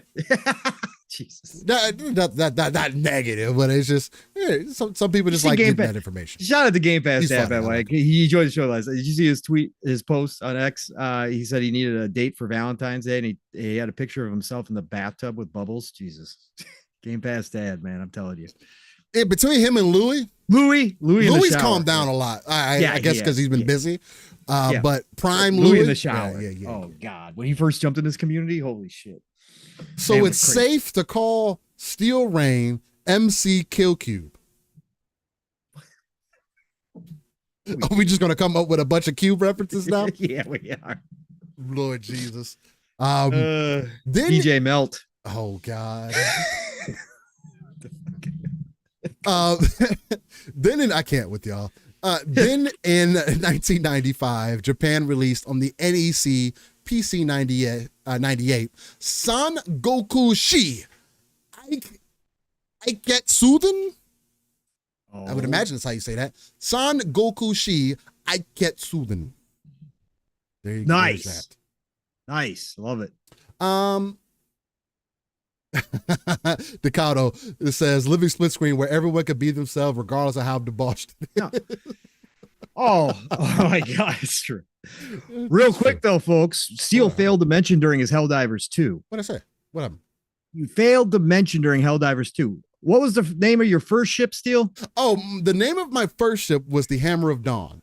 And I've seen other people catch on to that. Okay. And then I was making mine. He was playing with Jasper because they had already been playing. I hop in and I'm going through the names because I'm like, no way, you got Hammer of Dawn in here to name your ship. I'm like, that's so dope. So I was looking through to figure out what I was going to name my ship. Sure enough, one side, because I got two sides, to pick from a list. So one side I go down and I go, oh shit, they got Rain on here. And Steel was like, no. And I'm like, yeah, they got Rain on here. And then sure enough, in the second side of Steel. So guess what he did instantaneously? He's like, oh, it was meant to be. I gotta go change it now. Reign of Steel is his name of his ship in Helldivers 2. It's so perfect. It threw me for a loop because games typically just don't do that. Like especially military games where it's just like where you would think that they would have it, because that's essentially what the name means. Yeah, it just was it wasn't expected, but it's highly appreciated. Oh my God, the Iced Tea and Steel Cube CD called Long Island Iced Tea. Oh, Fahim. Gay Pass says the hammer of drink. Oh my God. Nikado says Louis still likes his 19 inches of Venom though. Oh God. No, I blame Insomniac for that.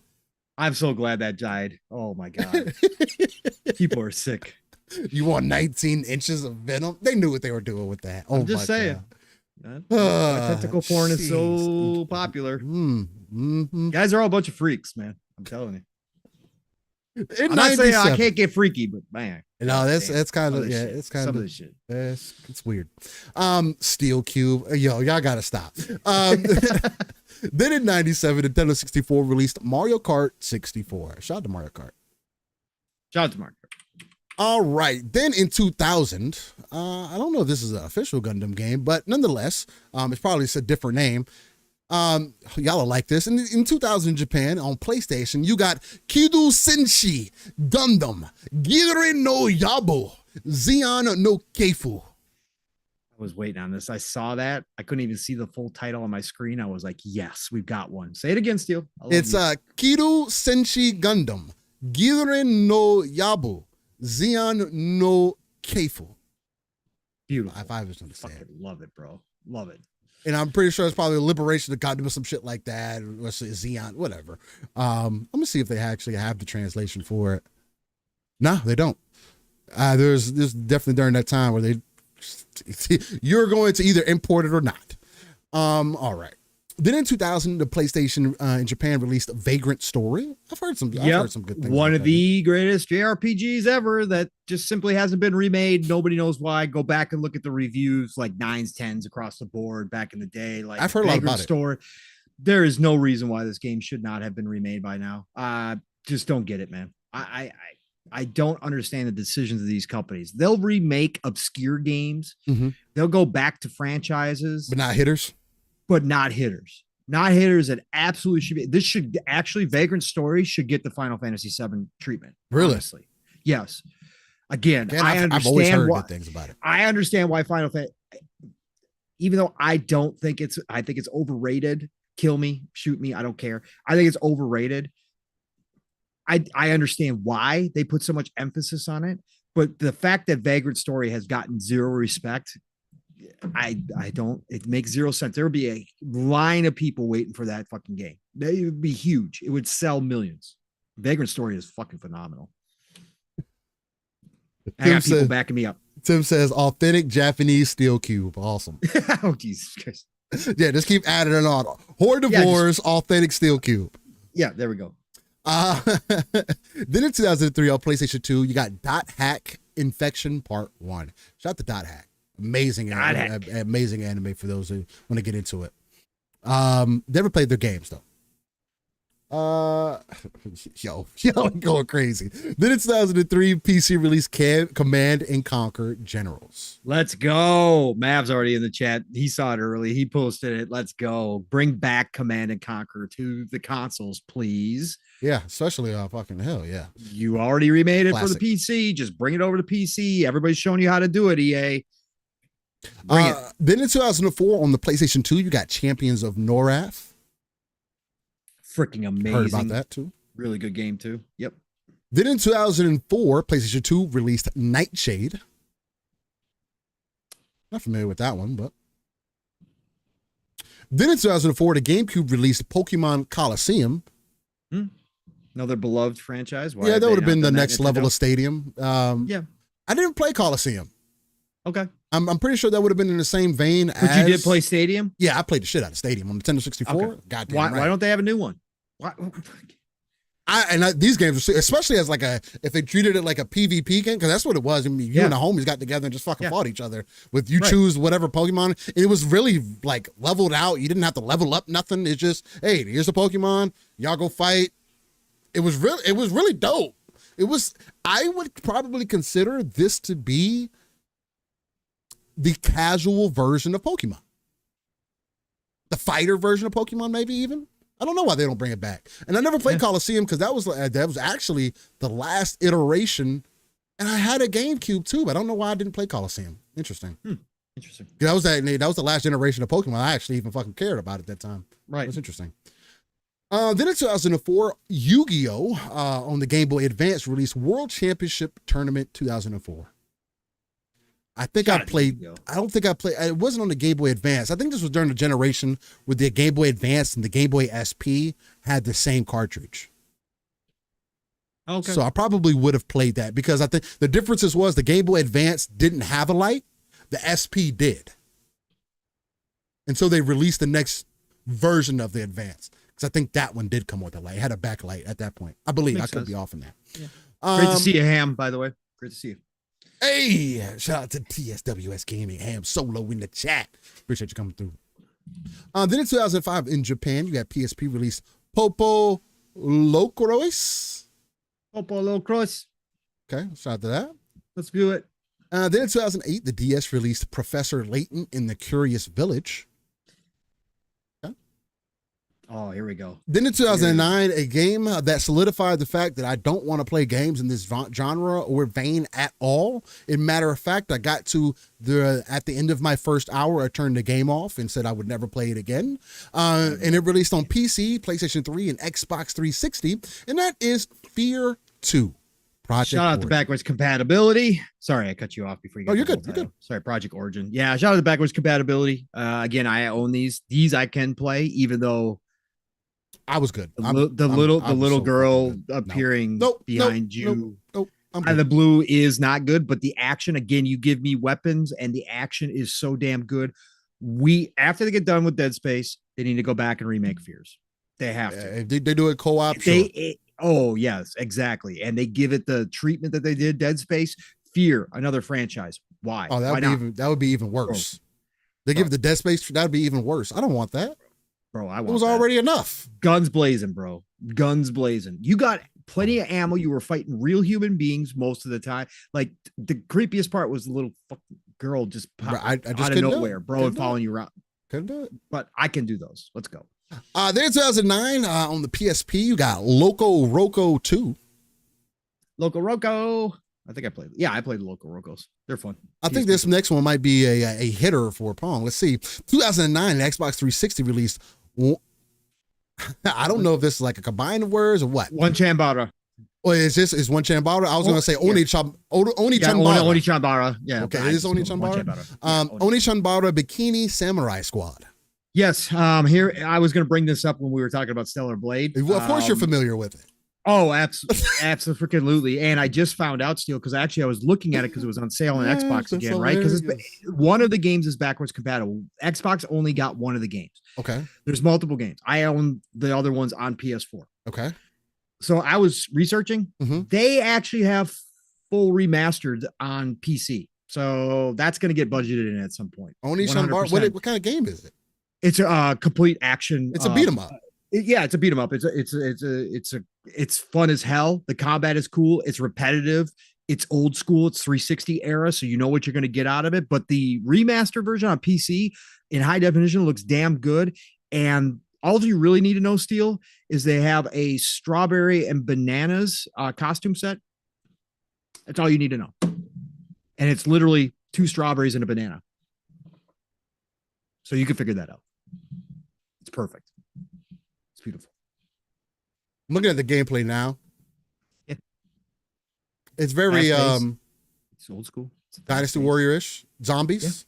Yeah, kind of Musu. Kind of. Yes, kind of Musu. Yeah, kind of Musu. Yeah, I mean, it doesn't look bad. The art style definitely looks like it aged pretty well, especially if this is supposed to be the remaster. Well, apparently this is supposed to be from the PS3 60 from the emulator. So maybe they emulated this, but if you're saying there's a native PC version. Yeah, there's a remaster version. They sell the whole package on Steam. Oh, and there's fucking dismemberment and oh yeah, it's bloody as fuck. Your character gets drenched in blood, bro. It's fucking amazing. It's a really good game. Everybody just focused on the other stuff. And again, don't get me wrong. When you offer, a bikini that's 2 strawberries and a banana, you're gonna get some attention. But just saying, it's awesome. Interesting. What do you think? We play it live on stream. Hold on, matter of fact, let me see. I mean, this doesn't violate anything. True. It's a game. Let me see if you guys are interested in this right here. Yeah, I know Tim the Sorcerer. I pre-ordered Homeworld 3. And then that exact same night that I pre-ordered it, I got home and I happened to pull it up because I was pulling it up on CD Keys to make sure that I got the confirmation. And I saw the news that it was delayed until May 8th. So yeah, Homeworld 3 has been delayed again. That's fine. I can wait. I got plenty of shit to play, but I'm looking forward to that game. Pre-ordered, big edition too. I pre-ordered the big edition. Yeah, so there you go. There's the game right there on the screen for you guys. I know it doesn't take up the whole screen because we're on the This Game Gaming. I could change it, but just to kind of give you an idea of what's there. Yeah, you know. Yeah. Is there more? There's multiple characters and all that stuff too. Oh yeah, yep. You swap out characters. Yep, it's really good. Bro. Interesting. Mm-hmm. Interesting. Well, let's copy and paste.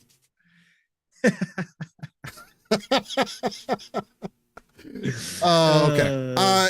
Then we go on to 2009, where the Wii also got Oni Chanambra Bikini Zombie Slayers. What's the difference? Same game? Which one is that? No. Yeah. That's the another version. Yes, correct. Samurai Squad and Zombie Slayers. Okay. Interesting. Yeah. Yep. Correct. Yep. So yeah, shout out to that. Steel Pong, come play Helldivers 2 with me. We're doing a show. Yes. But yeah, of course. Yeah. Then in 2009, a DS. I don't have too much from dinner's already good. So wind down the show. No shop tonight either. Oh, really? Yeah, I got the DM from PTK. Okay, well, hopefully everything's all right. So he's okay. Much love. Got to take a break this week, so he's good. I want to see Steel scream. No, man. I'm telling you scream. We all want to see Steel scream. Let's go. Outlast would probably be the easiest way, and I'm telling you, I would not fucking play the game. Fuck no. I would put down the controller. 5 minutes. I put down the controller. I think I've told the story. I popped in Outlast just to see how bad. I literally turned down the sound all the way to 0. Was playing with 0 sound. No, that game doesn't matter. Just to attempt. That doesn't matter. No. Music makes it worse. But even quiet, it don't matter. I've watched streams of it muted, and no. Even the streams are fucking with me. I'm good. Then in 2009 on the DS, you got the Retro Game Challenge. Shout out to that. Then in 2009 on PlayStation 3 and Xbox 360, you got Sonic's Ultimate Genesis Collection. Shout out to that. Nice. Beautiful. I'll always be a proponent for the older Sonics. Then in 2009, the Wii released the House of the Dead Overkill. Shout out to House of the Dead. Not classic. Yobi says, still, we don't need Steel catching a heart attack on the stream. I fucking will. I literally, I'm either going to catch a heart attack or I'm going to break something. Two of the things are going to happen. Well, one of them are going to happen, I should say. Excuse me. Then in 2011, PSP released Tales of the World, Radiant Mythology 3. I don't remember that one at all. Okay. Wow. Okay, cool. Then in 2016, we spoke on this earlier, the 3DS released Shin Megami Tensei 4 Apocalypse. I like the cover art on that. That looks fucking badass. Bro, it's, Again, there's another one of those. You fucking look at the cover art and make a decision. And then in 2022, Linux, Macintosh, Nintendo Switch, PC, PlayStation 4, and Xbox One released Rise of the Third Power. Okay. And that is your This Day in Gaming segment, ladies and gentlemen. Hopefully you all enjoyed that. Hopefully this week of Living Split Screen was a magnificent episode for you all. Maybe you guys didn't agree with everything that we had to say, but I think that's what makes Living Split Screen such a unique environment. Again, as many people, I've seen people go with this again about the whole fake neutrals and you got to pick a side and all of that. I don't necessarily believe in that. I don't think me and Paul believe in that. We come from a different angle completely. Yes, I do have a preference, but it doesn't mean that I completely despise the other side or that I don't have a certain level of expectation. There are just certain things that I am looking for if you want me as a gamer to be invested in a part of your ecosystem, right? That's the way that I look at things. I don't necessarily see this as a one versus the other, although I do support that. because that's competition. Mhm. I don't think they'll ever become one and the same. I don't think one is going to fold into the other one. I don't think that's ever going to end up happening. Matter of fact, what I think is going to end up happening, and I hope this doesn't happen through Steam, just some last little points here.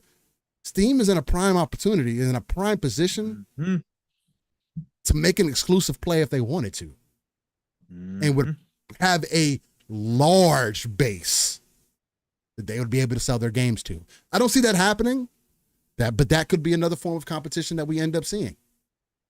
Apple could start getting more involved, as they've been kind of hinting at that they wanted to do with hardware. Who knows, ladies and gentlemen? I just want for people to step into the scene who actually understand the gaming industry and want the industry to thrive and let indie developers continue to try new things and, for things not to be stagnant, So that's just us. Whether you agree with that vision or not, that's completely up to you. But this is Living Split Screen, a non-console-centric platform that talks about everything going on within the gaming industry. We are the home of the RTS view. That's real-time strategy for those who are not aware, where we pull ourselves out of the map, look at the darker crevices, pull our resources together so we can not only build up our own foundation, but also a foundation for the potential 3 billion gamers that Phil Spencer has previously talked about, but also the home of that ECP, educated consumer perspective, because at the end of the day, me and Pong, we do not work in the industry. We are bringing our professional experience here, and also our gaming experience here. It's two people who are extremely passionate about this industry, and overall just want to have an overarching conversation about what is happening, because at the end of the day, it shouldn't be a personal thing. There shouldn't be an attacking. There shouldn't be none of that. And I want you guys in chat to know that as well. No matter what disagreements that you find in the chat, no matter how people feel, opposing points, whatever the case, I want this to be an open environment for everybody to treat each other fairly, to have the open conversation, no matter what side of the fence that you're on. And we come together as gamers to continue to expand out. That's our goal here at Living Split Screen. I'm pretty sure Paul will agree with me on that. And with that, you can find me, Steel Rain. Steel Rain, the T is a 7 everywhere. Google's the easiest place to get my information, or to find it. Other than that, I frequent the streets of Twitter, otherwise known as X, and the Xbox ecosystem, just because it works so well intrinsically between the console itself and the PC. Also, Tuesdays, every Tuesday, 11 p.m. Central, you can find me with Mr. Boomstick XL on Xbox Factor, where we give it that green aesthetic to it, and we really hit some over the head topics. Another place where we bring people together, but of course we are bleeding more so green on that side. And then Sunday coming up, me and the brother 3-Bit, who is also a dev within the industry, he's also very active, has some things going on behind the scenes. We're going to be starting the show, man. I'm glad. I should say honored that he asked me to be part of the show with him on Sundays. It's going to be happening at 2 p.m. Central, and the show is going to be called Pixelated Echoes. Again, I think there's going to be another show where we're probably going to be a bit more open. With 3-Bit, it's going to be really interesting. I think how I'm looking to approach it is to really hopefully get more of his outlook behind the scene, as far as just like the thought process of some of those things, right? Especially as somebody who's not involved, I kind of knowing how some of the devs may think, I think it would be an extremely dope thing to see.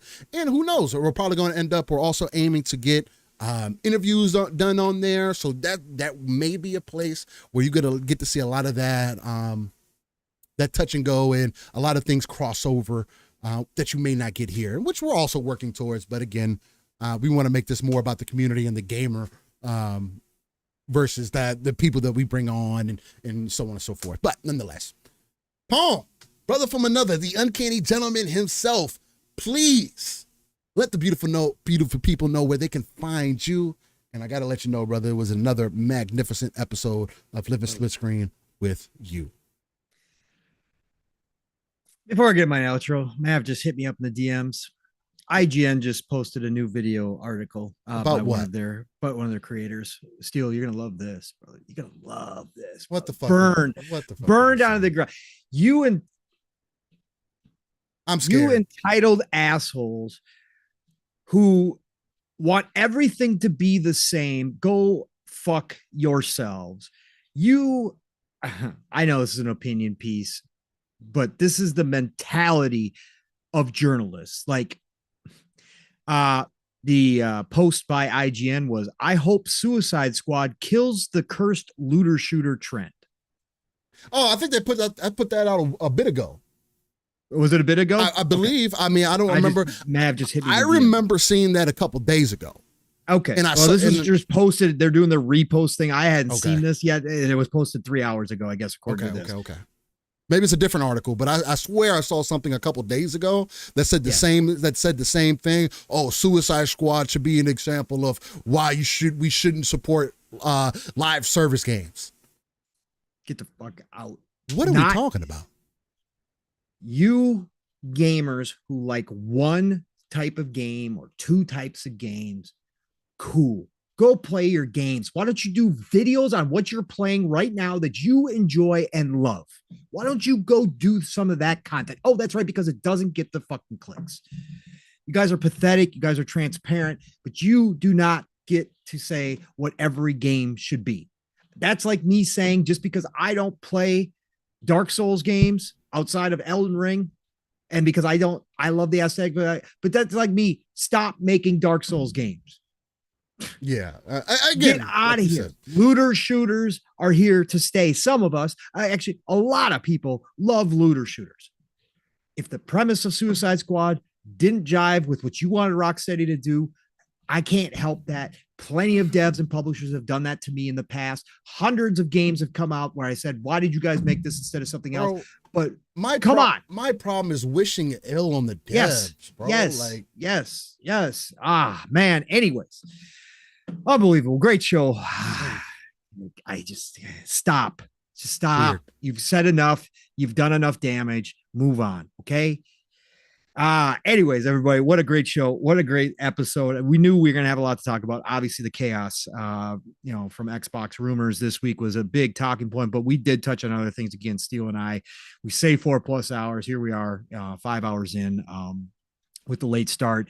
Plus, thank you all for being here, whether you all joined us for 5 minutes or the 5 hours. We love you all the same. Thank you all for the love and support, the sharing out, all that stuff helps. But thank you just simply for giving us your ears and sometimes your eyes if you're watching us on YouTube. All love and respect to that. Again, week in, week out, we had an extra big crowd today.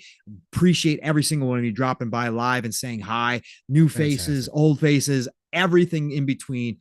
Man, this is why we do it. This is why we do it. We got a great community here. Really love it. Love the conversations. Again, disagreements in the chat didn't get personal. Definitely passionate points being made between people. That is all awesome here. We love all that as long as it doesn't turn into something more. But again, we just don't see that in our chat. So thank you for that. Listen, y'all. You know where to find me. Pong Soul on the X, formerly known as Twitter. Pong Soul, of course, on Xbox. As you might have heard me say, no shop podcast tonight. PTK hit us up in the chat. Everything's good. Just needs a little break this weekend. Cool. Sometimes we all need to do that. It's been a real life for him this week and work and all that kind of stuff. Totally understand. So we're going to take a break from the shop podcast tonight. But otherwise, next week it starts all over again. Obviously, Tuesdays, as Steele said, Double Barrel Gaming is the channel. Mr. Boomstick is the man. I've never stopped shouting him out for all the stuff that he's done for all of us, including giving me one of the first ones to give me a spot on panel, along with Mav and PTK. Nothing but love for that man. So Tuesdays, Xbox Factor Podcast, all good things green over there. And of course, now including this guy right here, one of my favorite human beings in the whole wide world, Mr. Steel Rain on panel, 12 p.m. Eastern, 11 o'clock Central Time. Be there for that. Thursday nights, PM to PM. Pong and Mav in the PM. Mav and I had a great show. 2 nights ago. Yeah, if you didn't catch it, check it out. We were talking the whole show was about the chaos and about the Xbox rumors. Really good show. Broke it down. Yeah, we had a great time talking about it. Much like this show, we get the chat involved. It's more than likely a 2-man show. We haven't had a guest in a long time, but Mav and I just love to sit here and do what Steele and I do and just conversate and talk about everything that's going on and catching up. So be there every Thursday night, PM in the PM, Fun Speculation Network, 7 p.m. Eastern, 6 o'clock Central Time. And then Friday nights, it's Xbox Ultimate, where the family gets together. Psychonauts was finally back with us, and he brought the Psychonauts energy last night. It's absolutely hilarious. We give him a hard time, but we love him. He is a brother, and we love him to death. Character for but sure he sometimes. brings the psycho spice, man, and we missed it. We missed it. So he was back last night, and then Game Pass Dad, of course, Bob showed up a little bit late, but he comes in ballistic. Yeah, that shit was funny as hell. That shit blew out my eardrums. Love Bob. So we just have a great crew over there. Lots of laughs last night, of course, as always, but lots of talk too. So join us every Friday night, 10 p.m. Eastern, 9 o'clock Central Time on the Fun Speculation Network. That's Xbox Ultimate. And then, God willing, back here next weekend for another episode with Steele for Living Split Screen. Again, hope you all love the new intro. Steele put some work into that. He sent it to me in the DMs late last night during Xbox Ultimate. I caught it right at the end. And I was like, I just sat there. Everybody else was talking in the green room after we got done with the show. And I was like, yo, this is just fire, bro. This is amazing. So I hope you all enjoyed that. Sorry about the tech issues. Again, Steele does so much work in the background. And brother, thank you. Thank you for all that you do, bro. This show is nothing without you, because you make everything go. The hype train doesn't run. I say we're co-engineers, but you are truly the engineer when it comes to that shit. So thank you for this, brother. And thank you to all. Again, golden age of gaming is here, folks. It really, really is. Again, whoosah. Next week is coming. We're probably going to have a lot to talk about next week. We'll see who's right, who's wrong. Business update event is coming. We might have a Switch 2 announcement next week, which will be crazy on top of everything else. Yeah. Rumored, maybe. We'll but no matter what, we're going to have some stuff to talk about. But woosah, everything is going to be okay. This industry is going to roll on no matter what. We are going to have more games than we know what to do with, as we already do. So please, this weekend, enjoy your weekend, relax. Get the gaming in, whatever you're playing, wherever you're playing, it don't matter. Enjoy it. The golden age is here. Play what you love. Love what you play. Choo-choo, motherfuckers. We'll talk to you all real soon. Just not tonight on the Shop Podcast, but we'll talk to you soon. Steele, get us out of here, brother. And ladies and gentlemen, I am going to play the intro one more time just to get us out, just to use it as an outro for the day, to get that feel in there. And there's one more thing that I wanted to leave off with, because both, it's something that me and Pong took a lot of time considering in the early stages. Spent a lot of time talking about it in DMs and even in party chat. But Bold says it's a really unique blend of gamers tuning in for LSS, and I hope that becomes a staple for this channel. And then he goes on to say, we do need more Nintendo folks in here. Hey, they got to come through. They just got to come through. If they come through with the Switch 2, you might see both Steele and I playing Switch 2, because I said they've got my ears perked up for the first time in decades. If they do it right, backwards compatibility, you might be hearing more Switch talk here with Switch 2. I've tried. I tried to go for, Pokemon. I talked about Arceus and Scar. Yeah. I tried. Yeah, you did. You did. And I'm not going to talk about Mario and Zelda because I'm still not playing those. But they bring Metroid Prime, and I can go back and play some of the older stuff, and they keep doing Xenogears and all that kind of stuff. You might be hearing more Nintendo talk on the show in the future. So, all right, ladies and gentlemen, here we go. Hopefully you like the trailer that I made yesterday. I'm gonna go ahead and run that back now. Greatly appreciate you guys for locking in for Living Split Screen. Catch you next week on episode 138. Much love. Y'all have a fantastic rest of your day. Stay safe. Peace. Later. Just one question. What if you miss? I won't.